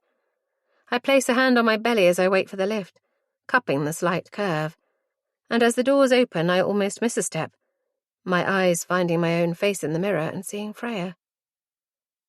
Freya. A wave of sadness washes over me, and I close my eyes as the lift descends. Where would we be if she hadn't disappeared? If we'd stuck to our plan, we would have been back in Plymouth for almost 3 years by now, probably renting a flat with Emily. Or we might have had partners, people in our lives we loved almost as much as we loved each other. I was the only one who wanted children. Both Freya and Emily used to grimace whenever children were nearby, or even mentioned. I smile as my hand finds my bump again. It would appear that Emily changed her mind. But would Freya have? Somehow I doubt it. I try to picture Emily pregnant. Her little girl looks about 4, so she must have become pregnant not long after she left. Or was she already pregnant? Is that why she ran away? The endless questions whirl around my mind as I find a table by the door and open the menu. This is one of the few places I can eat fries, so I decide to treat myself. I check my phone, but Emily hasn't replied yet. I order a drink and sit flicking through my emails, catching up on the news, when she appears looking slightly harassed. "Sorry," she says breathlessly. "Have you been waiting long?" I shake my head. Not long, though I have managed to thoroughly depress myself by checking the news on Brexit. Emily makes a face. That's not a word to use in polite company. I smile and she sits down, grabbing a menu. "Have you decided?" "I'm not very hungry. Maybe I'll just have a salad. I like the salads here. Ella does too. She likes a lot of the food here, actually." She's babbling, and I notice the menu trembling in her hands. I want to reach out and take her wrists, ask her what's wrong, tell her that she can tell me anything. But I hold back. "I've decided. I'll go up and order if you want." She settles on a chicken salad, and, taking the menus with me, I order our meals, making sure to tuck the receipt in my purse. When I get back to the table, Emily is rummaging through her purse, taking out a £10 note. "How much was it?" she asks. I shake my head. "I'll put it through expenses. We get 30 quid each for dinner, I think." "Oh." She puts her purse away and looks at me. "Why didn't I think of that? You always were better at this stuff than me." I laugh. "What? You're talking to the woman who managed to misplace her driving licence twice in the space of 3 years. I take a sip of my drink, though I always suspected Freya of stealing it before she got hers. Emily's cheeks redden. "She definitely did that at least once. We went to a club and she didn't have ID, remember? She'd lost her own somewhere. You were with your mum. I can't remember where." "We went up to London for a night," I say, the memory coming back to me. "We went to the theatre to see Grease. Freya didn't want to come. Her face when I suggested it." I shake my head, smiling at the memory. "So Mum and I went alone. I thought I lost the licence in London." Emily is grinning too. "That night was a total disaster. A fight broke out in the club, just 2 guys throwing punches, but then a third guy joined in by throwing a chair across the room. It was chaos, and a proper dive. She sits back as our food arrives, smiling her thanks at the waiter. They were charging £4 for a WKD. £4. We could only afford 2 each, and then we had to walk back in the pissing rain. Well, I'd say it serves you both right for nicking my ID. I thank the waiter as he deposits our cutlery and a bottle of mayonnaise. What happened to it, anyway? That's the thing. Freya lost her purse. It's not even like we were drunk, so maybe someone stole it, but we just couldn't figure out how. Emily forks a few sad-looking salad leaves into her mouth and chews, looking thoughtful. Though I don't see why it serves me right. I didn't steal your ID. I didn't even have ID. I wasn't old enough. They didn't check. I nibble on a chip, savouring the saltiness. You should have known better. You know what Freya was like. A storm, we say in unison, and I catch the amusement in her eyes as our gazes meet. Emily, I begin after a moment, trying to keep my tone light. I can't push her too hard. Not yet. How old is Ella? The question surprises me. It isn't what I intended to ask. And judging by the way Emily's eyes dart up to my face, it surprises her too. 4, she says. Well, 3 and a bit. A bit? I nod as if it's the answer I expected. So you weren't already pregnant when you left? Emily pauses before shaking her head, her gaze fixed on her plate, the fork moving between it and her mouth mechanically. When she doesn't speak, I take a deep breath and ask another question. The question I've been meaning to ask since Mum told me Emily had returned. Did you go to meet Freya? Do you know what happened to her? Emily's fork clatters against the plate as it falls from her hand. Her eyes are wide, fixed on mine, and I see fear flash across them. Too late, I realise I've pushed it too far. I need to get to bed. We have an early start tomorrow. Emily is gathering her things, avoiding my gaze now. She stands and almost knocks her chair over in her haste to escape. I'll meet you at the car at 8. Before I can respond, she's gone, the door closing with a soft whoosh behind her. Shit, I mutter into my now cold chips. 29. Emily. Shit. Why did I do this? Why did I come on this trip with Imogen? I knew she'd start asking questions. Of course she would. Anyone would in her position. But they aren't questions I can answer. I can never tell her the truth. I throw myself down on the bed and close my eyes against the bright overhead light, thinking about how I almost slipped up at dinner. I should never have come back. When I got Mum's letter, I should have asked her to come to us instead. But no, that wouldn't have been fair. I've watched the cancer ravage her over the past few weeks, the pain constantly etched onto her face. She could never have travelled. A part of me wishes she never found us, never sent that letter begging us to come home. Jesus Christ. What kind of daughter does that make me? A fucking awful one. Groaning, I push myself off the bed and pad into the bathroom. I want a bath, but it's so hot. I don't think the temperature has dropped below 25 in weeks. I fill the tub with lukewarm water and lots of bubble bath, and as I slide into the water, I picture Ella having a bath, Mum blowing bubbles in the air like she did when we were kids. She'll be asleep now, but I grab my phone from the side and call Mum anyway. Hello, love. I can hear the TV in the background. One of her soaps, no doubt. Everything all right? Fine, everything's fine here. How is she? Did she go to sleep okay? Oh, yes. We read a story together. She's quite the pro at voices, isn't she? And then she was out like a light. I hear Mum sigh. She reminds me so much of you two when you were small. I said I'll take her to the Hole tomorrow. There's meant to be a fun fair on. Don't let her go on anything too fast, I say quickly. She's got a tendency to throw up. Mum chuckles. Just like Jamie. Do you remember that time he went on the waltzer? He just about covered everyone in his puke. It was disgusting. I make a noise that I hope passes as a laugh. We'll stick to the teacups. I can't wait to hear all about it when I get back. I'll see you tomorrow, okay? Hopefully not too late. Don't worry about us, love. We'll be just fine. I'll try to take pictures. They grow up so fast. She'll be an adult before you know it. I grip the phone and try not to cry.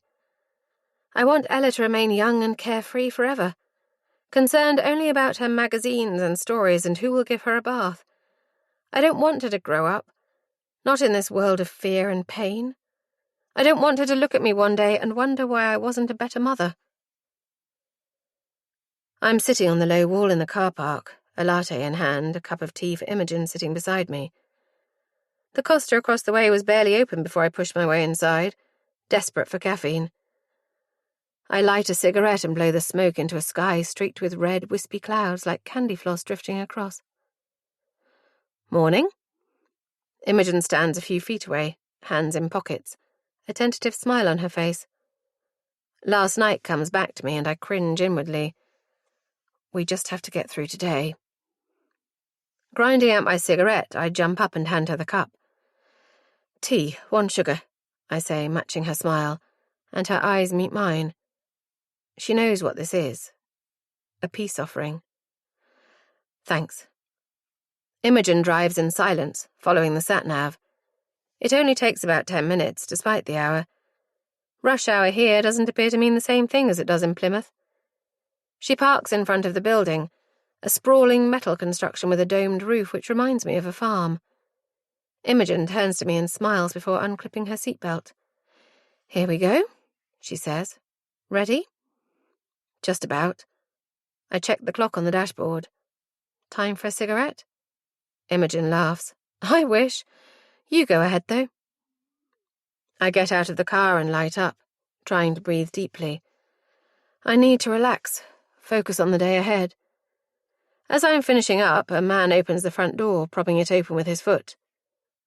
Good morning, he calls, and Imogen gets out of the car. John?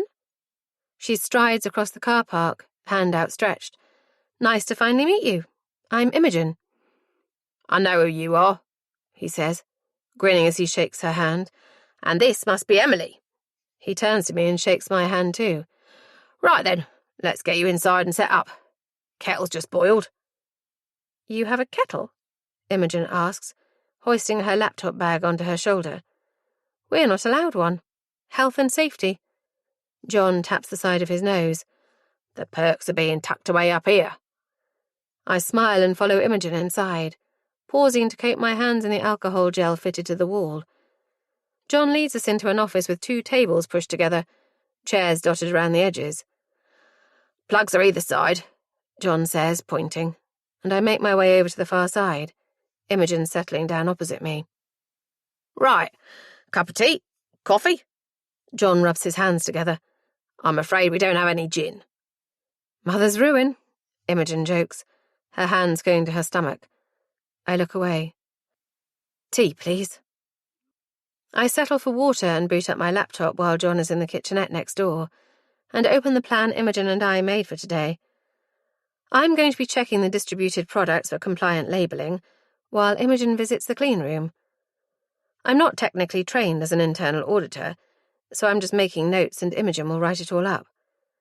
We used to work together like this when we were younger, when Imogen was training me up to take over her summer job when she went to university and had to drop some hours. I glance at her over the top of my screen and suppress a sigh. It all could have been so different. If it had remained the 3 of us, if our plans had stayed the same, if Jamie had never wormed his way in. 30. Freya. Then. As winter finally blossomed into spring, Freya made a decision. She was going to break it off with Jamie. She spent the evening with Imogen. Her phone turned to silent as the messages from Jamie became too much. As they walked along the seafront, Freya reflected on the conversation she would have with him. She looked at her sister, her face turned toward the sea, and wished she could confide in her, could ask for her advice. But she was in too deep now, and she had to deal with this alone. He was waiting for her when they got home, the tip of his cigarette glowing in the darkness. Imogen's fingers tightened around Freya's, and for the first time in months, Freya heard her sister's thoughts as if they were her own. Don't. Imogen was always the cautious one, always the voice of reason, and this time Freya intended to listen to her. I'll just be a minute, she whispered, giving Imogen a little nudge. Make me a hot chocolate, yeah? With cream? She forced a bright smile, and after a wary glance at Jamie, Imogen went inside. I'm glad you're here, Freya said, stepping closer to Jamie. She felt bold, strong. She was doing the right thing. I wanted to talk to you. You've been ignoring me all day, he said, refusing to look at her. All week, actually. She took a deep breath, sitting down on the wall running between their houses. I wanted to spend some time with my sister. I feel like I don't see her anymore. Jamie scoffed. What are you talking about? You live with her. Freya shook her head. You know what I mean. Ever since... Ever since what? His tone of voice startled her. He had always been quick to anger, but now it seemed as if any little thing could set him off. Freya blew out a breath, avoiding his eyes. She stared up at the darkening sky, the stars visible overhead. I think we should call it a day. Jamie's eyes widened at her words. It's been fun, but... Fun? He was on his feet, his bulk towering over her. She shrank back, remembering his fingers gripping her arm, the bruises he left on her body. She wasn't sure when the first time was. She wasn't even sure he meant to do it. But anger radiated from him that night, and she flinched away from his touch. Get off me! She cried as he grabbed her chin, forcing her to look at him. What has Imogen been saying? He hissed, bringing his face close to hers. What poison has she been dripping into your ears? Nothing, Freya whispered, tears stinging her eyes. Poison? She wondered what he was so afraid of, why he was clinging so tightly to her. And why was she so scared of him? She felt fury bubble up inside her, and she knocked his hand away. Her jaw ached from where he had been gripping it. His eyes widened, and he took a step back.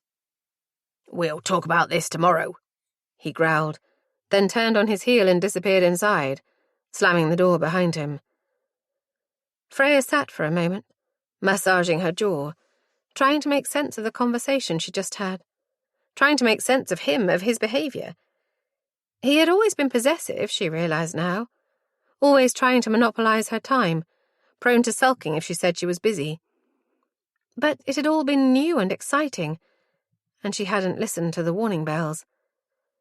Now they were ringing loud and clear, and Freya knew what she had to do. Glancing up, she saw the shadow at Emily's window, the curtain fluttering as the figure moved away, leaving Freya alone. 31. Imogen. The day flies by, and before I know it, we're getting in the car, ready to travel home. Emily sits on the wall opposite, smoking while I fiddle around with the sat-nav. I think about the work left to do when we get back to the office, the report I'll have to make to Flo, and sigh inwardly. She's not going to like what we found. Emily opens the car door, bringing in a whiff of cigarette smoke. I'm about to put the car in gear when a twinge makes me gasp. Emily turns to me, her face pinched with worry, but the pain is already subsiding. I take a deep breath and force a smile. I'm all right, I say, pushing my anxiety aside. My baby will be fine. She is fine. I'd know if she wasn't. We drive with the radio on, the windows down to let in the breeze. Emily is frowning down at her phone. Everything all right? I ask, indicating a moving around a caravan. Emily grimaces. Bloody Emmets, she says, nodding towards the caravan. I notice then that her accent is almost gone, the West Country vowels rounded out during her time away. Aren't they a bit early? Grockles, I corrected her. We're not in Cornwall. And you know tourist season runs from April to October. We've got a while until they clear off. Emily smiles. Mum still calls them Emmets. I guess it's rubbed off. How is she? Emily is silent for a moment before speaking. Not good. She tries to hide it, but she's in a lot of pain every day. Is she taking anything for it? She could open a pharmacy with her stash, she says, laughing bitterly. I don't think she has long left. I glance at her, surprised at her candour, noting the purple under her eyes, her pursed lips. I'm sorry, I say. Is that why Ella is going to nursery now? Emily shoots me a look. No, she snaps, then sighs. Yes, partially. Mum thinks it's a good idea, and Jamie... I hold my breath, my stomach jolting at the mention of his name. Jamie does too, she finishes. And you? Ella seems to love it. She's always been sociable, always made friends with animals and people alike. She's just one of those kids. A brightness has entered her voice now. I think it's good for her, she says with a firmness that makes me wonder who she's trying to convince. You must miss her. Did you work while you were away? I try to keep my voice light, but I feel the tension creep back in. I pass another caravan, this one with a Scottish flag stuck in the rear window. Yes, Emily says after a moment, though nothing as structured as this, and we haven't spent a night apart before. I glance at her again. What, never? I place a hand on my stomach. I can see why. I don't think I'll ever want to be parted from this little one. Do you know what you're having yet? Emily asks, turning towards me. I shake my head. Not for certain. But it's a girl. I know it is. A motorbike speeds past, the sound filling the silence between us. I'm happy for you, Imogen, Emily whispers. I really am. The words tumble out before I can stop them. You know you can talk to me, don't you? We were so close when we were younger. We all were. What happened? Emily is silent, staring out of the passenger window. I grit my teeth in frustration. Come on, Em, we were like sisters. Sometimes I thought I was closer to you than I was to Freya. She looks at me then. Really? I nod, overtaking a lorry. Yeah, Freya could be so distant, especially after Dad died. I sigh. She seemed to change overnight. I know what you mean. Freya was such a difficult person to understand sometimes. She could be so caring, so thoughtful. She gives a laugh. Remember when she let me use her brand new bike? That summer mine got broken. She used that old rusty thing your dad left in the shed. I laughed too, remembering. God, that thing was a pile of crap. Mum told him to take it to the dump, but he was a bit of a hoarder when it came to things like that. He said he'd fix it up, but he never did. Emily shakes her head. She let me use it all summer, refusing to give me the rubbish one. How old were we then? 10? I think it was the summer before you went to secondary school, so Freya and I would have been about 12. I smile. Do you remember when she left our birthday party one year? I think it was our 14th or something, to watch a cat giving birth. We found her an hour later in the park down the road, grass stains on her white skirt, just as the last kitten slid out. I remember Freya's eyes shining in the dusk. A finger pressed to her lips as the cat laid on her side, panting, her kittens nestled up beside her. She wanted to take them home, but they belonged to the woman on the other side of your house. What was her name? Mrs. Willis, Emily says. That old bat. Do you know she's still kicking? No way. She must be over 100. Mum thinks she's a vampire. Emily snorts. She's got about 20 cats now, but they seem all right. Friendly, well-fed. She's probably just lonely, I say. Now you mention it, I think Mum still pops in every now and then. Takes her some food. Guilt shoots through me as I picture Mum sitting in Mrs. Willis's kitchen, surrounded by cats and silence. Was she lonely too, with us all gone? I always loved your Mum's food, Emily says, breaking into my thoughts. though your dad did the best pancakes. I smile, a memory of us all in the kitchen flooding back. Emily beside me, Freya opposite. Dad at the stove, flipping pancakes with expertise. Mum leaning in the doorway, a cup of tea in her hands. The radio playing in the background, the smell of bacon filling the air, the sun shining outside. So many memories, I say, almost to myself, and Emily stiffens beside me. Not all of them good, she snaps, and I glance at her in surprise. She turns from me again, staring out of the window, and I know I've lost her again. 32. Emily. Imogen pulls up outside our houses, manoeuvring effortlessly into a tight space. Thanks for the lift, I say, heaving my bags from the boot. I grab Imogen's too, dragging them all up the steps and depositing them on the path. I open the front door and call out for Mum, but the house is quiet. Maybe she's already set off to collect Ella from nursery. She likes to walk, says she enjoys the fresh air. If I'm quick, I can meet them there. I dig through my handbag for the car keys. Imogen is opening her front door, wrestling her suitcase through the gap, when Deb appears from inside, wiping her hands on a tea towel. "Oh, hello, girls," she says. She tuts at Imogen and takes the case from her, moving aside so her daughter can enter. "I've made spag bol for tea. Are you joining us, Emily?" I freeze. "No thanks, Deb," I stammer. "I'm going to get Ella." I almost stumble on the name, and Deb's eyes widen a fraction. "Maybe another time?" She smiles. "That would be lovely. Off you pop, then. Best not to keep her waiting."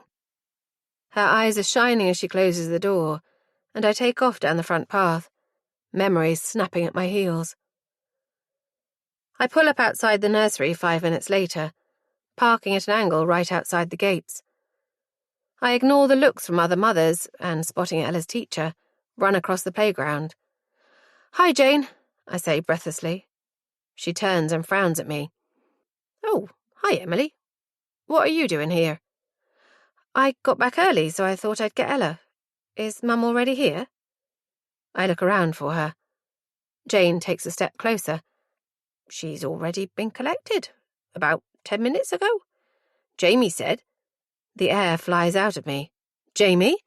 Jamie took her?" Jane is looking at me with concern now. "Yes, your mum was with him. I thought it was okay. Her name is on the list." "Jamie? Why would he take her? He knows how I feel about it. He knows. And so does Mum." My ears begin to buzz as I run back to the car, dialing as I go. Voicemail. I try again, before throwing the phone onto the passenger seat and tearing away. I use the voice control to ring Mum's landline. Maybe they're back home already, waiting for me? But it rings out. Jamie's house is closer. I decide to go there first. I throw my car into a space outside his house and leap out, barely remembering to put the handbrake on. I raise my fist and hammer on the door, before bending to call through the letterbox. "Ella? Ella, are you here, sweetie?" My voice is shaky and I try to stop myself from screaming her name. "Jamie?" Silence. I raise my fist and knock again, stepping back to peer through the front window. Through the net curtain I can see the outline of a sofa, a TV hung on the wall, but no movement. I pull out my phone and ring Jamie again. Voicemail. I try Mum next, but it rings out. "Fuck!" I shout in frustration, kicking the front door. I run a hand through my hair, tugging at the roots. Where is she? Where has he taken her? They can't have gone far. He must have left mere minutes before me. My skin goes cold as I imagine him driving up the motorway, Ella strapped in the back seat, never to be seen again. No, he won't have taken her. He can't. He wouldn't do that. Would he? I lean on the wall, trying to calm my racing heart. I have to concentrate. I have to find her. Mum's name flashes up on the screen and I jab a finger at it. "Where is she?" I spit at her, barely registering the dirty look an elderly lady throws me as she walks past. Mum is silent for a moment which stretches the length of a year. Finally, I hear her inhale and brace myself for her words. She's safe, Emily. She's with us. At home. I hang up, throwing the phone onto the passenger seat and tearing out of Jamie's road. He has her. He took her. I wind my way around Mutley, cursing when the lights turn red outside Goodbody's cafe. A woman with a pram guides a small boy next to her, his dark curls bouncing as he skips across the road, her bright dress flapping in the breeze. I drum my fingertips on the steering wheel, slamming my foot on the accelerator as soon as the lights change. I take the corner too quickly and my heart leaps into my mouth as I see a fire engine exiting the station ahead. I feel my tyres skid as I brake, ignoring the stares of pedestrians on the other side of the road. I have to get there, to Ella. How dare he? I think, trembling with rage. How dare he take my child? I pull up outside the house, leaving my car parked at an angle behind a Corsa which belongs to one of the students a few doors down.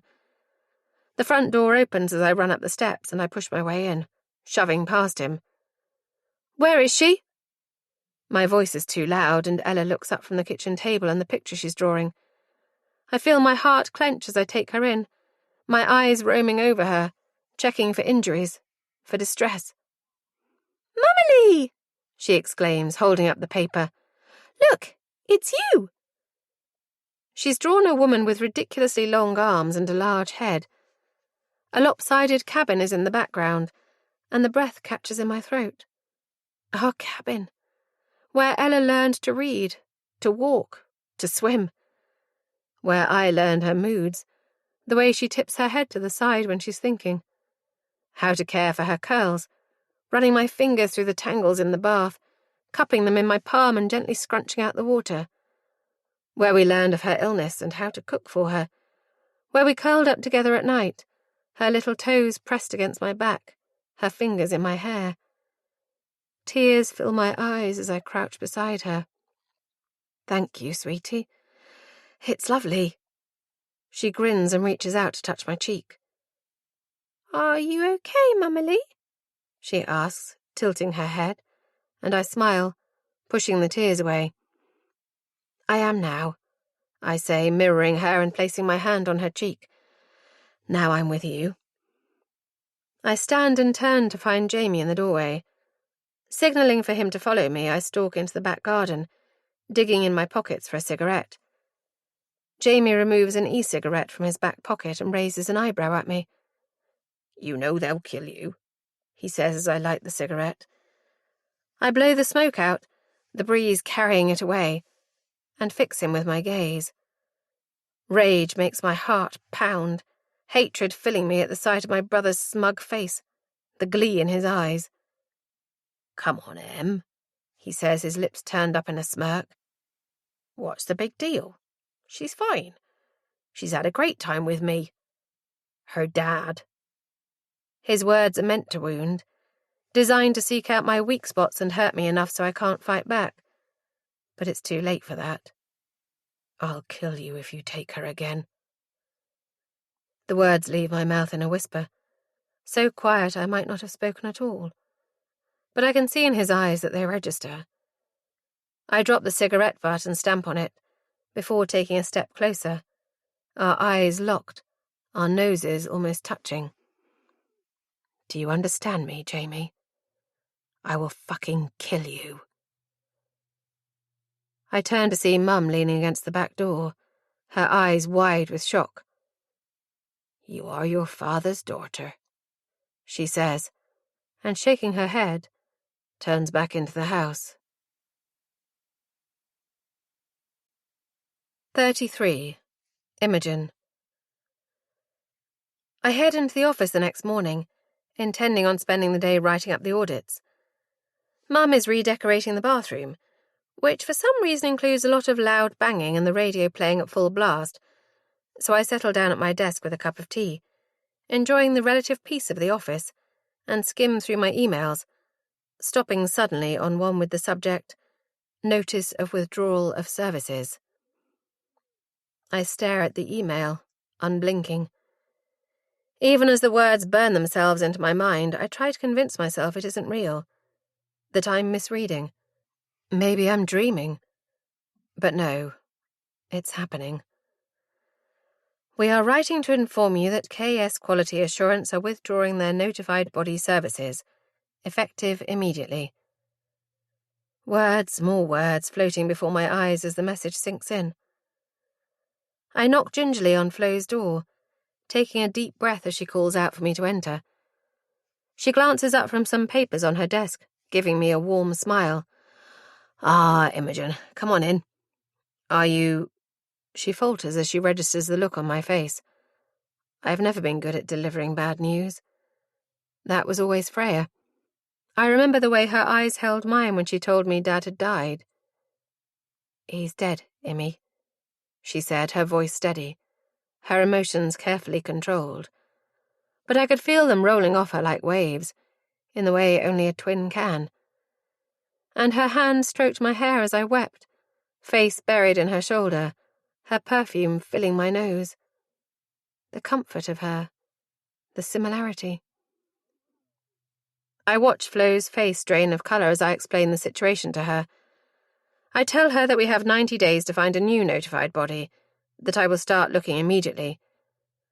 Unlike Freya, who always stuck to the facts, never giving false promises, I've always struggled to deliver bad news without also presenting a solution.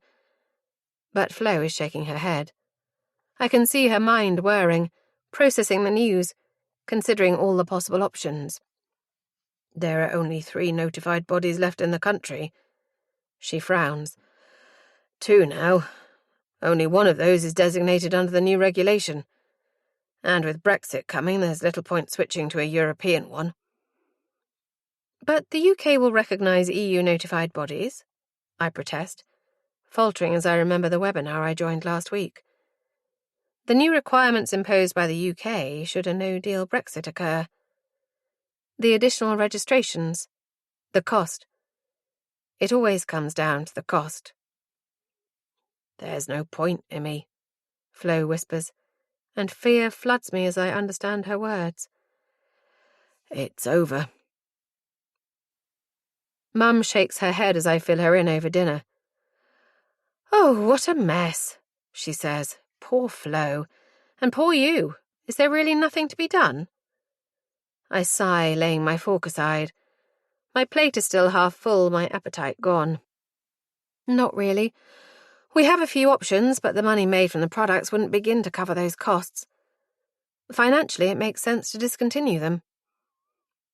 "But those products were made by Flo's grandfather," Mum protests. "Some of them are almost 50 years old." "I know." I cover my face with my hands. "It's a nightmare, and that's not all of it." I pause, trying to gather my thoughts. Brexit is going to cause even more chaos. So many of our suppliers are based outside of the UK, meaning they'll have to spend a fair amount of money in order to continue to sell to us. The workload just to get them to comply with the regulation is terrifying enough, let alone these new requirements. Mum takes a deep breath. "So, what now, Immy?" I look at her in confusion. She smiles. "You always have a plan. What are you going to do now?" I spend the evening checking documentation, making lists, running reports on sales, and drafting up an email to our suppliers. Mum's right, I do always have a plan. By the time I get into bed, I'm exhausted, the heat of my bedroom causing sweat to prickle along my brow. But I feel more positive than I had this morning in Flo's office. I feel hopeful we can tackle this. I fall asleep thinking of Freya, of how she would have sat up with me, brainstorming, making endless cups of coffee, dropping biscuit crumbs all over my bed. How she would have laughed off my worries, convinced she could sort it out no matter the barriers. That was Freya all over. Confident, self-assured, always certain in herself and her decisions, her place in the world. She didn't need anyone. Not even me. Not really. She was a force of nature, strong and unapologetic, feet planted firmly on the ground, head firmly screwed on. Unlike me, she never seemed to be plagued by anxiety, kept awake by her thoughts racing, unsure of herself. Freya and Emily were the strong ones, the boulders between which I drifted, keeping me tethered, safe. And when I lost them both, I had to become my own tether, force myself to survive without them. Will I ever be strong enough alone? 34. Freya. Then. Imogen burst into the room, Emily on her heels. "What are you still doing in bed?" she cried, dragging the duvet off Freya. "It's our shopping day." Freya groaned. "What time is it?" "Not even 8, Emily sighed, collapsing on the end of the bed in a mock faint. Freya noticed her shirt had ridden up, caught a glimpse of something on her back before Emily pulled it back down, her eyes hard. Imogen laughed, shaking Freya by the shoulder. "We need to get a move on if we're going to get the best deals. And we need to get Mum a present," she added. "It's her party tonight." All right, Freya said, swinging her legs out of bed. "Give me 20 minutes. 10, Imogen grinned, bumping her with her shoulder. "Chop, chop." Laughing, Freya shook her head and went into the bathroom. It wasn't often that Imogen got excited. She was usually the sensible one, always calm and clear-headed. But when she did, she always reminded Freya of their dad. With a sad smile, Freya climbed into the shower. The party was in full swing. Their mum hadn't really celebrated her birthday since their dad died, preferring to order a pizza and sit in front of the telly. But it was her 50th that February, and her daughters insisted on marking the occasion. Freya, dressed in a dark blue dress she'd picked up earlier that day for a £5, her recently trimmed curls bouncing around her head, floated through the house with a plate of mini sausages, while Imogen, in her burgundy blazer and black jeans, her hair straightened, offered glasses of Buck's Fizz to the guests.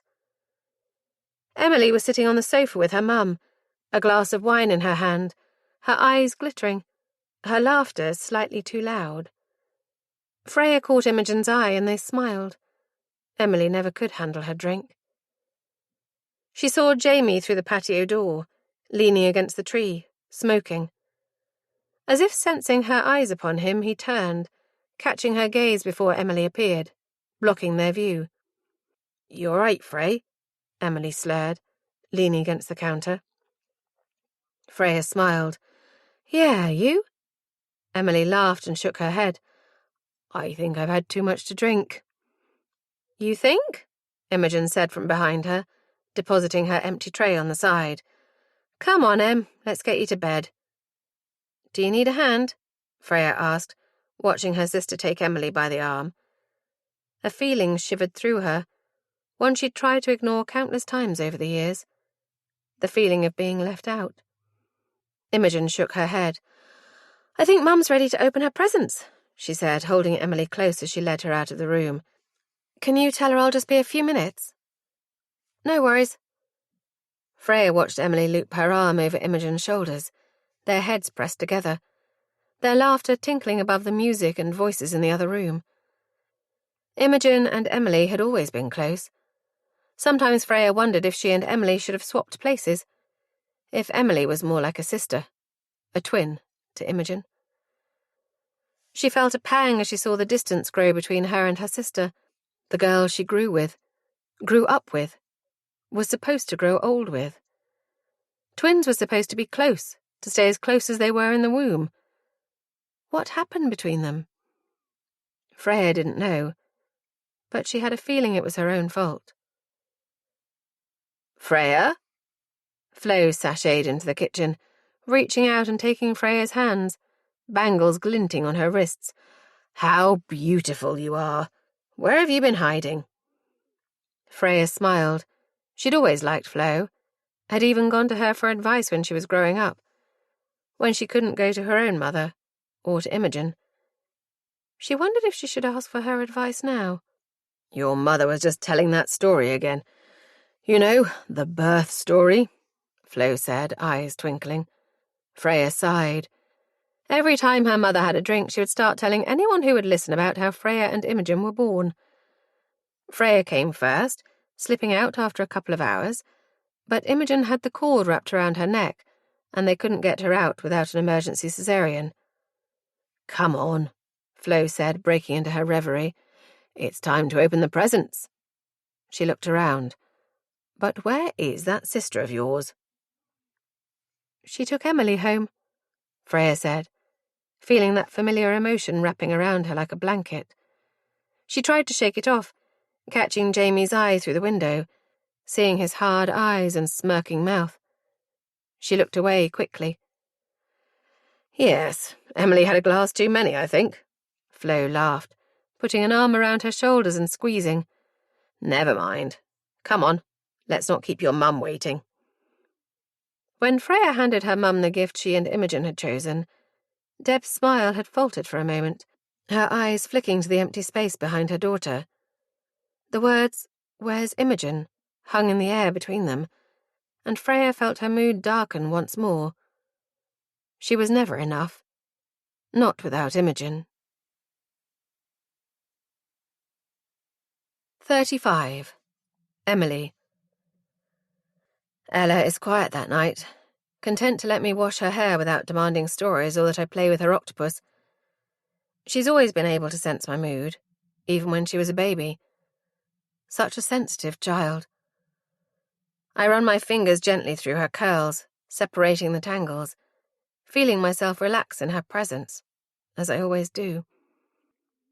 When she's out of the bath and standing on the mat, wrapped in a huge fluffy towel, she looks up at me, her eyebrows knitted together. "Mummy," she says, her voice quiet and careful. "I have something to say." I stare at her, uncomprehending, as her face slowly transforms into a grin. Then it clicks, and I burst out laughing. Ella giggles, throwing the towel from her shoulders and striking a pose. We sing her favourite song, Happy, from Despicable Me, as I pat her dry and she wriggles into her pyjamas. We dance down the hallway, her feet on top of mine, her hands gripping my wrists, until we reach the bedroom. She puts her arms around my neck and I pick her up, startled at how much bigger she seems. How quickly time drifts by, taking our children with it. I swing Ella down and onto the bed, where she bounces, giggling. When was the last time I saw her cry? Even faced with the prospect of a father, a person she'd never considered before, she was strong and fearless, just like her mother. I push the thought away and sit down next to her, pulling the covers over our heads. It's like an oven under here, but it reminds me of happier days. Ella and I snuggled beneath a blanket, poking our fingers through the holes. "Mummy, when are we going to the beach?" she asks, her face serious now. How about tomorrow? I smile and reach out to tap her nose with my finger. "Yay!" She begins to wriggle, tucking her head under my arm. "Oh, no," she says suddenly, and I look down at her. "What about Dad?" I feel as though a bucket of cold water has been thrown over me. What about him? I manage. "Well, tomorrow is Friday, and on Fridays he goes to work." She screws up her face. "Or is it Saturday tomorrow?" "It's Friday," I say, stroking her cheek, "and he still has to go to work. But we can go, just you and me." "Just you and me," she repeats, pointing a finger at my chest, then at herself.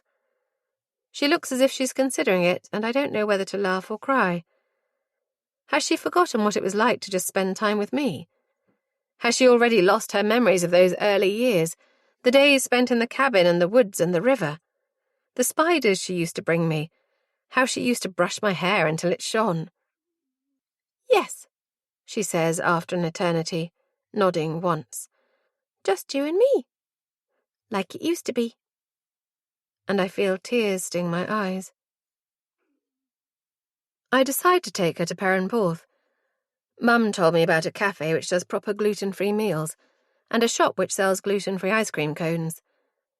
Today is all about me and Ella. At 8 the next morning, Ella launches herself down the stairs, her backpack bursting with a towel and swimming costume. She almost knocks into Mum, who lets out a surprised laugh. "Someone's full of beans," she exclaims. Ella jumps up and down. "We're going to the beach, Nanny." Mum catches my eye. "Oh, really? Well, aren't you lucky?" Ella runs off into the kitchen to collect her bucket and spade. "It'll be nice for you two to spend time together," she says to me. I make a noise in the back of my throat, still uncomfortable with her. I should have been able to trust her, but once again she chose Jamie. And once again she chose to see the dark side of me. You are your father's daughter. I catch the hurt on her face as I move past her.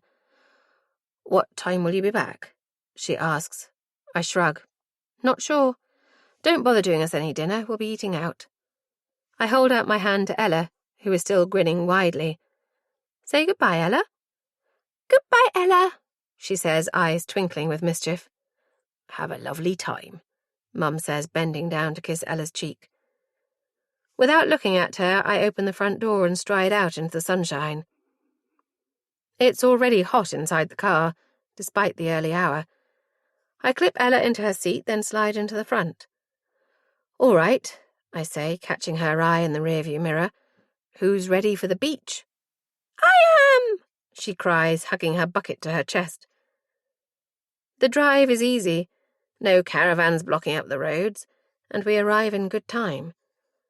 I park next to the Weatherspoons, grimacing at the price as I slot my coins into the machine, then unload Ella and our bags. We stop on a bench to take off our shoes, and as soon as Ella's feet touch the sand, she's off, running across the beach. "Not too far," I call, but my words are lost on the sea breeze. The beach is relatively empty at this time, except for a few dog walkers enjoying the early morning air, and I jog after her, smiling as she slows to say hello to a golden retriever. I catch up with them just as the dog licks Ella's face, and the owner arrives at the same time. "Making friends, are we?" I say to Ella, who is hugging the dog's neck. "Good job he's friendly." I look up at the owner, a small woman in her 50s, and smile apologetically. I've told her hundreds of times not to go near strange dogs.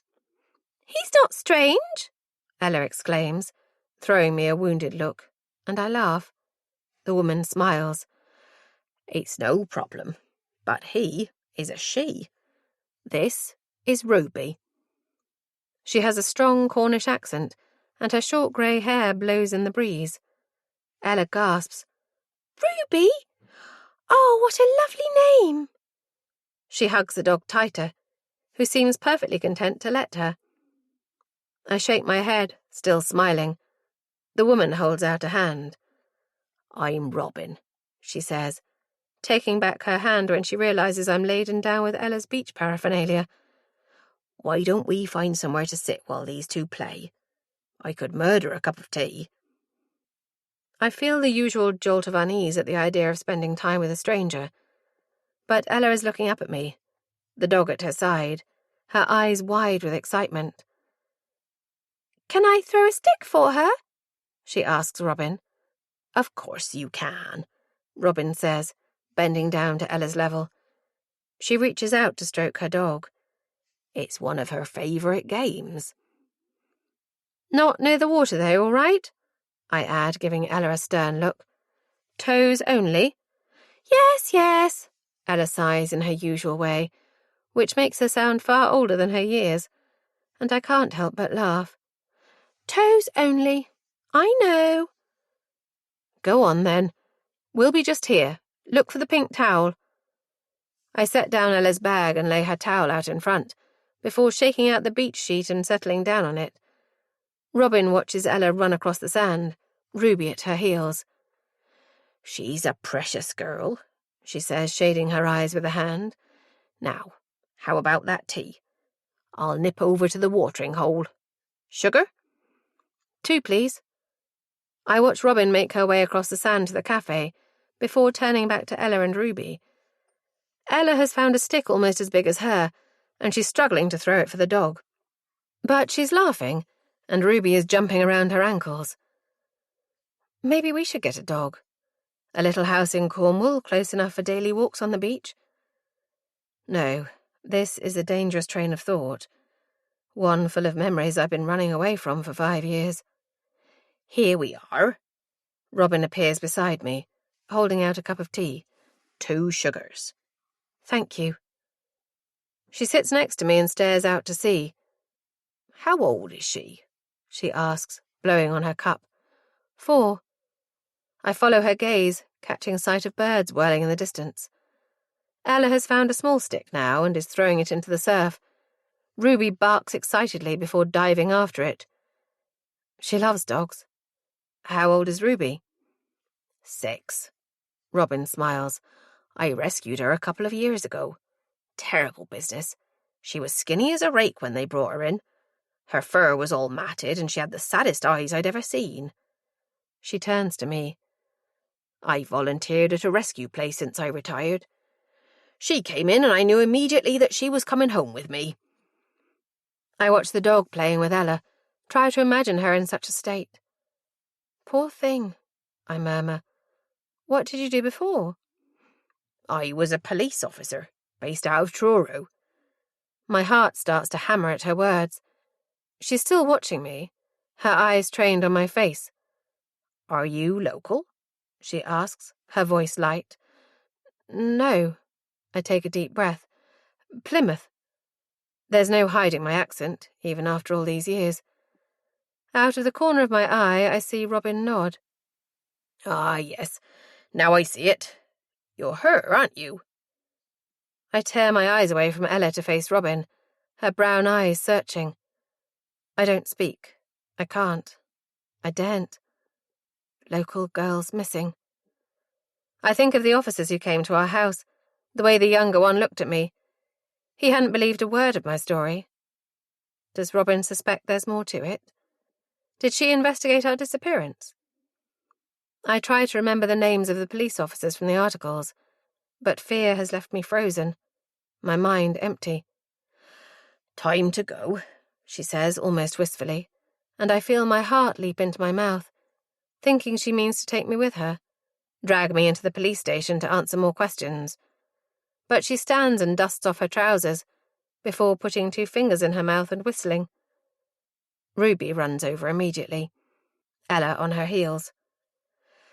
It was nice to meet you, Emily. Smiling, Robin strides down the beach, Ruby trotting by her side.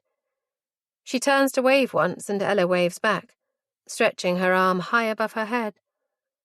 I sit, watching them go, willing my heart to stop pounding.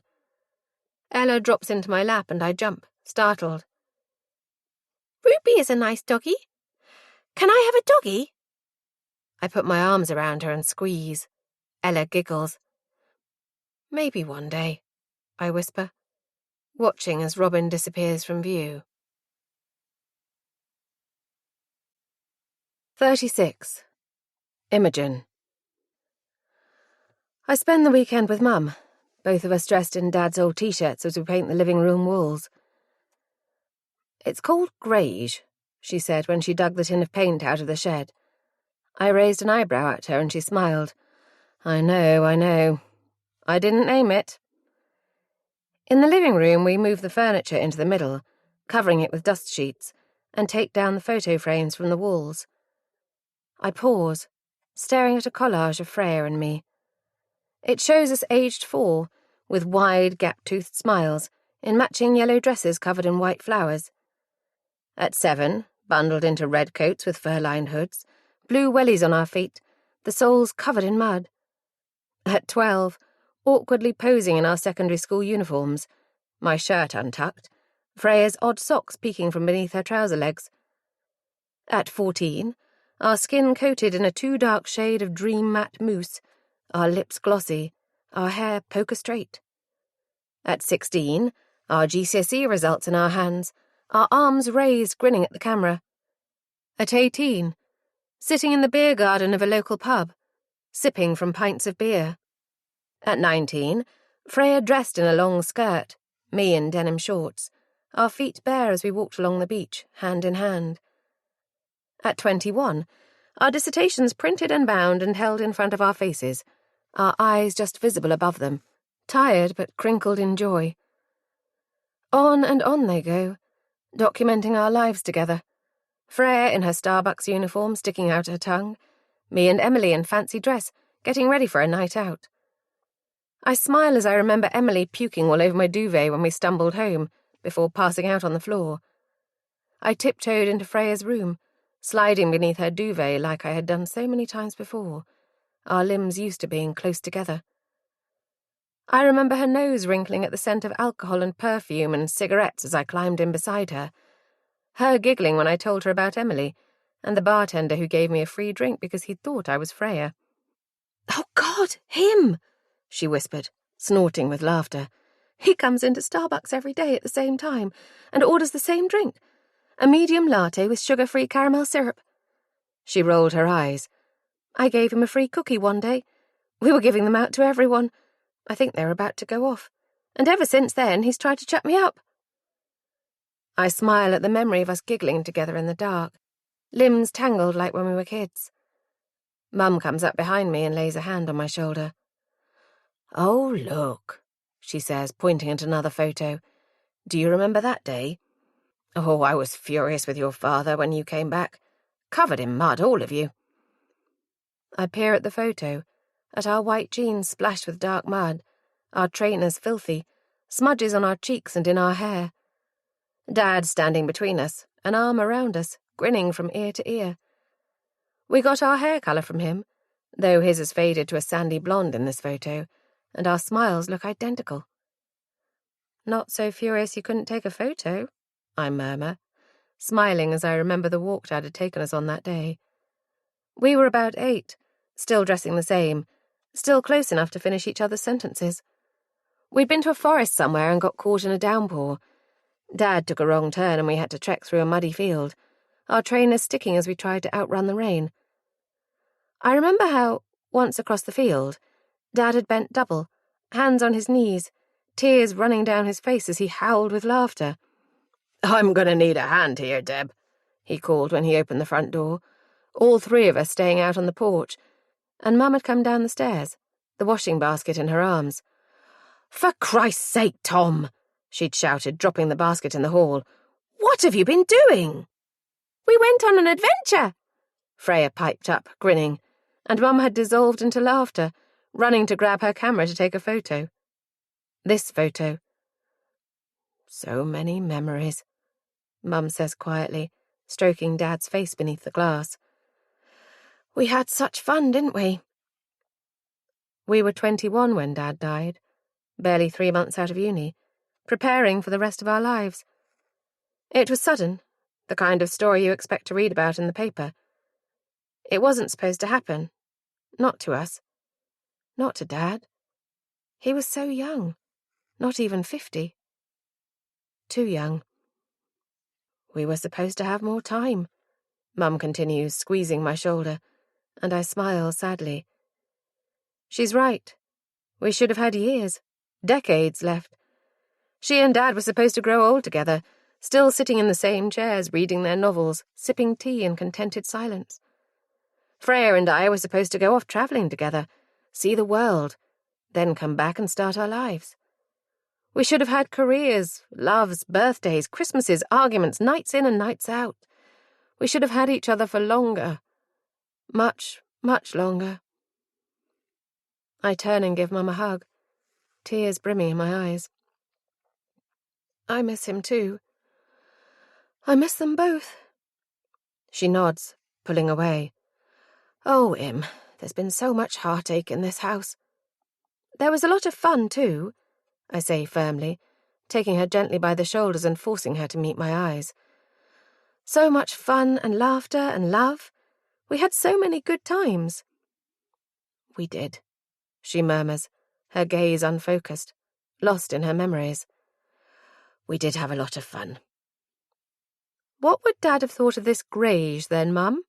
I ask, trying to smile.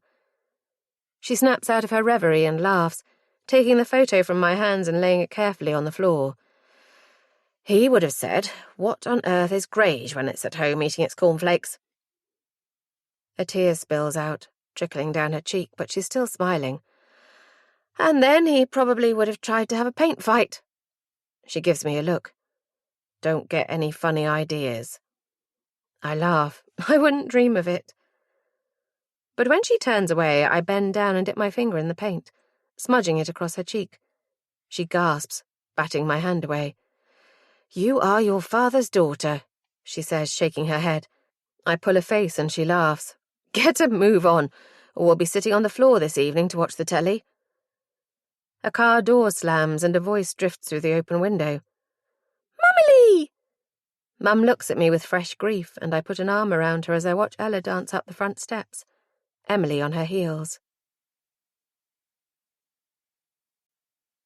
37. Emily. You are your father's daughter. The memory of those words hits me like a blow, just as they did when she first uttered them. I remember that day clearly, the day I discovered what they had done and sprang across the room, my fist connecting with Jamie's nose, blood spurting across the floor. Mum dragging me off him, protecting him, always protecting him. Never me.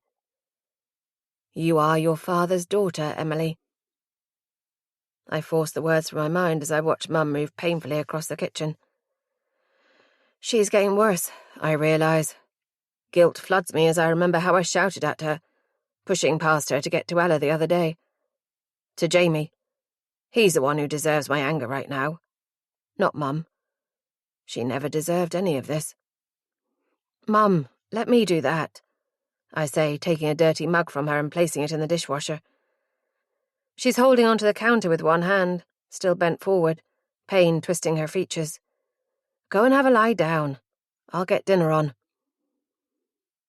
I expect her to wave a hand at me, to tell me to stop fussing, but she doesn't. She looks up and meets my gaze, her lips pressed together, and nods once. I move to help her up the stairs, but she goes into the living room instead, her steps slow, her breathing laboured. She sinks down onto the sofa, closing her eyes and tipping her head back. Em, she croaks. I take a step closer. Could you bring me my pills, please? They're upstairs, on the bedside table. I jog up the stairs, pushing open her bedroom door, wrinkling my nose at the smell. When's the last time she changed the sheets? I rip the duvet back, stripping off the covers, and throw them into a pile by the door before opening the window. I rummage through her wardrobe for fresh sheets, knocking down a hanger as I tug a pillowcase free. As I go to put the hanger back, I freeze, realising what I'm looking at. His clothes. Why are they still here, all these years later? I push the door wider and stare at the shirts lined up together, all facing the same way. His trousers are folded on the shelves in the far corner, along with his t-shirts, and his jackets hang closest to me. A few blazers worn at the elbows. He rarely dressed up, rarely had the occasion to. My eyes find his belts, wound up carefully on the top shelf, and the breath catches in my throat. The scars on my back begin to burn, the memories searing through my mind. No. I can't do this. I can't go back there, to that day. The day he disappeared. The day Jamie pulled him off me, taking the belt and wrapping it around his throat. The way his eyes bulged as he struggled for air. Mum's scream as she fell to the floor beside me, hands fluttering over the cuts on my back. Jamie, no, she said, her voice shaking. Not like this. Through a haze, I saw Jamie step back, heard the crash as he fell to the floor, gasping. And then blackness descended. And when I woke up, he was gone. I snapped myself out of the memory, slamming the wardrobe door shut, the mirror beside it quivering. I stare into my reflection, take in the eyes ringed with purple, the greasy hair scraped back into a bun, the pinched mouth. I can see my mother in me, the pain ravaging us both. And I can see him, his legacy, his eyes staring back at me, consuming me. I have to get out of here. Grabbing Mum's pills from the bedside table, I run out of the room, slamming the door behind me. I fill a glass of water in the kitchen and stand at the sink for a moment, trying to regulate my breathing. You took a while, Mum murmurs when I go back into the living room. She opens her eyes and struggles to sit up, holding out her hand for the water and pills. Sorry. I sit down next to her, popping 2 pills into her palm and handing her the glass, before taking it back and setting it on the coffee table. Are you able to sleep down here? I stripped your bed. I'll make it again in a bit. I don't want to go back up there, back to those memories I've spent years trying to bury. Mum smiles, closing her eyes again. That was nice of you. I'll be fine down here, love. She settles back against the cushions and I leave her there, closing the door behind me. I lean against it for a moment, my eyes closed, counting my breaths. Mummy? My eyes snap open. Ella is standing in front of me, her hair ruffled from sleep. I'd forgotten she was taking a nap.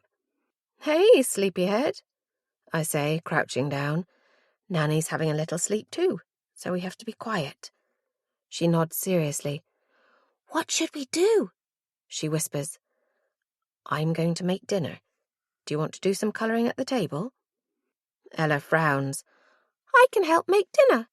I help Jane give out the snacks at nursery. She always pronounces each syllable. Nursery. And I smile. You're such a good girl. I reach out and hug her, breathing in her scent, trying to center myself, bring myself back from the past. Let's go then. What are we having? She asks as she follows me into the kitchen. I stop and turn. I don't know, actually. What do you fancy? I open the fridge door and peer inside. There's some mince in here. We could make burgers. I check the freezer next, but it doesn't look like we have any buns. It's okay, Mummy. We can have a naked burger. I laugh. A naked burger? Where did you hear that? Daddy ordered one when we went out. I freeze, hand still on the fridge door. When did they go out? I cast my mind back, trying to remember if he told me he was taking her out. Was I at work? Or was it while I was in Wiltshire?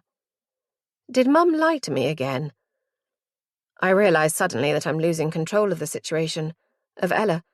I used to know where she was 24 hours a day, could see her at all times. She dominated my world. And now? Mummy? Ella steps up beside me, standing on tiptoes to look into the fridge. Look, there's a lettuce. I like lettuce. She's grown. The top of her head reaches my hip. I'm not ready for her to grow up, to leave and experience the world. But I know that she must, someday. I force myself to smile at her. Okay, we'll have lettuce. I reach in and grab it, passing it to her outstretched hands. I take out the mince and an onion and set Ella to work ripping up the lettuce at the table while I make the burgers. After I put Ella to bed that night, I go back into Mum's room, my heart pounding as I push open the door. I quickly make the bed, stuffing the ancient pillows into their cases. I realise I haven't been in here since that day. Since I woke up in my own room, Mum stroking my hair, the room dark and warm. My back throbbed, my head ached, my throat scratchy from crying. Mum, noticing I was awake, took my hands in hers. Don't worry, Em. He's gone. Gone? I croaked, letting the words settle on my tongue. Gone. Was it true? Could he really be gone? Gone where? For good, she said, squeezing my hand. The door creaked open and I saw Jamie silhouetted against the light in the hall. He nodded once, his eyes on Mum, and I felt her exhale. Gone. He was gone. He never came back, and I never found out where he went. I never asked. 38. Freya. Then. She drifted from room to room, following the ghost of her father through their years together. From the front door where he held her in his arms for their first photo together, beaming from ear to ear, through to the living room, with the battered Christmas tree as old as she was, bought last minute for half price due to its inclination to lean to the side, its branches brushing against the bay window. To the kitchen table where they sat and ate together, Emily drawing, Freya writing poetry, Imogen reading, where they baked cakes and laughed together. Upstairs to Imogen's bedroom, their first bedroom together, matching cots against opposite walls, a large F for Freya, I for Imogen, painted above them. Their parents' bedroom, with the old-fashioned wardrobes he pulled down one summer, smashing them apart in the back garden, and burning them that evening, the flames crackling as they sat on deck chairs, milkshakes in hand, a blanket shared between them all.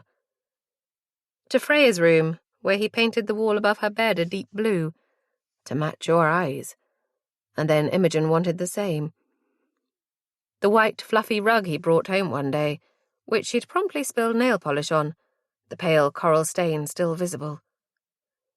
And then to the bathroom. Years of splashing, giggling, plastic ducks and bubble bath, all wiped away by the sight of him collapsed on the floor, his cheek pressed against the worn bath mat, his eyes open, unseeing, his mouth a tight line. One arm stretched out, his fingers reaching for her. One last time. Freya fell to her knees in the doorway, hands pressed to her mouth. Even after all these years, she could still hear voices through the open window, her mother and Imogen, friends and family, paying their respects in hushed tones, their hands grasping, eyes watering. I'm so sorry for your loss. But it wasn't enough. It would never be enough. She let her mind drift, let the memories engulf her. Imogen and Emily splashing in a paddling pool in the back garden, his laughter ringing out as they chased each other round with water pistols, Mum shrieking when he shot her from behind, a sausage rolling off the plate in her hand onto the grass. Take my hand. Words whispered whenever she was afraid. Her first night in her room alone, the shadows seeming larger without Imogen there, despite being adamant she wanted her own room. When she fell out of a tree grazing her elbow, when she played an angel in the nativity play, Imogen already on stage, her hair shining brighter than her tinsel halo.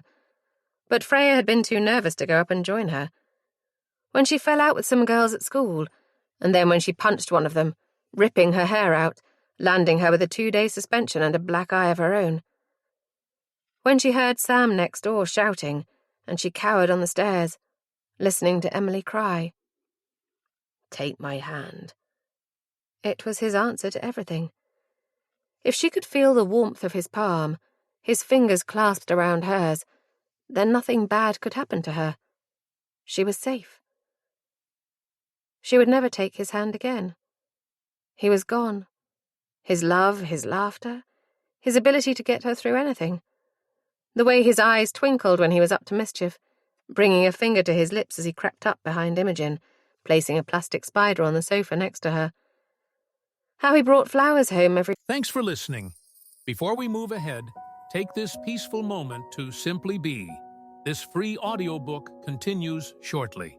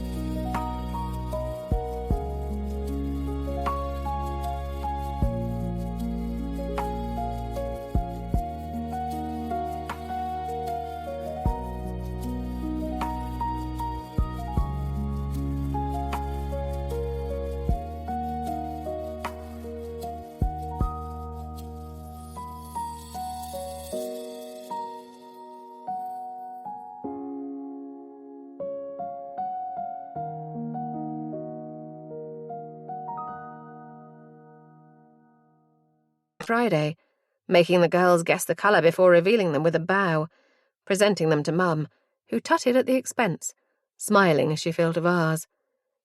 How he made pancakes thick and fluffy, covered in maple syrup, the bacon crispy, the strawberry milkshake cold against their teeth. Now there would be no more Saturday morning trips to the beach or Sunday evenings spent on the sofa plaiting her hair. No more school plays or sneaky ice creams before dinner. He would miss everything. She would never again turn to see him standing beside her, smiling. Not on her wedding day, not at the birth of her children, not when she was upset or happy or lost, as she was lost now. Now the world was on fire. Her father was dead, and Freya was alone. Almost 2 years later, and she was stood in her bedroom, remembering those initial dark days.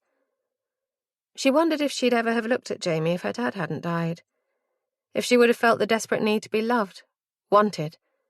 If she hadn't needed to reach out beyond this house, beyond her small, broken family to the broken boy next door.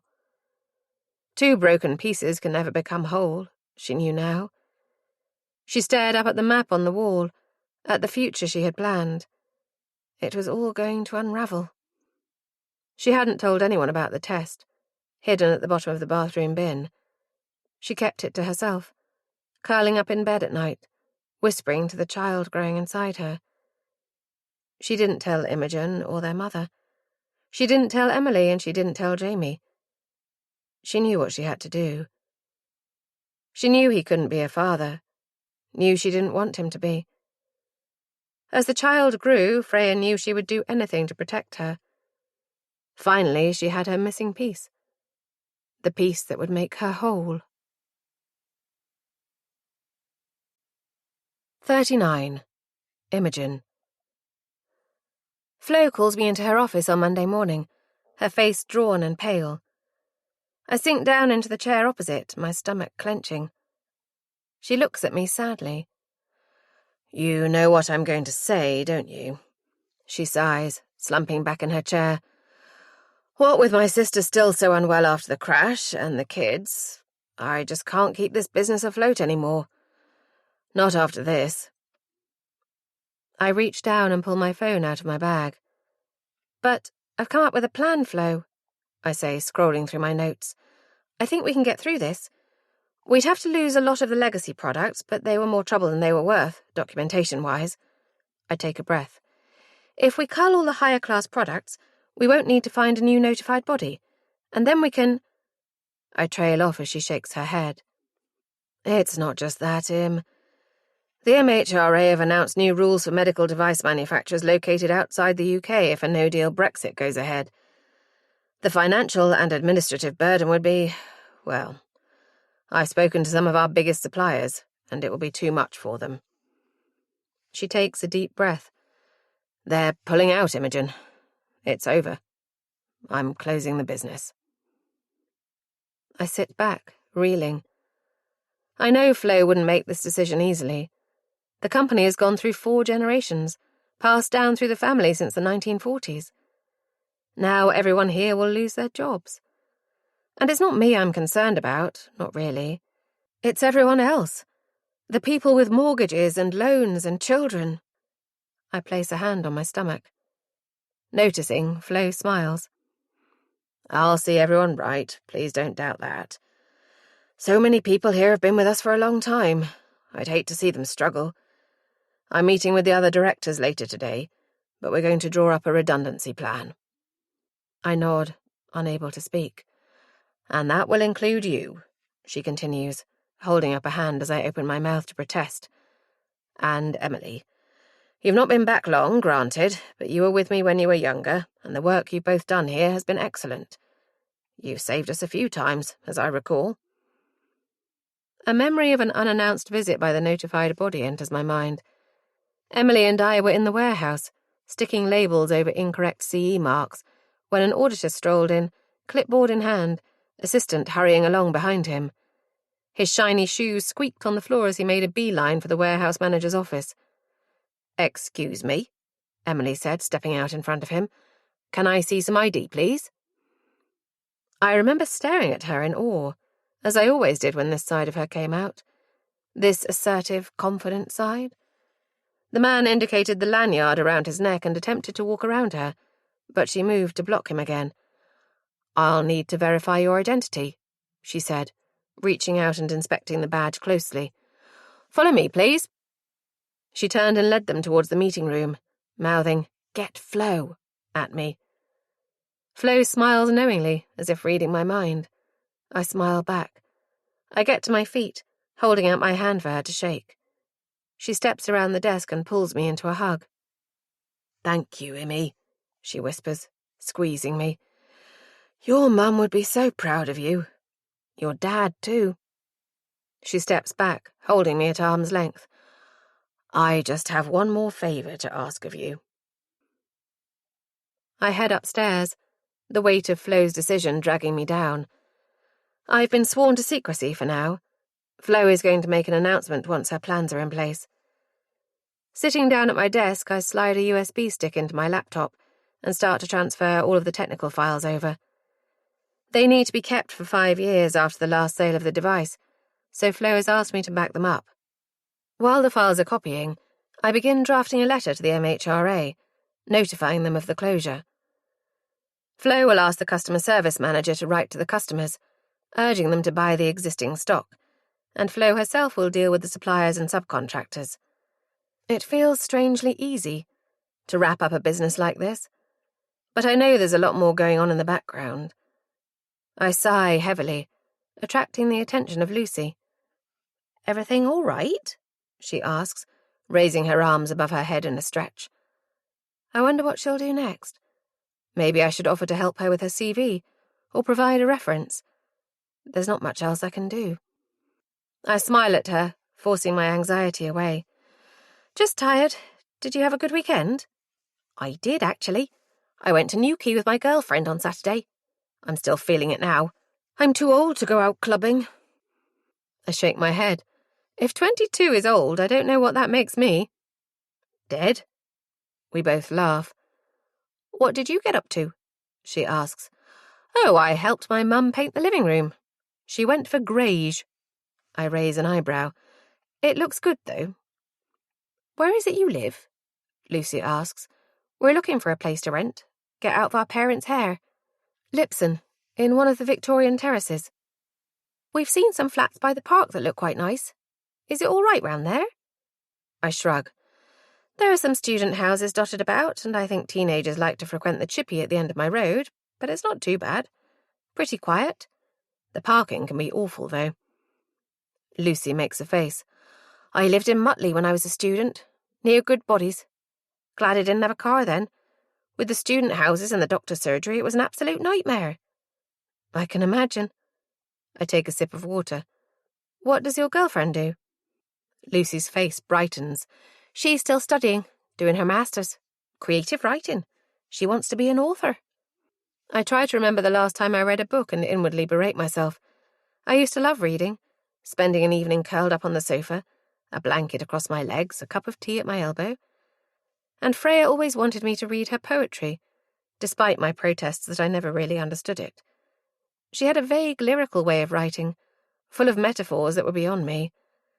I remember her rolling her eyes as she had to explain them to me. "It's about us, you moron," she said, her eyes glittering. No matter how frustrated she pretended to be, she secretly loved explaining the mystery behind her poems. "All of us, how we're ground down by daily life." I looked down at the poem again. "But it's about the sea," I said stupidly. She sighed. "Life is the sea," she said, "and we are the sand, battered and bruised. And moulded, too, shaped into who we are." I feel a shiver run down my spine as I remember that poem. What shaped Freya into who she was, led her down the path she took? Was it something we should have seen? "What does she want to write?" I asked Lucy, shaking myself. "Historical fiction, with a focus on LGBT characters. Kind like Sarah Waters." Lucy rolls her eyes, smiling. "I told her she better not put any of our sex life in her books." I laugh. They do say to write what you know. I wonder if that went for Freya. Whether her poems were shaped by her life. Could there be any clues in her writing? Lucy shakes her head, laughing too. The phone on her desk rings.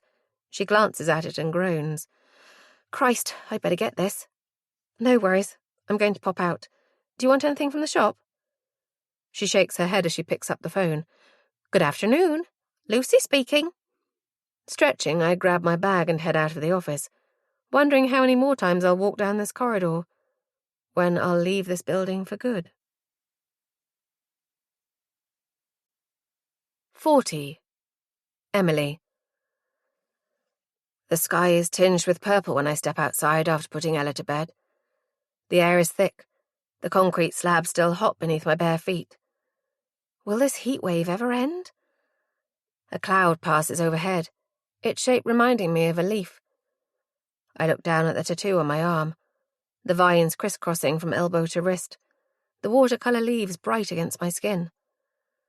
I turn my arm over and trace the leaf for Freya with my finger, remembering the day we got them done. It had been my idea. A new tattoo parlour had opened up round the corner from our houses, next door to the shop, and I'd popped in one day when I was supposed to be buying milk. A hulking guy with a huge beard and leather boots had emerged from the studio, grinning widely as I dithered by the counter. He put me totally at ease, and before I knew it, I'd booked us all in for a session the following week. Freya was immediately excited, but Imogen took some persuading. She never liked to spend money, was constantly fretting about our travelling fund, but Freya had recently picked up some extra work in a swanky bar on the Barbican, so we were managing to save more than we'd expected. Come on, it'll be fun, I said, putting my hands together and smiling sweetly at her. When she laughed, I knew I'd won. We spent hours trawling the internet for a design, something we could all get. We settled on the vines, with 3 leaves, 1 for each of us. I drew it up, agonizing over it, before sending it to the tattoo studio, and suddenly I couldn't wait for our appointment. I had just turned 19, was still caught up in the excitement of being young and at university and free in a way that I'd never imagined before. After that day, when Jamie had saved me from him, and he'd disappeared, I suddenly found myself able to live without fear, without limitations, except those I chose to live by.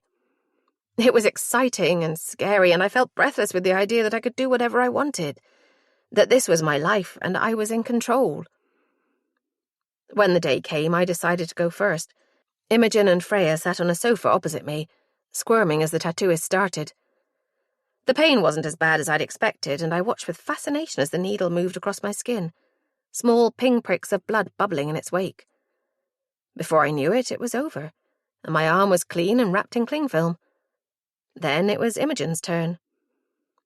I tried not to laugh as she gritted her teeth, her eyes screwed tight as the needle dragged across her skin. Afterward, she admitted she'd wanted to cry. I've never felt pain like it, she laughed, but I had. The scars on my back itched as I let the memories wash over me, memories I've buried for such a long time. Freya was brave. Of course she was. She chatted to the tattooist. Imogen later accused her of chatting him up, despite his almost constant nattering about his wife and toddler, who seemed determined never to sleep, and stared up at the ceiling, which was covered in drawings. She pointed out designs like there were stars in the sky. Look, there's a wolf, and there a teapot. Isn't that a jar of Marmite?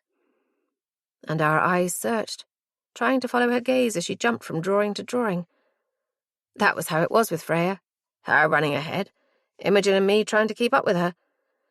She was always the first to do anything, the first to start her period, the first to kiss a boy, the first to start wearing makeup, the first to disappear.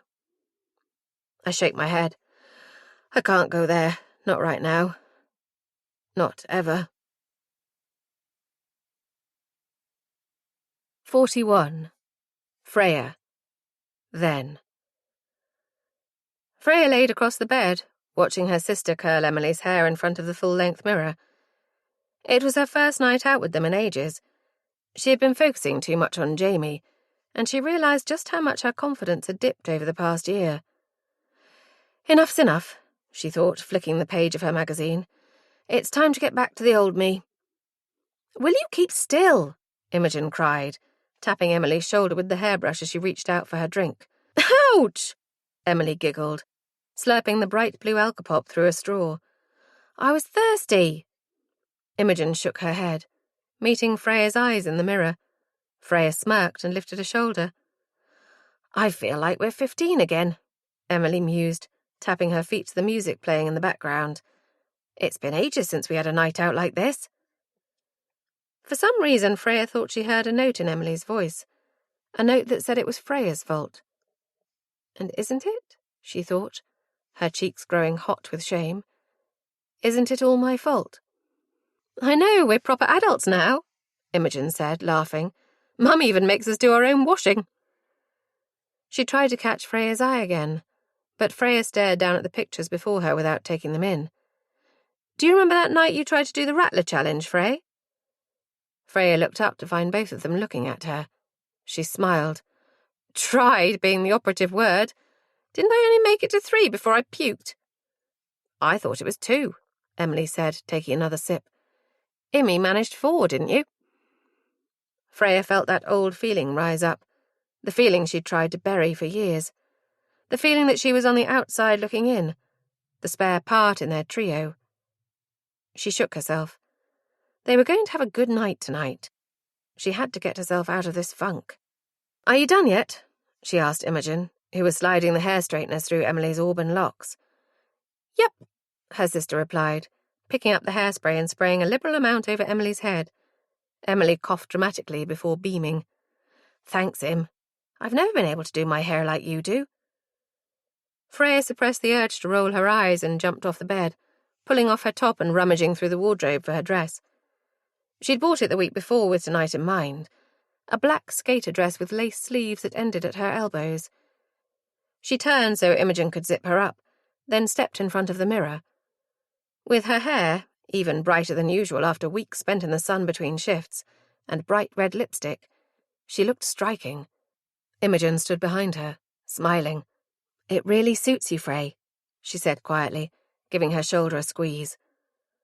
Sometimes Imogen surprised her by being in tune with her thoughts, despite the distance between them in recent months. Thanks. Freya gave an elaborate twirl before reaching out for her jacket. Come on then, let's go.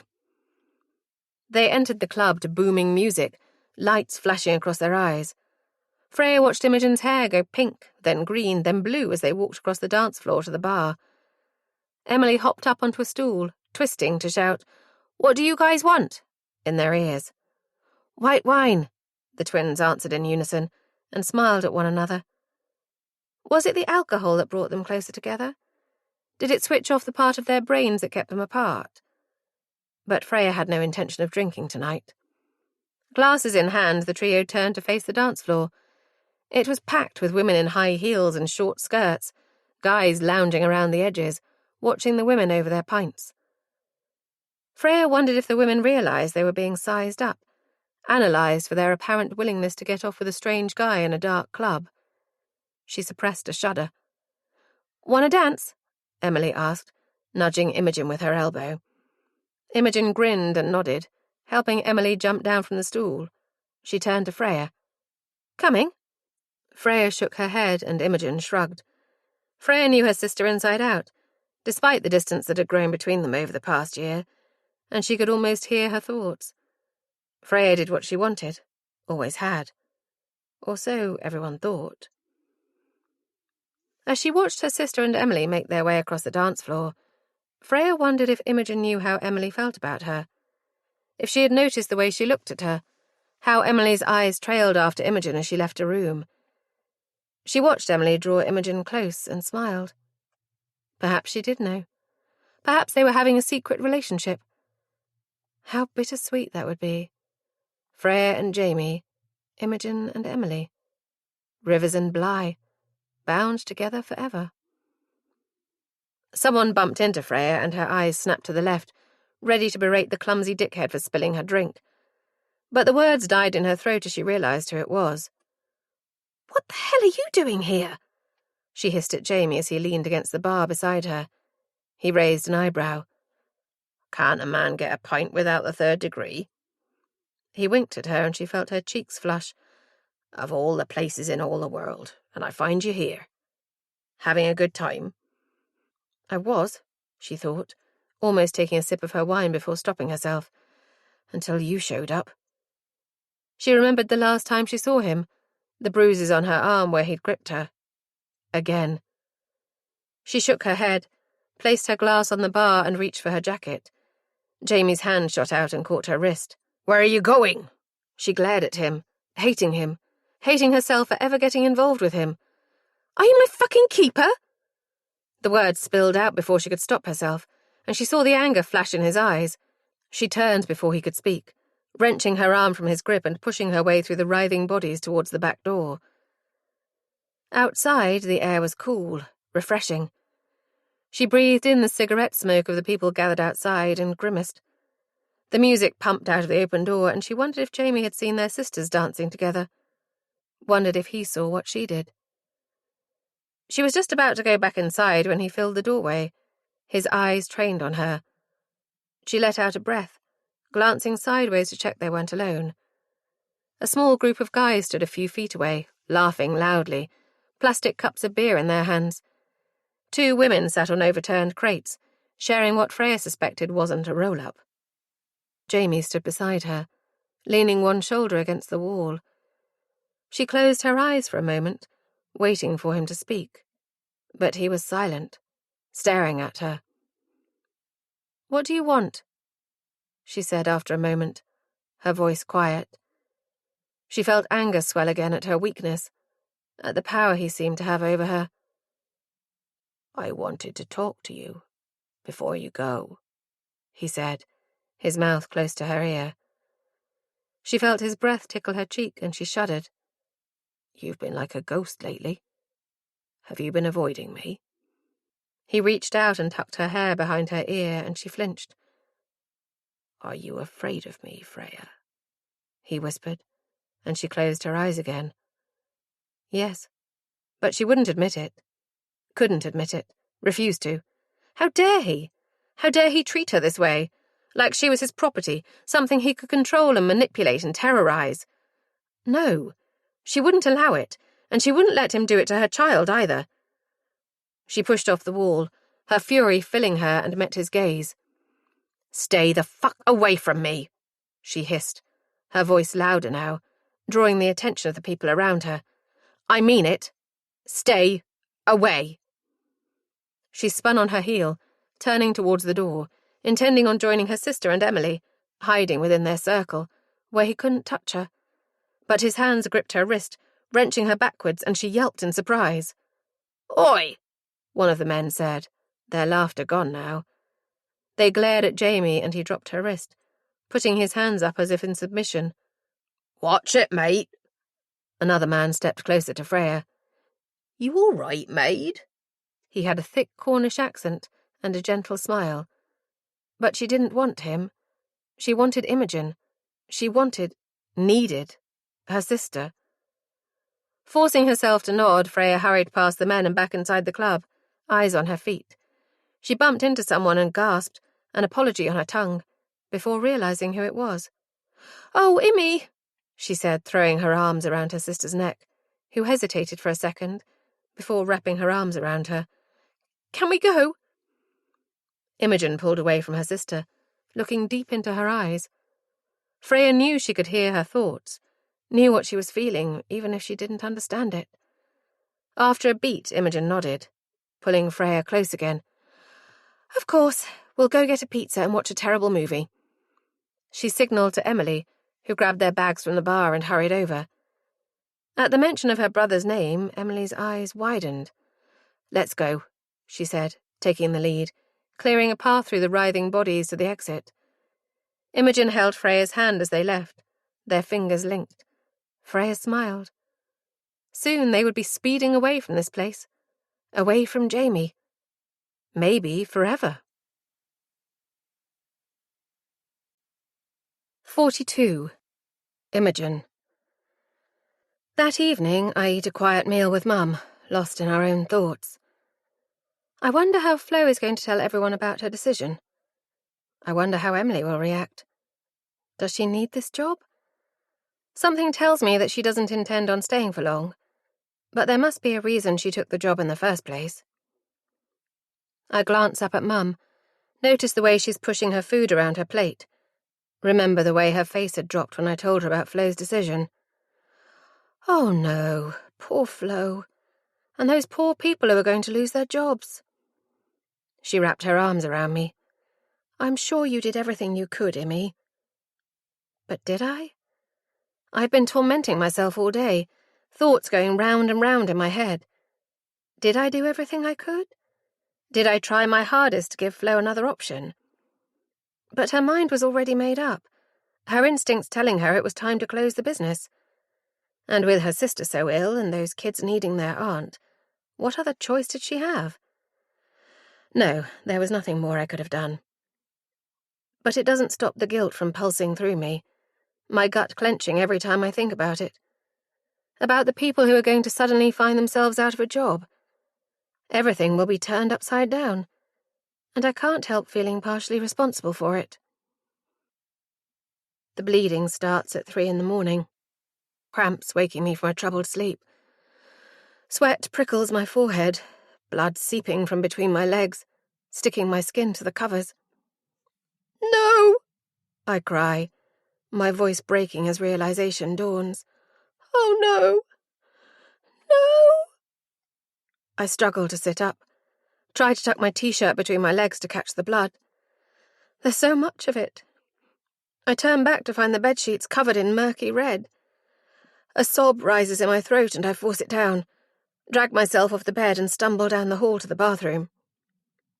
I shut the door behind me, resting my back against it as another cramp runs through me, sending shockwaves of pain across my stomach.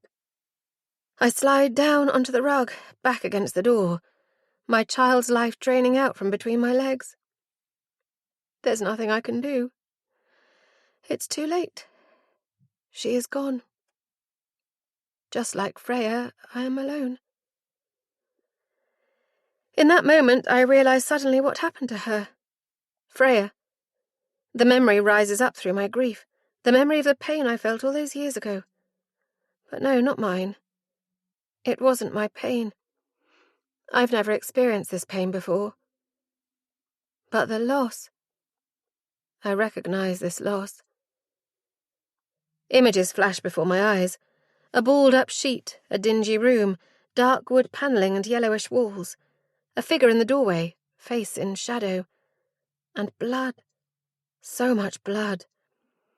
I wake sweating, tears streaming down my face, and it takes a moment for the bathroom to come into focus. Immy? My name whispered on the wind. Freya? A sob catches in my throat as I stare up at the ceiling, picturing my sister. She told me not to step on the cracks. It's bad luck, she said, as she took my arm and we skipped over the cracks in the pavement. Sweet 16, making our way to our birthday party at our favourite restaurant. Our skirts floated around our thighs, our tanned legs dancing in the evening sunlight. Our innocence so bright, our futures clear. Always together. Passing pub-goers on the street, men dangling over the railings outside the Wetherspoons, cigarettes between their fingers, their smouldering gazes lingering on our dancing forms. How oblivious we were to the dangers of the world. How little we knew of what awaited us. Halfway through the night, we met in the toilets and swapped skirts, giggling, taking our hair from our braids and fluffing it around our heads. Even Mum did a double take before shaking her head. But Jamie knew. Jamie always knew. He sidled up and took Freya's arm, smiling down at her, and I think I knew then that this boy would be dangerous, that he would take my sister from me, one way or another. I remember the last time I saw her, biting words cutting into our skin. Then she ran away and I spiraled down. I don't have time for this. Her shadow moving across the grass, gone, calling her home, her name in my mouth, reverberating around my skull. Freya! Sister! Mum finds me an hour later, slumped against the bath, face wet with tears. My legs feel numb, my throat raw from my silent screams. I barely react when she pushes the door open, freezing as her eyes adjust to the scene in front of her. "Oh, Immy," she breathes, reaching out and stroking my hair away from my face. "Come on, sweetheart. Let's get you in the bath." I stand on shaking legs while my mother peels away my nightclothes, stained with blood. She helps me into the bath, the running water slowly covering my naked body. The citrus scent of the bubble bath fills the air, and suddenly I am transported back almost 25 years, to a time when Freya and I still bathed together, Dad filling the bath with rubber ducks and other bath toys, coating our hair in bubbles and crowning us queens of whatever we were obsessed with at the time. Barbie dolls, cupcakes, bright pink socks with flowers on them. I feel the tears slide down my face. Mum sighs heavily. "Oh, love," she whispers, perching on the toilet lid and reaching across to place a hand on my shoulder. "I'm so sorry. I'm so sorry." She sniffs and I can tell she's crying too. We cry together for the lost children, mine and hers, the ones we will never see again. 43. Emily. "Good morning, early bird." I jump at the voice, twisting to see Flo walking towards me, one hand shielding her eyes from the sun. I snap back to the present, the memories of Imogen and Freya disappearing as I drop the cigarette into the ashtray and smile back. "Morning." Flo smiles. "You're a grown woman, Emily. You don't need to hide your cigarettes from me." I laugh, remembering a time Flo caught me stealing a cigarette from Mum's handbag. I must have been about 14 at the time, reckless and rebellious, desperately trying to find a way to deal with what was happening at home. Flo had put a finger to her lips, pulling out her own packet and handing it to me. Her eyes twinkle now as if she's remembering the same thing. Then a cloud passes over her face and my stomach clenches. "Come into my office, Emily," she says. "I have something to tell you." I sit at my desk, still reeling from Flo's news. I've been sworn to secrecy for now. Flo said she'd be announcing it at the end of the week, and I could barely look anyone in the eye as I scuttled up the stairs to my desk. I stir sugar into my coffee absent-mindedly, the spoon clinking against the mug. Dave, who sits next to me, looks up in irritation. "Are you making a speech?" he says, his words clipped. I stare at him, my mind still on Flo's announcement. I wonder how he'll cope. He has 3 children under the age of 9. He's shown me enough photos, told me enough hilarious anecdotes that I even remember their names. And his wife doesn't work. "So your daughter will be bringing herself up then," he'd said when I told him about Ella being at nursery. I bristle now as I did then, softening my features as he glares at me, giving him an innocent look. He has no idea what's coming, and the thought cheers me slightly. Arian bursts through the doors, stomping over to his desk on the other side of Dave, who swivels round to face him. "What's up, mate?" he asks in that jolly tone I know now is false. Everything about him is false. God, I'm not going to miss him. "My mum's been denied residency," Arian says shortly, standing with his hands on his hips. I frown as I take a sip of coffee. "Wasn't she born here?" Arian shakes his head. "She came over when she was a baby, barely 2 years old. But the government, in its infinite wisdom, has decided that she hasn't got sufficient evidence to prove residency." "Fucking Brexit," Sally on my other side mutters, shaking her head. I nod, sharing her sentiments. I'm about to ask what will happen when Dave chimes in. "Hang on," he says. "What's that got to do with Brexit? She's from India, ain't she?" Arian glares at him. "Iran." Dave doesn't appear to notice the hostility in Arian's tone. "Well then," he says, smirking, sitting back in his chair, his legs spread wide, chinos riding up to show coarse black hair and mismatched socks. "You can't blame Brexit for this, mate." I take a deep breath as I watch Arian wrestle with his anger. "First of all," he says, tone low, "I'm not your fucking mate." Dave looks visibly taken aback, sitting up in his seat and opening his mouth to retaliate, but Arian continues. "Second, I can blame the racists in this country, the same racists who voted to leave the EU." That's a bit much, Dave splutters. You can't call us all racists. You misunderstand me. Arian moves closer, placing his hands on Dave's desk and leaning in.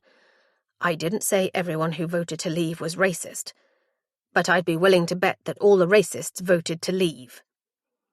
With that, he turns on his heel and, grabbing his bag, pushes through the double doors and out of the office. I let out a breath. Dave turns to me, mouth open, arms up as if to say, "What the hell?" I shrug, which he will probably interpret as support, but actually means that he deserved every angry word, before turning my attention to my computer, pretending to skim through emails while Dave mutters to himself. I remember the time he asked Arian where he was from. You know, originally. Arian's eyes were like flint when he answered. Birmingham, he said. I shake my head, tuning Dave out. I might have spent most of my life in Plymouth, in a predominantly white area, but the university has always been a brilliantly diverse place, attracting people from all over the country and all over the world. My thoughts flit to Liana. The way her hand in mine made me feel. Her large brown eyes pinning me to the spot. Her disappointment seeping through my phone as her text messages dwindled. I'd allowed my father's racism, his prejudice, to cloud my mind. I'd allowed him to control my life, even after he was gone. I feel my cheeks grow hot at the realization. How strongly our childhoods influence us, the attitudes of our parents echoing down the passage of time. My phone vibrates, startling me. Deb's name flashes up on the screen. Hello? I answer cautiously. Deb hasn't called me in a long time. Emily, she says, breathless. Sorry to call you at work. It's Imogen. Can you come? It's almost noon by the time I get to Imogen's house, the sun beating mercilessly down as I run up the front path. Deb throws open the door, one hand outstretched, and a memory flashes before my eyes. Go, Emily, run. Thank you for coming, Emily, she says now, taking me by the shoulder and guiding me into the house. The hallway is blessedly cool, the living room to my right cast in shadow, the curtains shut tight against the heat. I've spoken to her GP. She's going in later. But I didn't know who else to call. She wrings her hands, a tissue clutched between them. I lay a hand on her wrist. Where is she? Deb nods towards the living room. I take a deep breath. Why don't you put the kettle on? I say gently. Mine's 2 sugars. She gives me a watery smile. I remember. I try to return it before turning to the living room door. My heart is hammering as my eyes adjust to the gloom. The TV flickers in the corner, sound muted, and the air feels heavy. Imogen? I whisper, inching towards the sofa. She turns her face to me and I can make out her tear-streaked cheeks, her curls scraped back into a messy bun on top of her head. Oh, Imogen. I sit on the end of the sofa by her feet and try to arrange my features. Sometimes I forget how much she and Freya looked alike, how identical they were, and guilt floods me. I can never let myself forget Freya. Mum called you, she croaks. It isn't a question. I nod and she sighs. I'm all right. I mean, I'm not. It's past. Her words hang in the air between us. It's past. Her baby.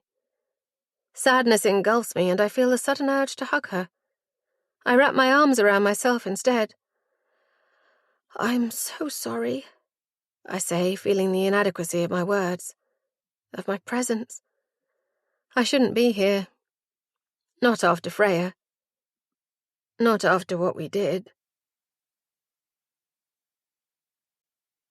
44. Freya. Then. Freya stood before the mirror, top hitched up, the front of her leggings pulled down. She frowned as she turned sideways, cupping her stomach with her hands. She wished she could ask her mum whether this was normal, to have such a small bump. Is my baby healthy? She'd typed the question into Google the night before, scrolling through endless articles about bump size. She'd stumbled upon a forum full of worried mothers and strange acronyms. Reading through, she'd realised her pregnancy had been easy. Minimal nausea, a few stretch marks. Her skin had even got better. She'd been craving strawberries and cream and slightly overripe pears. And she had an almost invisible bump, hidden easily under stretchy leggings and flowing tops. Nothing to raise suspicions. A part of her wished someone had found out. She'd almost told Imogen when she got back from the clinic, still reeling from the news. She was already 18 weeks when she arrived at her appointment, the shock hitting her like a wave of cold water. The nurse had explained everything, her eyes kind and her tone gentle, and Freya had made her decision. She was keeping her child. The door creaked open, Emily's face appearing in the gap as Freya tried to cover herself.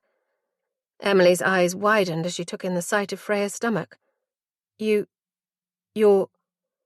Freya grabbed Emily by the arm and pulled her in, closing the door behind her.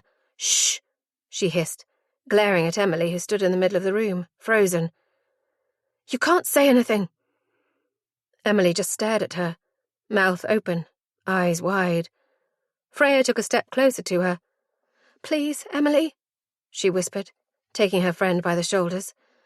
I have a plan. What plan? Emily stammered, eyes flicking to Freya's stomach, concealed now beneath her clothes. How long have you... 6 months, almost. Jesus! Emily sat down on the bed, her shoulders sagging. Freya perched next to her. It's his, isn't it? Emily said after a moment, staring down at the carpet in front of them, her socked toe rubbing at a hair-dye stain. Yes. The word took the breath out of her, the admission of her carefully concealed secret. So close. She was so close. Listen. Freya turned to Emily, taking her hand. I told you. I have a plan. We're leaving soon. We can't still go? Emily protested, eyes widening again. Freya shook her head, glancing at the closed door. Shh! Please, I don't want Imogen to know. Not yet. Freya took another deep breath. We'll go to Scotland first, explore the Highlands. I'll have the baby there, and then... And then? Emily snapped, wrenching her hand from Freya's grasp. You have to tell Imogen. You have to. No! The word burst from her lips, surprising them both. You know what will happen, Em. She'll cancel everything. She'll tell Mum. She'll tell him. Freya shook her head again. He can't find out. He can't be a father. Emily was silent for a moment. Freya knew she agreed, knew what he was really like. She wouldn't put her child in danger. She wouldn't let Freya's child grow up like Emily did. Okay, Emily said eventually, and Freya let out the breath she was holding. But I'm going to help. Together they found a cabin in the depths of Scotland, using Emily's card to book it for a month. Freya stared at the trees surrounding the little cabin, with its dark wood and huge windows. It looked peaceful. Off the beaten track and hidden away behind large pine trees, big enough for the 3 of them, no, the 4 of them, to have some privacy. Freya would take 1 bedroom and Emily would share with Imogen. What about the birth? Emily whispered, closing the laptop and setting it on the floor. You can't give birth by yourself. Freya leaned back so she was lying across the bed, her legs dangling off the end. Of course not. There's a hospital nearby. I'm not a complete idiot. She pulled a face to lighten the mood. She didn't need Emily feeding her own fears. She didn't need someone else's anxiety pulling her under. Don't look so worried. I've got it all planned out. Emily sighed and laid down next to her. I can't believe this is happening. We're really going to do this? Freya reached out and took Emily's hand. We really are, she said, smiling at her friend. All of us. What do you mean we're going to Scotland? Imogen asked, raising an eyebrow at her sister's reflection in the mirror. She continued to scrunch curl cream into her wet hair, cupping the strands gently with her palms. I thought everything was sorted. Freya leaned against the doorway, watching her sister tip her head to the left and squirt some cream into her hand. She caught sight of her own reflection and quickly removed her hands from her stomach. It had become habit. She cleared her throat. I want to see the Highlands, she said lamely, avoiding Imogen's gaze. Hadrian's Wall, you know. You do realise Hadrian's Wall is in England? Imogen said with a smirk. Freya waved a hand impatiently. It felt as if sometimes her sister was trying to push her buttons. I've already spoken to Emily. She agrees. Does she now? Imogen put her hands on her hips and sighed. All right, if we have to. Freya forced herself to smile. Imogen had always been the easygoing one, preferring to let others make the decisions, pick the restaurant, choose the film. Always the voice of reason. Maybe we'll find the Loch Ness Monster, Freya grinned, reaching out to tug on a lock of Imogen's damp hair. We'll take the train up, stop off in the Cotswolds, Yorkshire and the Lake District. Wherever. She could feel excitement bubbling, their route mapped out in her head. We'll leave a month earlier than planned. Imogen had turned back to the mirror to begin applying her makeup. She paused, the mascara wand hovering in front of her eye. A month earlier? She echoed. But that's only a month away. I can't, Frey. I have to give 4 weeks' notice. Freya lifted a shoulder. So give it tomorrow. Her phone started buzzing in her back pocket. Jamie. She declined the call and shoved the phone back into her pocket with more force than was necessary. He just couldn't take a hint. The scene in the club flashed back into her mind, the feeling of his fingers tightening around her arm. She shook her head, focusing on Imogen. Flo won't mind. She knows we've been planning this for years. Imogen finished applying mascara before she spoke again. Is something going on, Frey? She turned again, locking eyes with Freya. You haven't been yourself lately. Has something happened? Freya tried to keep her expression neutral, but her heart began to pound. You would pick now to tune into the twin thing, she thought, trying to smile at her sister. No, I'm fine. Why do you ask? Imogen sighed, leaning against her dressing table. Come on, Freya. You've changed. Ever since... since Dad died, actually. I know it hit you pretty hard. Freya felt heat rush to her cheeks. It's been 2 years, Im. Her voice was small, the pain rushing back with the memory of finding him on the bathroom floor, his eyes glazed over, his skin waxy with death. I know, but I know how close you were. She raised an eyebrow again. We were never that close, were we? Her words stunned Freya, but she knew they were true. She blew out a breath, trying to find the right words. Imogen smiled sadly. But maybe we can be? There's still time, right? The sadness in her sister's words hit Freya like a blow. She felt her eyes prickle with tears. The reality of how she had distanced herself from Imogen, shutting herself away, breaking the tie between them, finally dawned on her. Of course, she said, holding Imogen's gaze. There's always time. But there wasn't. 45. Imogen. I spend the day on the sofa, drinking the endless cups of tea Mum brings me. I try to ignore the clenching in my stomach. The cramps have almost passed, the bleeding light. But I'm overcome with a sense of dread. A black cloud hangs over me, threatening to burst, overflow, flooding everything. Après moi le déluge. After me comes the flood. Where was that from? It was something Freya had taped up on her bedroom wall next to the mirror. How true it was for her. After Freya, our lives were destroyed, flooded with grief. My phone vibrates and I pick it up, squinting as the light hits my eyes in the darkness of the room. Max. I thought she'd given up after all this time. After I'd packed up and left our little Melbourne flat, leaving only a letter on the kitchen table. Gone home. Don't worry about me. Im. Kiss. But she's continued to worry. I scroll back through the messages she sent since I left. Dozens of them. Immy, what's happened? Are you okay? Have you landed yet? How long are you there for? When are you coming back? Immy, pick up. Then came the calls, the FaceTime requests. all ignored. How could I answer?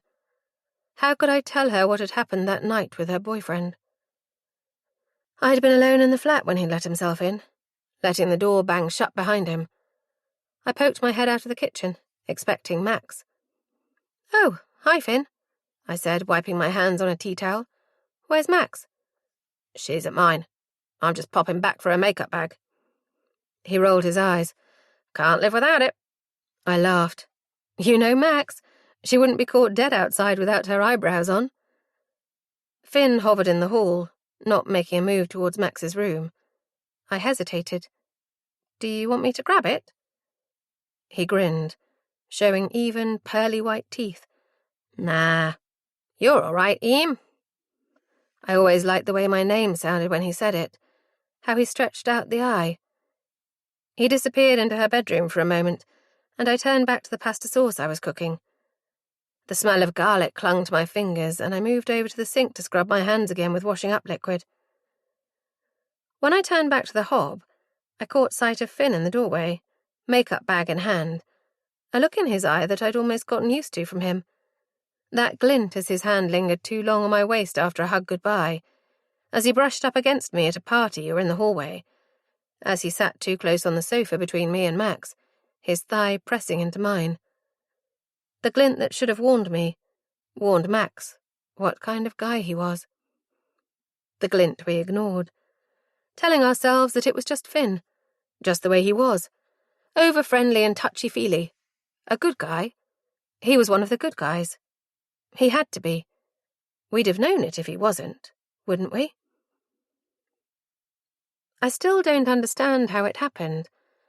I've gone over and over it in my head, trying desperately to work it out. Did I say something to make him stay? To make him believe I was interested? Was it because I was only wearing an oversized t-shirt with no bra? Was it because I engaged him in conversation, had made an effort in the months since Max first brought him back from the bar where they'd met, that I'd tried to get to know him? Deep down, I know it was nothing I did or didn't do. It had nothing to do with what I was wearing, or what I said to him. I don't know if he planned to rape me when he let himself in that night, or whether he had truly popped back for Max's makeup bag. I suppose I'll never know. I've tried so hard to block out that night, but the smell of garlic always takes me straight back. My face pressed against the kitchen table, my t-shirt bunched up around my waist. And after the test showed 2 blue lines as my stomach swelled, as my back ached and my breasts felt sore, I pushed it further from my mind. I couldn't bear to think of my child as a result of that night. No, now I had a new before and after. Before I became pregnant, and after. And that night would play no part in any of it. I was going to raise my child alone. My daughter. The girl I pictured in my head from the moment I found out I was pregnant. Never acknowledging her father, refusing to even think of him in that way. He doesn't, deserve to be a part of our lives. My daughter was going to be my missing piece, the piece Freya took with her when she disappeared. But now she's gone too, and I'm alone again. My phone buzzes and I switch it off, leaving Max's messages unread. I should tell her. I know I should. What if he hurts someone else? Or hurts her? I'd never forgive myself. But I'm not ready yet. The pain is still too raw. The pain of losing my daughter rawer still. I close my eyes, pretending not to notice Mum hovering in the doorway, her brow creased with worry, her eyes red from crying quietly in the kitchen, where she thought I couldn't hear her. I don't have space in my heart for her grief right now. It's too full of my own. 46. Emily. I hold Ella close that night, squeezing until she wriggles in protest, her little feet kicking against my stomach. Mummy, I can't breathe. Sorry, darling, I whisper, pulling away slightly. I kiss her forehead, brush her hair away from her face. That wild hair, those tight curls, prone to tangles and sticking up at odd angles in the mornings. I watch as her eyelids flutter, sleep trying to drag her down. "Story, Mummy," she murmurs, and I smile. I run a finger down her cheek, relishing the softness of her skin. "Here's a story for you, my darling girl." My words come automatically, without thought. They fill the space between us, drifting into the air, resting against the ceiling. There once was a girl who fell in love with a prince, but the prince was really a wolf, cleverly concealed beneath his fancy clothes. Ella smiles and snuggles closer, tucking herself in against my side. I trail my fingers along her back, drawing invisible shapes, then words, imprinting the story into her skin. It's her story, after all. The girl didn't see the wolf until the day they were due to marry, but by then it was too late. The girl and the wolf were married, and soon the girl gave birth to a child. But she was worried that her child would be part wolf, so she hid her in the woods, waiting close by to see if anyone would take her. Ella's breathing has deepened, her chest rising and falling. An old woman appeared, and after a moment she scooped up the child and took her home. The girl followed her to a cabin and watched through the window as the woman put the child to bed, tucking her in with a pink blanket. The woman seemed kind, and the girl was happy that her child would be safe from her father, the wolf. Ella murmurs in her sleep, flexing her fingers towards me like she did when she was a baby, her tiny fingers reaching out from the cot, searching for me. No, not for me. Not yet, anyway. When the wolf found out what the girl had done, he flew into a rage, killing her. But the girl died knowing that her child was safe and would be raised in a house full of love, with no sign of the wolf to be found. A tear rolls down my cheek as I watch Ella sleep, a strand of hair fluttering as she exhales deeply. I took Ella from the wolf, stole her away in the middle of the night, hiding her to keep her safe. But I brought her back, and now I'm not sure I can protect her. If I can protect either of us. I leave Ella sleeping, slipping silently out of the room and join Mum downstairs. She's still lying on the sofa, her breathing ragged. The air is thick, the scent of her unwashed body filling the room. She's sleeping. I jump at the sound of Jamie's voice, turn to find him sitting in the armchair. She was on the floor when I came in. I can hear the accusation in his voice, and I feel my spine straighten in preparation for his anger, but he doesn't continue. I ignore him, focusing on Mum, watching her eyes flicker as she dreams. What does she dream of? Do past events still haunt her? Still plague her sleep? Like they do mine? Jamie sleeps in the armchair, and I lay awake most of the night, running Ella's hair through my fingers, memories suffocating me. I remember the time he broke Mum's arm, the ambulance ride to Derriford, the way she'd thrown up in A&E after taking too many painkillers and drinking half a bottle of vodka, her hair plastered to her forehead, her eyes rolling back. I still remember the smell, that hospital scent of disinfectant and bodily fluids. I remember his face when I called 999, the first time I'd ever defied him like that. The only time. Jamie helped me carry Mum downstairs, her body hanging limp between us. He followed behind, barking orders, but we ignored him. I had asked the police to come too. Maybe, finally, we could be free of him. The paramedics arrived quickly, and as I jumped in the back of the ambulance, I saw him put a hand on Jamie's shoulder. I knew then that nobody would tell the truth, that we would continue to suffer in silence, wilting under his reign of terror, until he finally disappeared, and we were free. I think of Jamie, asleep downstairs, and wonder if he knows he's turning into the monster he used to hide from. If he knows he's let the darkness in. 47. Freya. Then. Emily started coming over every morning, saying she was there to give Imogen a lift to work. "Save the planet," she said, grinning, as Imogen yawned and wandered back upstairs to get ready. Emily would busy herself in the kitchen, making a cup of tea for herself and Freya, popping 2 slices of bread into the toaster. "Will you stop fussing?" Freya said one morning, lifting an eyebrow to soften her words. "You're like a mother hen, constantly clucking around me." "Shut up and eat your toast," Emily retorted, placing the plate in front of Freya. "Got to keep your strength up." Freya sighed dramatically. "God, give me the strength to deal with you." Emily stuck out her tongue, watching as Freya dutifully ate her breakfast. One Saturday morning, when Imogen was out with their mum and Emily wasn't due to come over, Freya realised just how much she looked forward to her visits.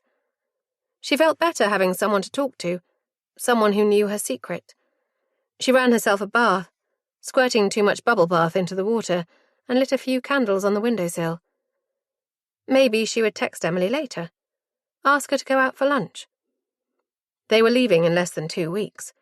She had 1 week left at Starbucks, and she was looking forward to handing her uniform back. She doubted she would ever drink there again.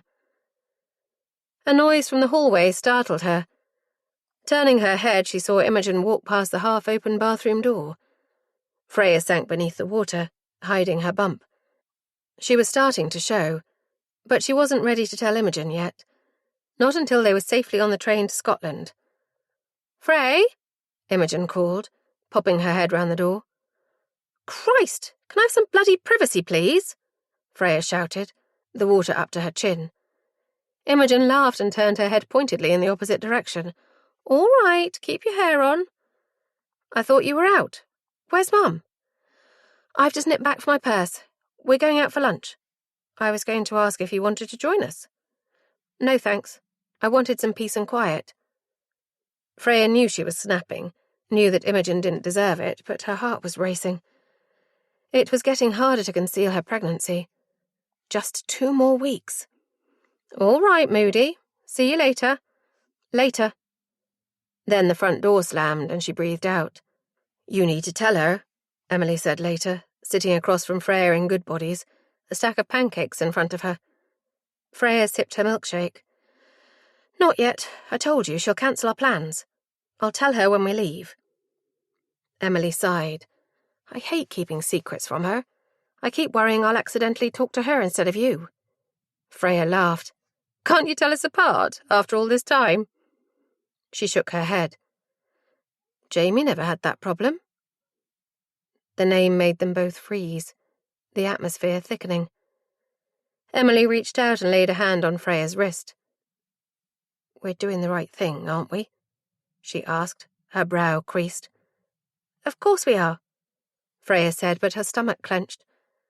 Was she doing the right thing? Could she possibly make it work, taking a newborn baby travelling? On paper it sounded like a ridiculous idea, something only an idiot would attempt to do. But she'd spent an evening the week before reading blogs and articles about women who had done exactly that, given birth and taken their child around the world. It could be done. But was it the right decision? Freya shook herself. She had to stop going around in circles, driving herself mad with what-ifs. It was her only option. She had to trust herself. She could trust Emily, could rely on her for help. Couldn't she? Guilt blossomed as she thought of Imogen. She should have turned to her, she realised now.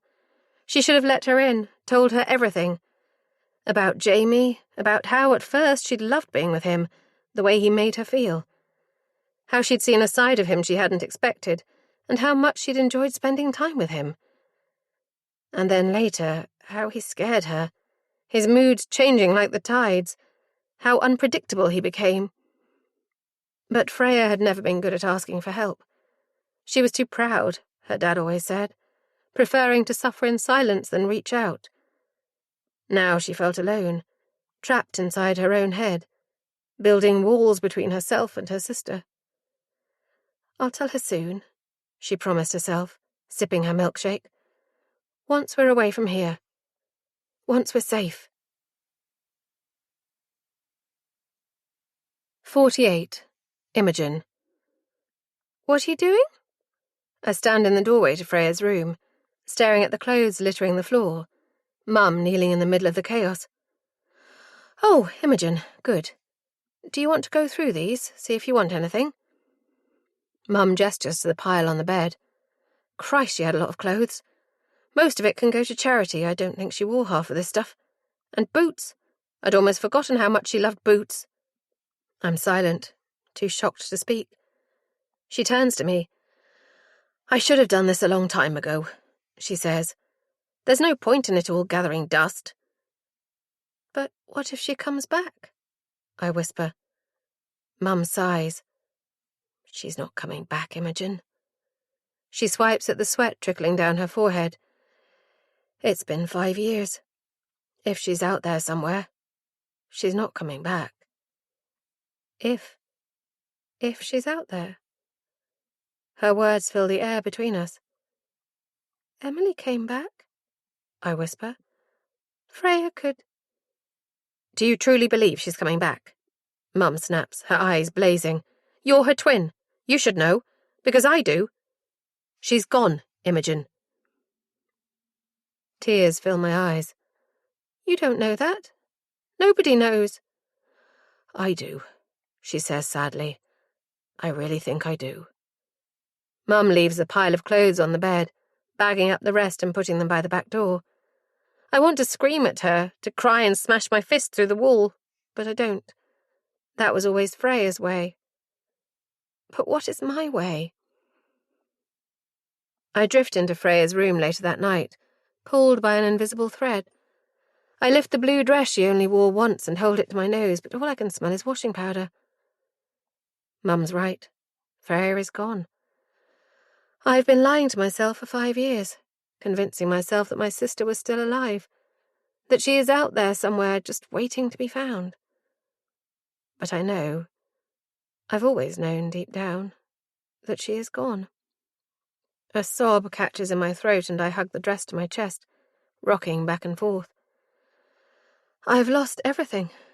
My sister, my daughter, even my job. What am I going to do with my days now? I should have been planning for my baby.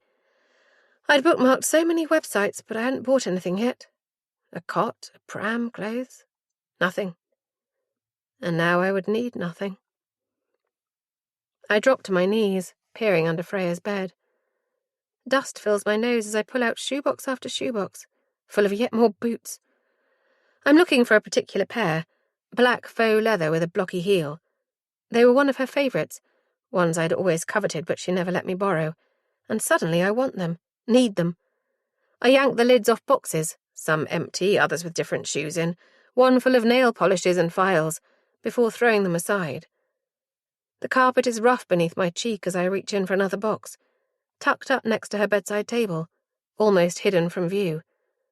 I tear open the lid and freeze, a hand fluttering to my mouth.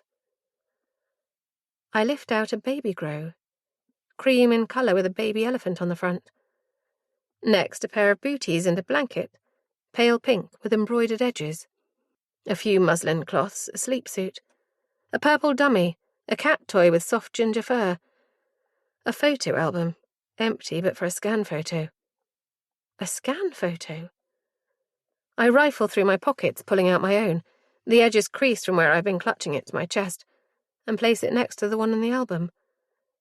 I stare down at them, my mind racing. On the left, Rivers F. On the right, Rivers I. I drop my head into my hands, unable to make sense of what I'm seeing. Rivers F, Rivers I. Freya and Imogen. Imogen and Freya. Pregnant. I reach out for the baby grow, running my fingers across the soft material. I hold Freya's blue dress in the other, bringing the material up to my face. I can feel everything slipping through my fingers. Freya, my daughter, Emily, my grip on reality. I look up and catch my reflection in the mirror. You look fine, stamped across my face. My eyes are bloodshot, my hair a mess, and suddenly I can see her. Freya. She's here. She's always been here. She isn't in her clothes or her boots or her forgotten passport, but in her absence. She has been inside me all along, and finally, I'm ready to hear her. A mother always knows, and so does a sister. 49. Emily. Mum surprises us the next morning by getting up early, busying herself in the kitchen by making tea. "How are you feeling?" I ask her, coming into the kitchen and sitting down at the table. She turns and smiles. "Better. I feel like I've got a bit of a spring in my step. Haven't had one of they for a long time." She winks, her Cornish accent stronger than usual. "I think I'll nip to the shops this morning, get a breath of fresh air. It's another lovely day." I frown as she places a cup of tea in front of me. "Are you sure, Mum? You don't want to push it?" She leans against the counter, still smiling. "My days are numbered, Emily," she says softly. "I'd rather enjoy them while I can." My heart flutters at her words, but I know she's right. I nod. "I've got a doctor's appointment at 12, I say, and she smiles. "I'll take Ella to the park then. Give her a go on the roundabout. I quite fancy a ride myself, come to think of it." I laugh despite myself, despite the knowledge that this is the end. These are the last days she will be able to enjoy, floating in the air between us. Why not let her enjoy herself? I think, sipping my tea. God knows, she deserves to. Just after 10, Jamie stumbles out of the living room, stinking of stale alcohol. He rubs a hand over the stubble on his face, yawning. "Where's Mum?" he asks, flicking the kettle on. I pretend to be absorbed in the newspaper in front of me, ignoring him. "Hello?" he calls, waving a hand in front of my face. I look up at him. "Where is Mum?" "Out," I say unhelpfully, turning back to the paper. He slams a hand on the table beside me, and I jump. "You know something, dear sister of mine." My heart begins to pound as I stare into his eyes, and I'm transported back almost 10 years, to another time when a man used to terrify me in this house. "You are starting to get on my fucking nerves. Isn't it time you pissed off?" I glare at him, willing my heart to slow. "You don't scare me, Jamie." But he does. I scare myself sometimes too. I remember the wolf story and take a deep breath. I am not my past. I control my present and my future. Jamie shakes his head. "You're all the same. You, Imogen, Freya." "Don't say her name," I hiss, and he laughs again, before slamming both hands on the table between us. This time I don't flinch. "I'll say whatever the fuck I want." His voice is a low growl. "After you left Mum to sleep on the floor last night." He looks me up and down. "You're not fit to look after her." "I had to put Ella to bed," I say, hearing and hating the whine in my voice. "It's been too much for her, looking after Ella. You being back. You shouldn't have taken that job." I suppress a sigh. "I needed the money. What do you want me to do, Jamie?" I feel my frustration building. She wanted me to come back. "No," Jamie says, his voice low. "She wanted Ella back."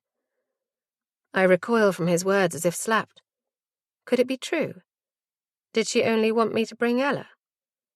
"You know," he continues, taking a pull from his e-cigarette and blowing a cloud of vapour into the air, "I should have called the police back then, when you disappeared with my daughter."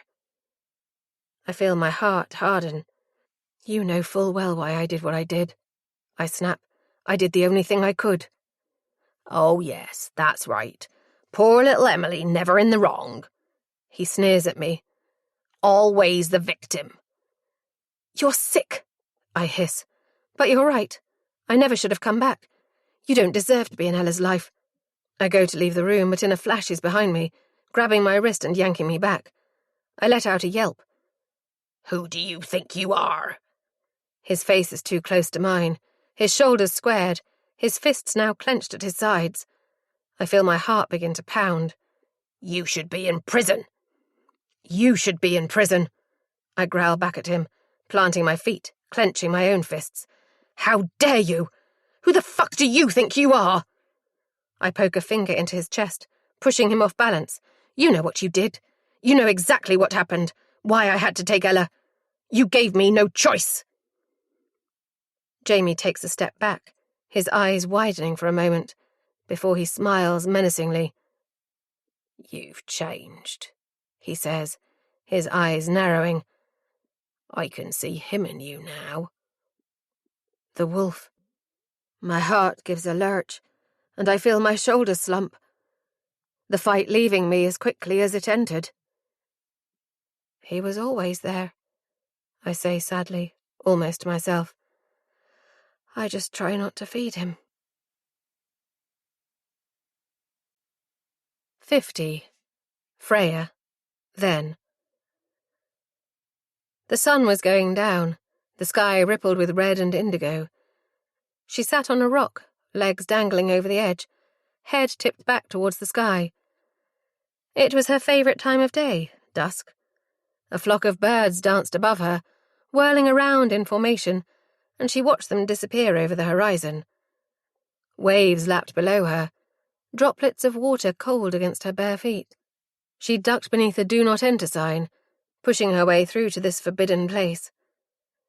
She often came here with Imogen and Emily when they were younger.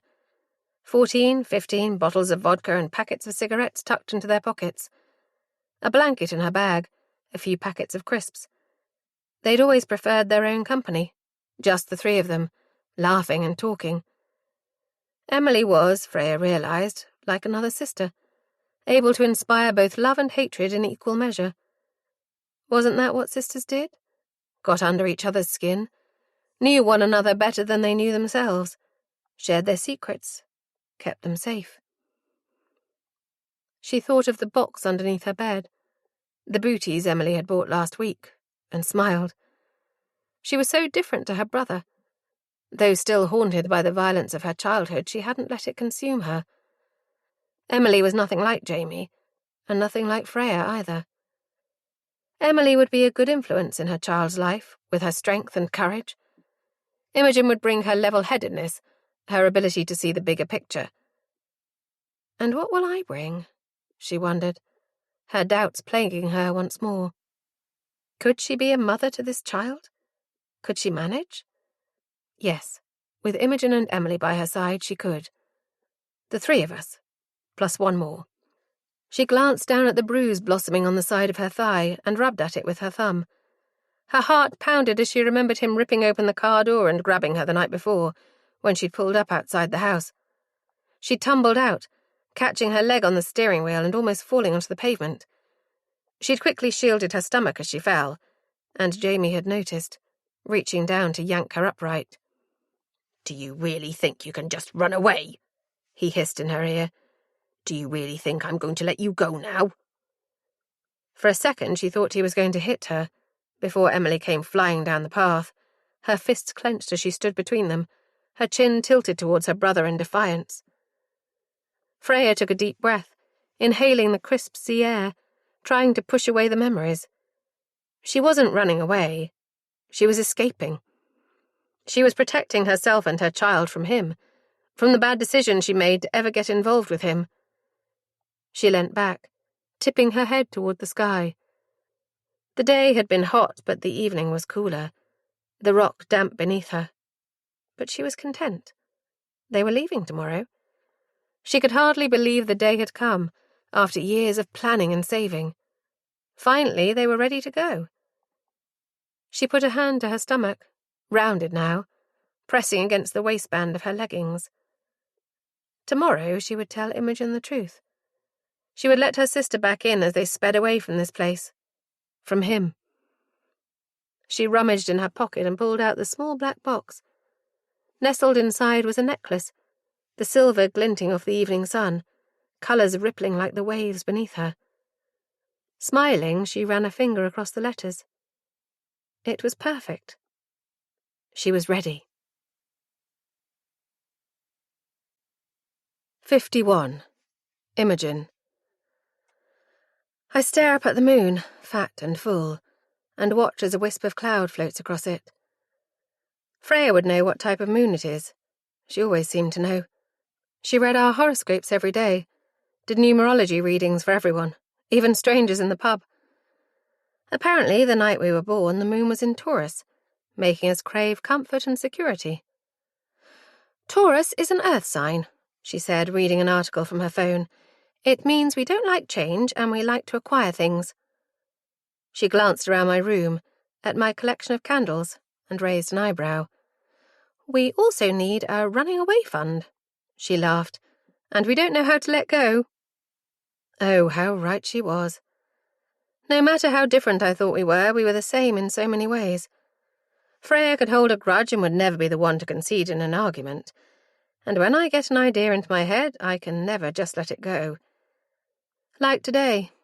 I didn't plan to do it. One moment I was leaving the shop, intending on walking to my car and going home, opening the bottle of wine I'd just bought and drowning my sorrows. The next moment I was taking Ella's hand and drawing her away. Agnes was standing at the counter, leaning heavily on it, chatting to the woman who was bagging up her items. Milk, chocolate, gluten-free bread. She looked unwell, a hat covering her hair, pulled down almost to her eyebrows. She was bone-thin, her hands turning white as she held onto the counter. Ella was looking at the postcards, twirling the stand around and around. It squeaked as it moved, but Ella kept spinning it. The photograph flashed into my mind again, of me and Freya when we were 5 or 6, on a beach in Cornwall, her holding a bucket, me with the spade. Matching swimming costumes, identical plaits hanging over our left shoulders, tied off with a bright red bobble. My eyes are closed, screwed up in laughter, but Freya's are open, her lips turned up in a smile. That same smile I saw on Ella's face in that shop, spinning that display stand around and around. So I took her. She came happily enough. She must have recognized me as the woman next door. Or maybe she recognized something in me, saw something reflected in my features that made her feel safe enough to put her small hand in mine and follow me out of the shop. Mum was out when we got back, visiting a friend in Bristol. She would be staying overnight, so we had the house to ourselves, Ella and me. I made her a snack, piling cheese on top of gluten-free crackers. As she ate, I realized just how familiar she is. How similar. She looks so much like me, like us. Freya, at that age. Bright, almost white curls, wide blue eyes. How could I have been so stupid? This looks like Nanny's kitchen, Ella said, gazing around the room. I followed suit, taking in the layout as if for the first time. I suppose it does. I'd always thought our houses were so different, but in truth they are mirrored, and so are our lives. We are so entangled, the Rivers and the Blighs, me and Emily, Freya and Jamie, so irrevocably tangled, like the vines on my arm, on our arms. I put Ella in Freya's room, tucking her into the duvet that I spent so many nights sleeping beneath, curled around my sister, my twin. I watched her as she fell asleep, darkness falling outside, taking in her features, the truth hitting me like a bolt of lightning. Because it isn't just Freya she reminds me of. It's Jamie. As I led my sister's child into our house, the house she should have grown up in, I realized that she is a poor substitute for Freya, for knowing what happened to her.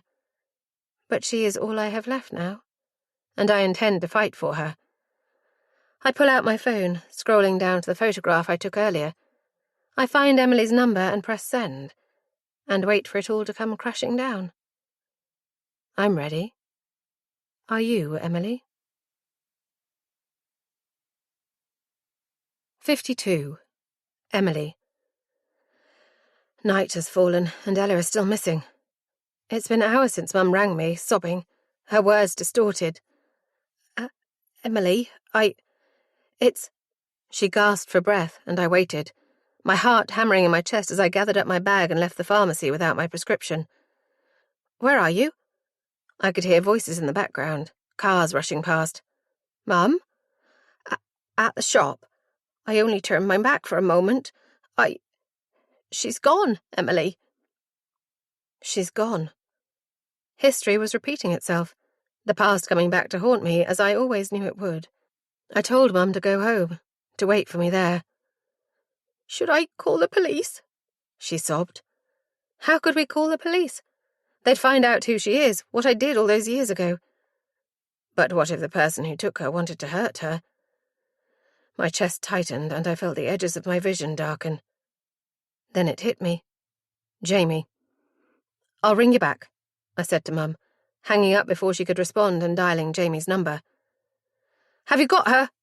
I cried when he answered, my voice cracking, my heart aching. I almost hoped he did, that it was Jamie who took her. At least then I would get her back. At least then she would be safe. "Who?" he asked, and I knew. I knew he didn't have her. I sank to my knees on the pavement outside the pharmacy, clutching the phone to my ear as his voice rose in panic on the other end. "Emily? What's going on? Emily? Emily!" Jamie arrived at the house an hour later, red-faced and wild-eyed, before running back outside and jumping in his car. He drove all over the city, searching for her, ringing Mum every half an hour to ask for news. I paced the kitchen, fingers in my hair, nails digging into my scalp, while Mum sat at the table, head in her hands. Almost 5 hours have passed. She could be anywhere, with anyone. We'll have to call the police soon. I know we will. Fear grips me as I imagine sitting in a police cell, ripped away from Ella forever.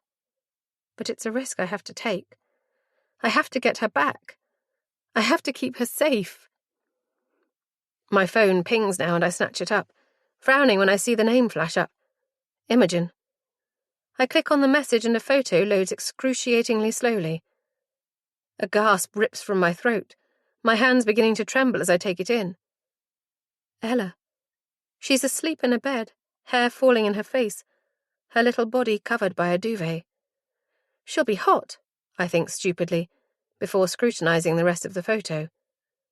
The room looks familiar. A small bedside table, a lamp with a purple shade. The duvet cover has bright red poppies on it, blooming from a field of white. And then I see it. The map hanging on the wall. She's in Freya's room. Ella is next door. I launch out of my seat, but Jamie grabs me, taking the phone from my hand. "Fucking hell," he murmurs, showing it to Mum while holding me back with one hand. I struggle against him, but he's strong. He always has been. "Oh, thank God," Mum whispers, her voice thick with tears.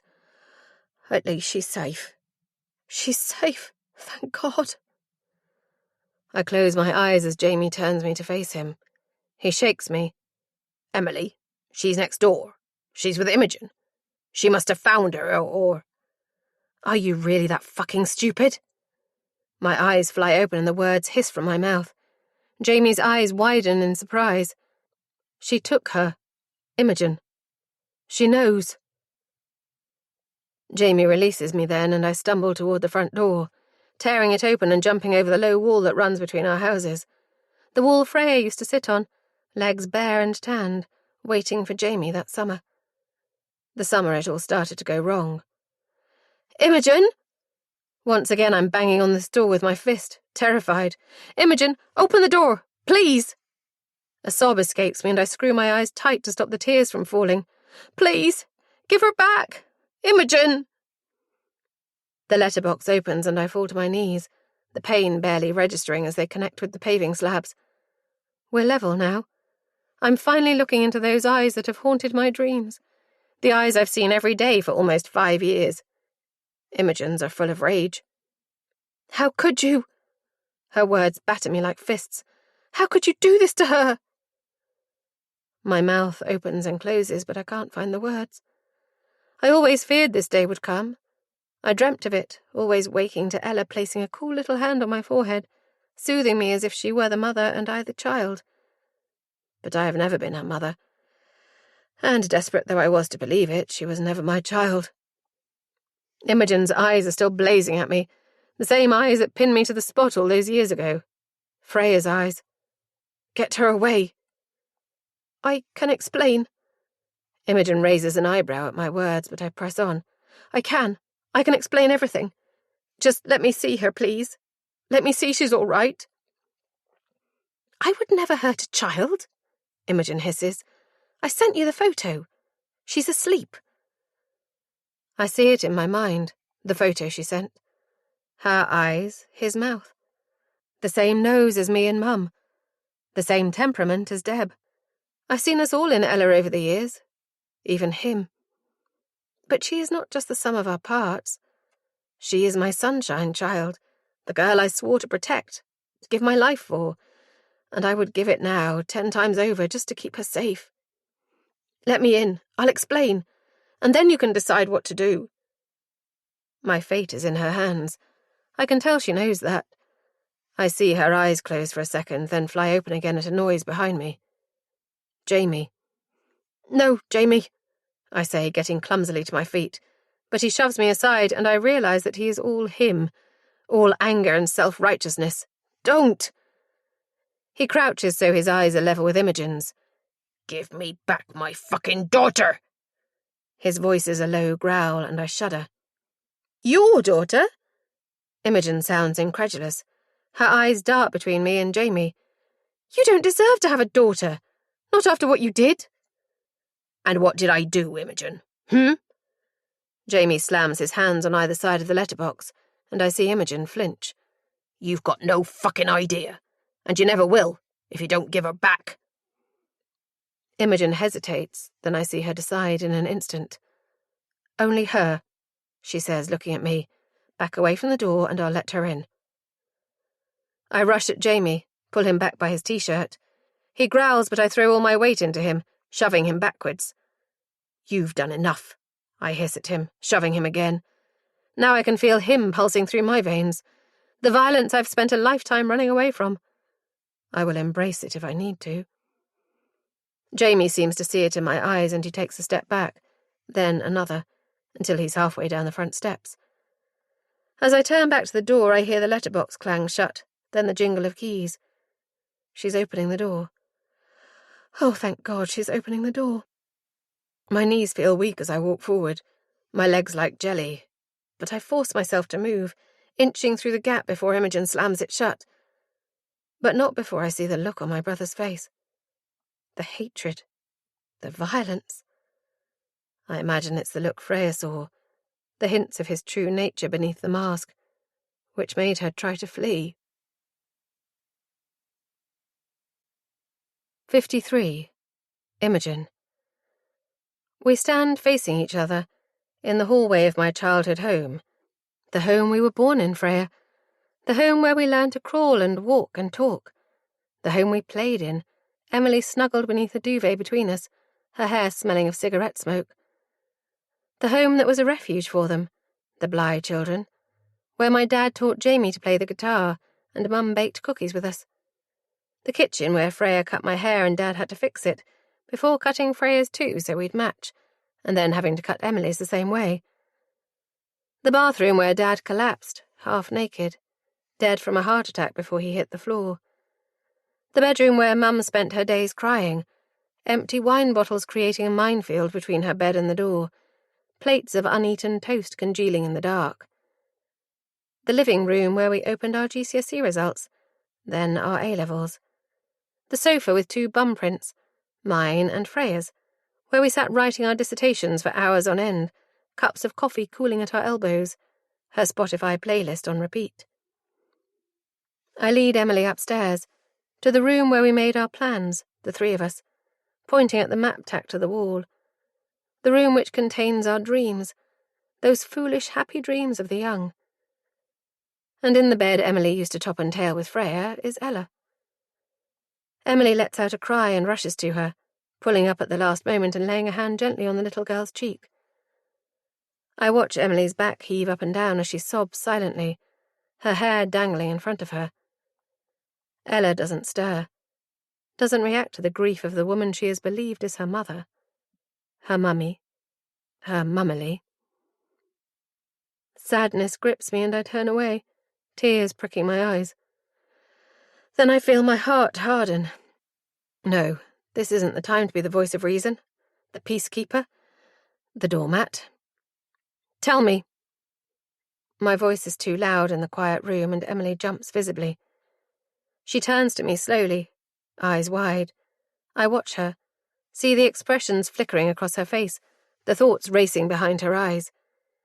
She's wondering if she has time to snatch up Ella and push past me, if she's strong enough.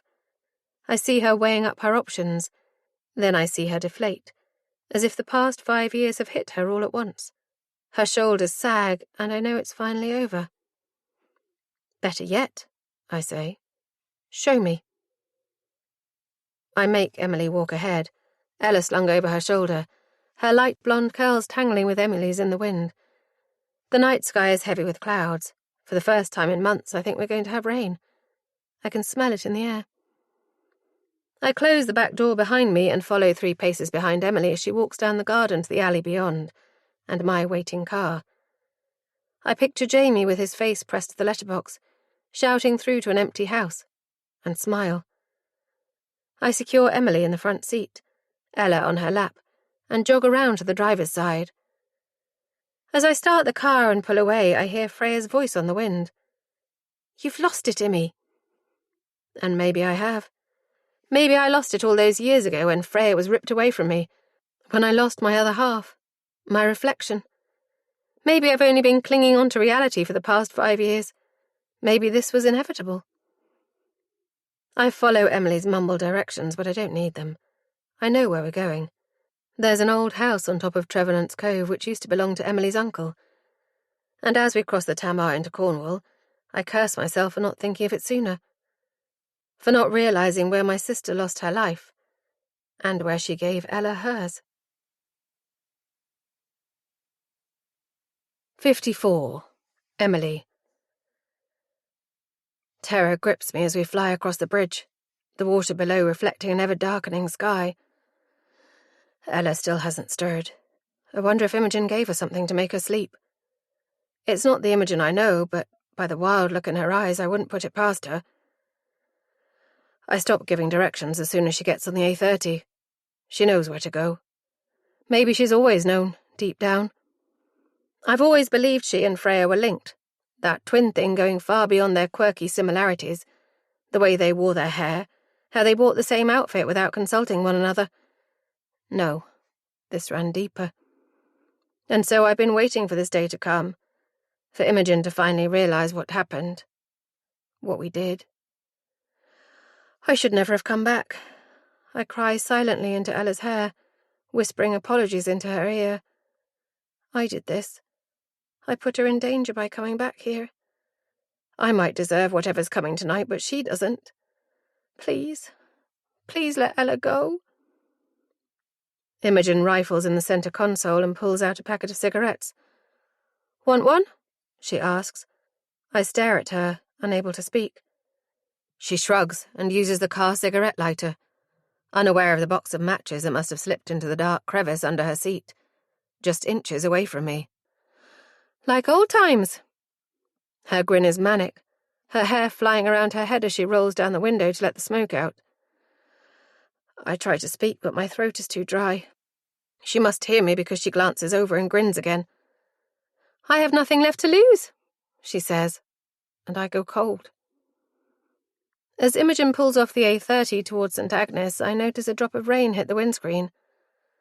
I think of Mum, of how she joked that her parents were so unimaginative they named her after the town where she was born. And I think of the house we're speeding towards now, its ghosts waiting for us. Imogen doesn't slow as we reach the village, taking the corner onto Town Hill too fast. A young couple, probably holiday makers, sit on the wall outside the church, cans of beer and an empty pizza box beside them. As more drops of rain fall, they hold up their hands, as if receiving a gift from the heavens. The road bends sharply and they are gone, and we're speeding down the hill towards the roundabout. Imogen turns, again too fast, and I feel my seatbelt straining across my chest. I hold Ella close, one arm supporting her head like when she was a baby. Imogen slows as the road narrows, the sea shimmering in the moonlight below us. She turns off, heading up the narrow road towards the cottage. She flicks her cigarette butt out of the window and turns to me as if to say, "Are you ready?" No, I'm not ready. I'll never be ready. But it's time. It's time for the truth to come out. For Freya to finally be laid to rest. 55. Freya. Then.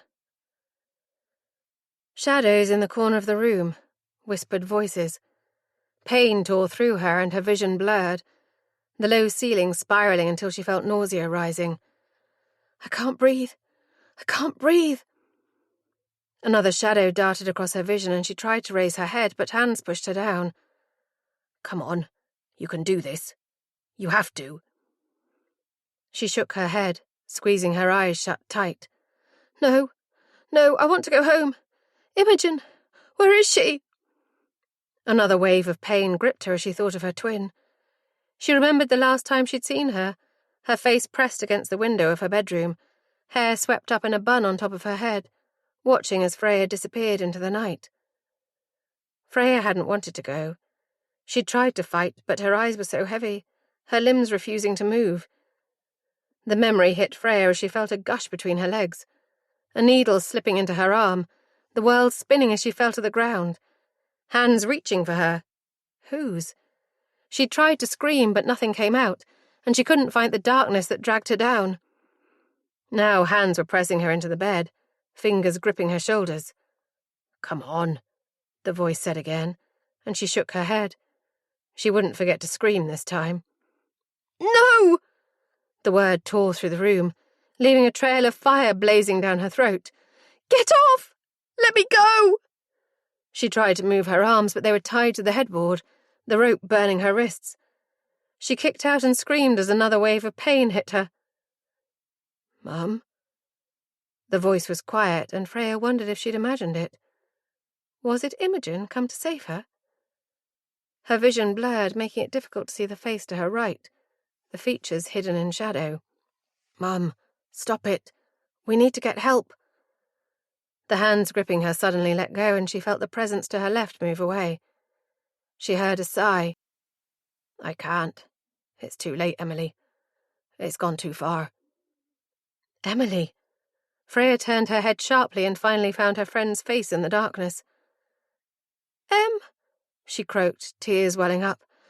Emily, help me. Please. Emily laid a cool palm on Freya's cheek. I'm trying, she whispered. The door burst open and there he was, silhouetted in the doorway. Freya struggled to sit up, to catch his eye, but they slid away from her. Guilty. Jamie. Emily moved towards him, blocking the light and throwing him into darkness. What have you done? Emily? The voice was sharp, right next to Freya's ear. Who was it? Why was the room so dark? She panted through the pain, her wrists straining against the ropes binding them. Enough! Freya watched Emily turn away from Jamie, revealing his face full of anguish. Did he do this to her? She tried to cast her mind back to the night she was taken, but the memory was too confused. Emily strode across the room, grabbing the shadow and shoving her into the light. Agnes staggered, catching herself on the wall before she fell. Don't, Jamie said, stepping forward to support his mother. It's not her fault. No! Emily screamed. It's both of you! It's always been both of you! Look at what you've done! Quick as lightning, Emily's arm shot out, her fist connecting with her brother's nose. He staggered, blood dripping down his face as Agnes pulled Emily away. A wave of pain coursed through Freya. Looking down, she saw the sheet beneath her had turned red. Help! She stammered, her voice struggling to rise above the others, shouting. Help! She tried again, and Emily's head snapped towards her. Mum? They all rushed towards her, Agnes pushing her knees apart, only the top of her head visible. It's time, she said, her head rising and her eyes meeting Freya's. Understanding passed between them, and despite Freya's terror, she knew what she had to do. She pushed. 56. Imogen. I stared down at the bed in front of me, the wooden bed frame empty and rotten. The evidence of Freya's ordeal disposed of, hiding what they did to her. I remember the pain I felt that night, how I knew it was Freya trying to communicate with me. But I couldn't reach her. I remember curling up in a ball on top of her duvet, my face in her pillow, her pain flowing through me. I didn't know where she was, what was happening to her. But I didn't get help. I lost myself in my own grief, taking the pain as penance. And I pushed the knowledge away, deciding instead to flee across the globe, searching for a ghost. I grimace at my cowardice, at the cost of it. I think of all the years I lost trying to find my sister's footprints in the sand. And all the time she had been here. She hadn't left me. She'd been taken. I felt her leave this world, but I didn't let myself believe it. Instead, I wasted 5 years searching for her, scouring the fjords of Norway and the plains of Australia, searching my own eyes in the mirror for the answers. But I'd known all along. I can't stop the sobs from taking over. I bury my face in my hands, a wail of anguish tearing through my throat. Freya! I imagine how she suffered, how terrified she must have been, how she tried to reach me from across the Tamar, desperate for her sister. But I'd closed myself off from her. I'm so sorry. Emily's voice startles me. I turn to see her holding Ella, one hand cradled against her head. My sister's daughter. I couldn't help her. I couldn't do anything. You could have called the police? An ambulance? I say, but the words are empty. I don't have the energy to fight her anymore. I know, she whispers. I was scared. Jamie. He reminded me so much of our father. She spits the word out. I wasn't brave enough. I turn to look at her, see the slump of her shoulders, the grief in her eyes. The fight has gone out of her, too. She reaches into her pocket and brings out a necklace, shining in the dim light. Elsa. It was what she wanted to call her, Emily says, holding the necklace up to the light. Elsa. But I thought I changed it at the last minute. I'm not really sure why. I suppose it seemed like such a Freya name. She swallows before holding it out to me. I take it, feel the cool metal against my palm. Her birth certificate, says Elsa. I did what Freya wanted. She asked me to take her, to get her away. Why? I whisper. Why couldn't she go with you? It was so sudden. Mum said she hemorrhaged. She said she tried to save her, but she couldn't. Emily starts to sob. It was too late. It was too late. I couldn't save her. She buries her face in Ella's hair. So I took her, Ella, like she asked me to. I stare at Emily. You left her here. She flinches at the accusation in my voice. I had to. It was already too late. Jamie had gone out for supplies. Her voice breaks on the word and I close my eyes. Supplies. To dispose of my sister's body. It was the only chance I was going to get. I imagine Emily wrapping my sister's child in a blanket, tiptoeing past Agnes and fleeing into the night. I imagine my sister lying on the bed, the life draining out of her, her whispered plea. Get her out. And I know that I do not doubt Emily's words. I know she is not to blame, that she tried her best. But her best wasn't enough to save Freya's life. Complications. Would things have been different if my sister had given birth in hospital? If paramedics had been called? I will never know what exactly led to her death, but I do know that she never had a chance here, chained up in this room like an animal. They never gave her the chance to live, to see her daughter grow. Emily takes a deep breath. I watch the tears slipping down her face and I hear Freya's voice when she speaks. Please, take care of her. Don't let him take her. Like he took Freya. He? It was Jamie. Emily is nodding, her face wet with tears. I knew it, had known it all along. Jamie killed my sister. No. The voice makes us both turn in unison. Agnes stands in the doorway, one hand gripping the frame. Mum waits behind her, her face contorted with anxiety, her eyes flitting between Emily and me. It wasn't him, Agnes says, her gaze locking me in place. It was me. 57. Emily. I reel backwards, feel my shins bang into the bed frame. Ella stirs in my arms, her eyelids fluttering. I hold her tighter and stare at my mother. Deb takes a step back, her eyes locked onto the back of Mum's head, and I feel my chest constrict. No, Imogen shakes her head. No, it can't be. Agnes? Deb croaks, and Mum closes her eyes. What's going on? Why have you brought me here? Mum shuffles further into the room, sitting painfully on the hard-backed chair in the corner. It was me. I took Freya that night. She looks up, her eyes fixed on Deb's face. She was trying to leave. She was going to take my grandchild away from me. I couldn't let her go. Nausea rises and I struggle to take a breath. I feel Imogen step up behind me, rage pouring off her. But it is Deb who speaks. How could you? Her voice shakes, but her eyes blaze with fury. How could you do that to her? To my daughter? The words echo around the room, and I am cast back to that night. Take her, please. My daughter. Get her out. I bury my face in Ella's hair and let the tears fall. Once again I am too scared to move, too afraid to do anything but watch. I am a coward, I think bitterly.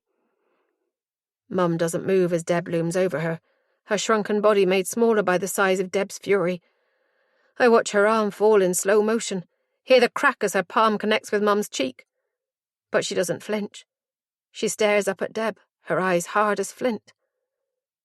I've taken worse in my time, Deb. You know that. Deb's chest is heaving as Mum speaks. But what you didn't know is that I gave as good as I got. In the end, anyway. Memories play behind my eyes, my ears full of white noise. His boots on the stairs stomping hard enough to make the perfume bottle on my desk rattle.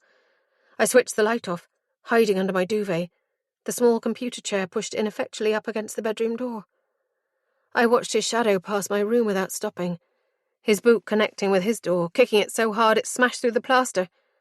Mum screams as he dragged her out of bed, the heavy thud as she fell to the floor.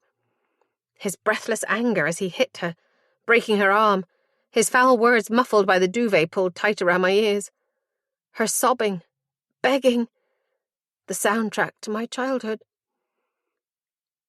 I remember again the day Jamie held him up against the wall, the belt tightening around his throat, the hatred in Jamie's eyes, the anguish in Mum's voice as darkness took me under.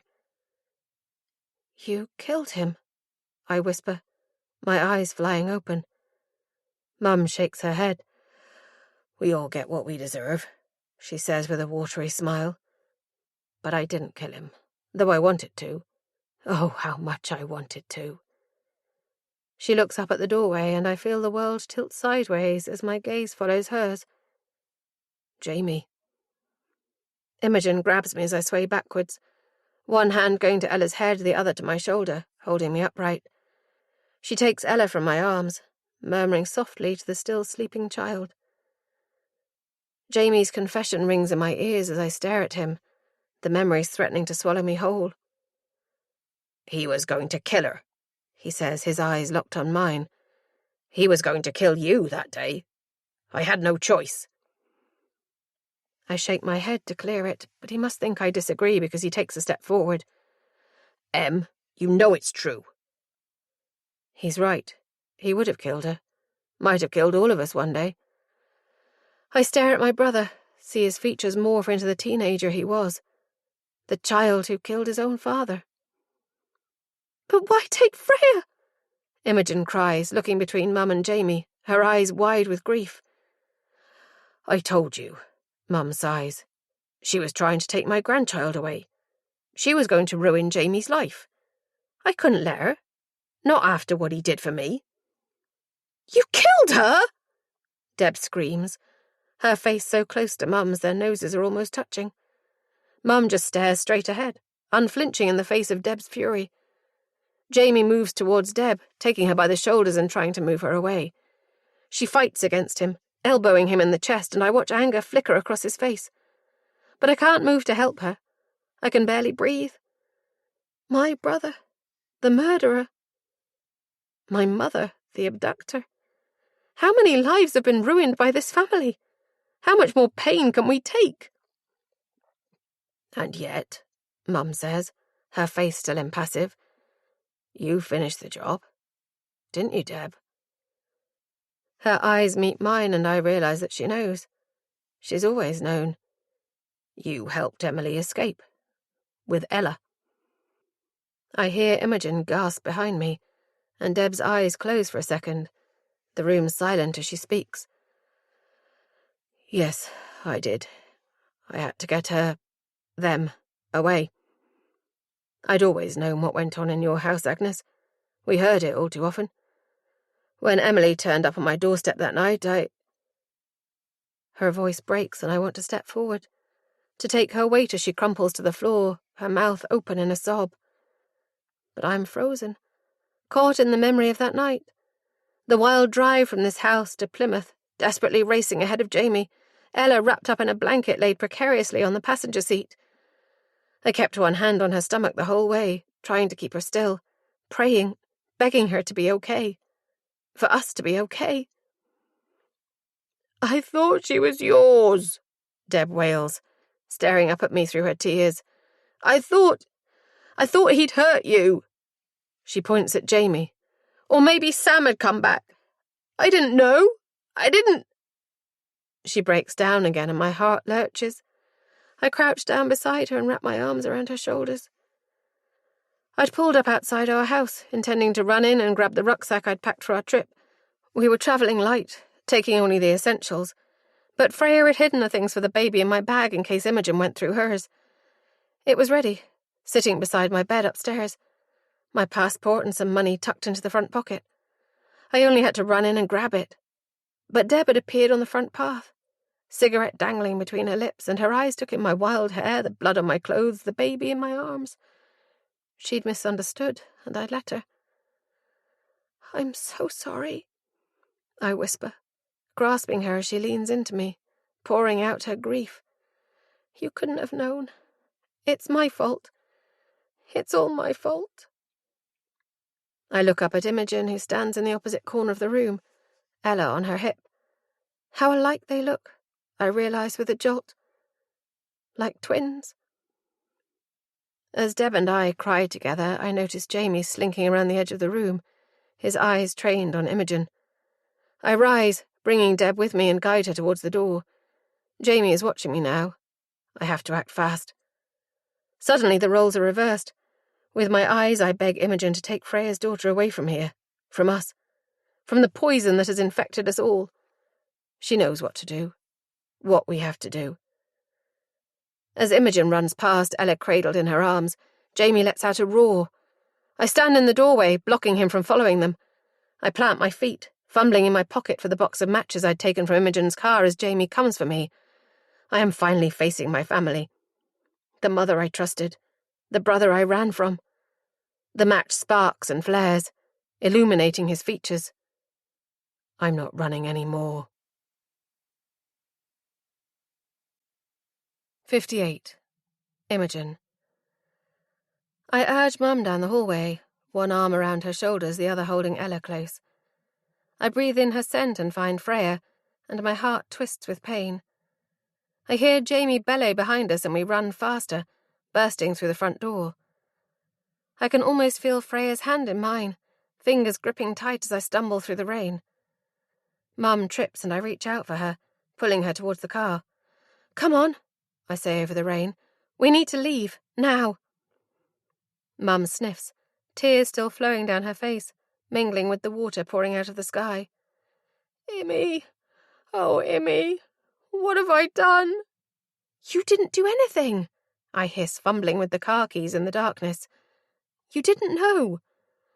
But I should have, she cries, burying her face in her hands. Why didn't I know? I didn't either. I lay Ella on the back seat, brushing her wet hair from her face.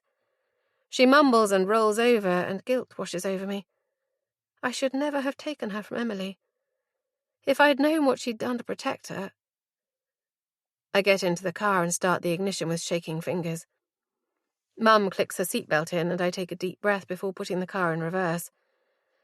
It's tight and the front of the car scrapes against the wall, but I manage to turn the car around. The sea crashes beneath us, the sound echoing in the cove, and I shudder. Images flash before my eyes, of Jamie carrying Freya's body to the top of the cliff, the bedsheets set alight on the beach, the evidence burning under the midnight moon. I'm putting the car in gear when Mum grabs my arm. "Im, look!" She points through the windscreen and I squint, following her finger to the top of the cliff. My stomach lurches as I take in the scene before us. The house is on fire.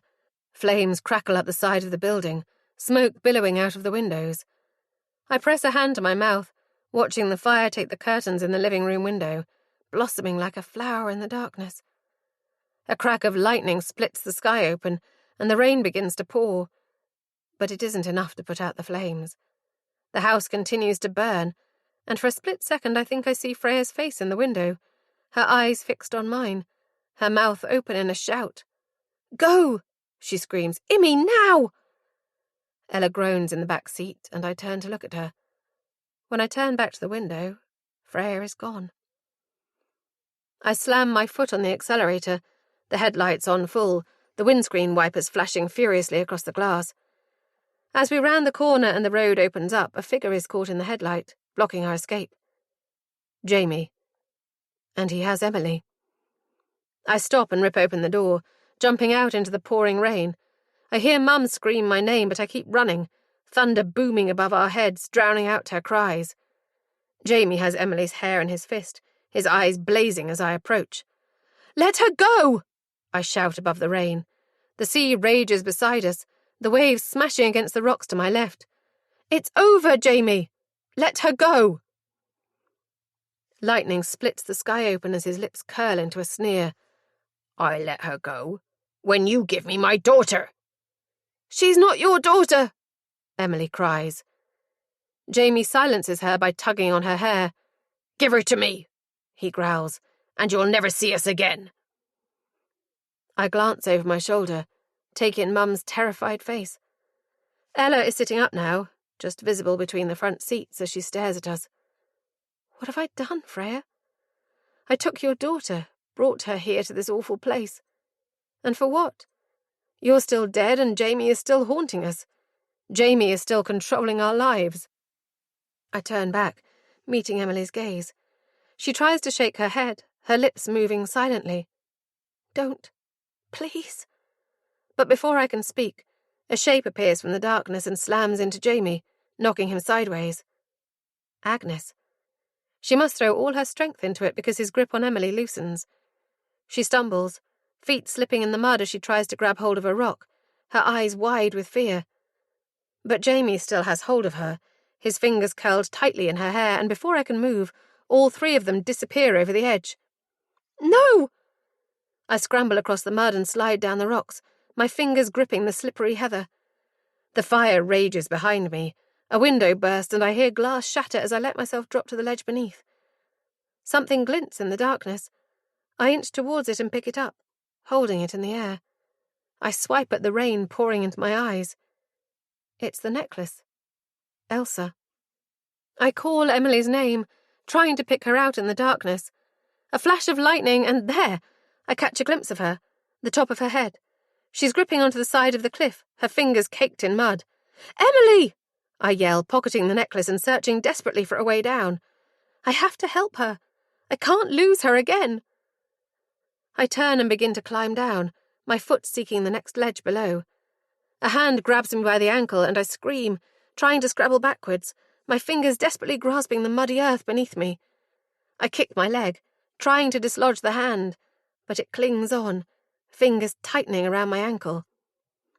"Pull me up." A voice growls and I freeze. Jamie. I can see him now, his eyes blazing, his hair plastered to his head. "Imogen!" Emily cries, her fingers slipping on the rocks. Fear floods through me as I slide down another inch. I kick again with both legs and my other foot connects with his jaw. He bellows, but his grip around me loosens a fraction. I look around for something to use, something to throw at him, to get him off me, and my fingers close around a rock. I lift it and reach as far as I dare. The sea roars beneath us, the rain lashing down, and I feel myself start to slip again. No! For a moment I think the word has burst from my lips, but suddenly Jamie's hand is no longer gripping me. He has disappeared. Rolling onto my front, I peer over the edge to see Agnes and Jamie beneath, her arms wrapped around him as if in an embrace. He struggles against her, knocking them both off balance, and I see Agnes close her eyes as they drop off the ledge and into the sea below. Epilogue. Ella, 20 years later. We come here every year, to the house on top of the cove, the house we rebuilt, where my mother gave me life, and then lost hers. I don't remember my mother, though Immy says they look the same. She gave me a photo album full of pictures of them both, their identical smiles and their twinkling eyes. I stare down at the woman, my aunt, who lost her sister the night I was born. My mother. She must sense my gaze because she looks up, shielding her eyes with a hand, a bemused smile on her face. "What are you doing up here?" I turn at the sound of her voice, my heart leaping. She steps up behind me and throws an arm around my shoulders. Mummerly. I smile at the childish name I gave the woman who raised me, who fed and clothed and loved me, who took me away from here, from the terror that happened here and tried to keep me safe, who almost died to protect me. I will forever be grateful to Immy for going back for her that night, for jumping out of the car, running down to the cliff, slipping on the wet heather. She risked her life for Emily, to bring her back to me. I breathe in her scent, the smell that reminds me of a place far away, a cabin hidden amongst the trees, a river trickling past the window. Her hair is still the colour of autumn leaves, her eyes bright and full of life. I stare out across the water, one arm around her waist, listening to the waves crash against the rocks below, the gulls shrieking above me. Immy and Nanny Deb are in the house, unpacking the small suitcases we brought. We only come once a year, spending one night in the small bungalow. It's a kind of ritual, I suppose, a way to remember the past, to ensure we don't repeat it. The fire was ruled as an accident.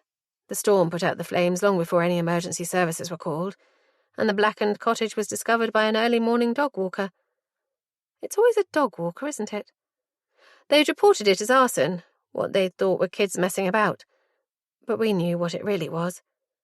It was her way of distracting them, the old wooden bed frame bursting into flames, buying Immy a few moments to get me out.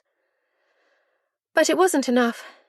They've told me all about that night, the three of us huddled around the kitchen table, Emily and Immy clutching my hands as the tears fell from their eyes and the room filled with their words. They told me about my mother, Freya, and how fierce she was, and I could almost feel her in the room with us, the brush of her lips against my cheek. Emily tucks a strand of hair behind my ear, bringing me out of the dark past. It's the first time she's come with us, and I turn to see tears sparkling in her eyes. I hug her tighter, feeling the pain radiate from her. But I'm glad she's here.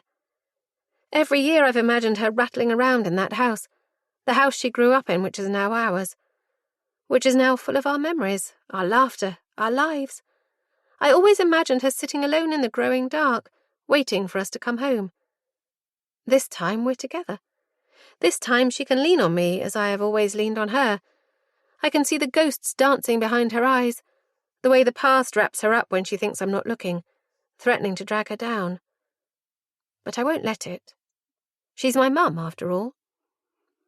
Immy's daughter is here too, the twin who hadn't made herself known until she was ready to be born, after her sister was lost. The hidden girl, Immy calls her. The lost girl, she calls me. Emily pats my cheek before turning and picking her way down the cliff, down towards the sea. I close my eyes and breathe deeply, letting the scent of the ocean fill my lungs. I've always loved being by the sea, listening to the waves crashing against the sand. It's where I go to forget, and to remember, to hold on to the past, and to let it go. Found you? I don't turn at the sound of her voice. Aoife steps up beside me and I smile as she links her arm with mine. We're off to travel the world next year, once Aoife has finished her degree. We're going to follow the route our mothers planned, the same map that's now pinned on my bedroom wall, yellowing with age. We've rearranged some of the pins after Emily reminded me of a lake we used to visit in Scotland, and Immy told us how she always wanted to visit Canada. She's going to meet us there. Emily too, after we've travelled around Europe. I picture the cabin she wants to book, surrounded by trees and snow, and smile. Aoife bumps my shoulder, and I can tell she's thinking the same thing.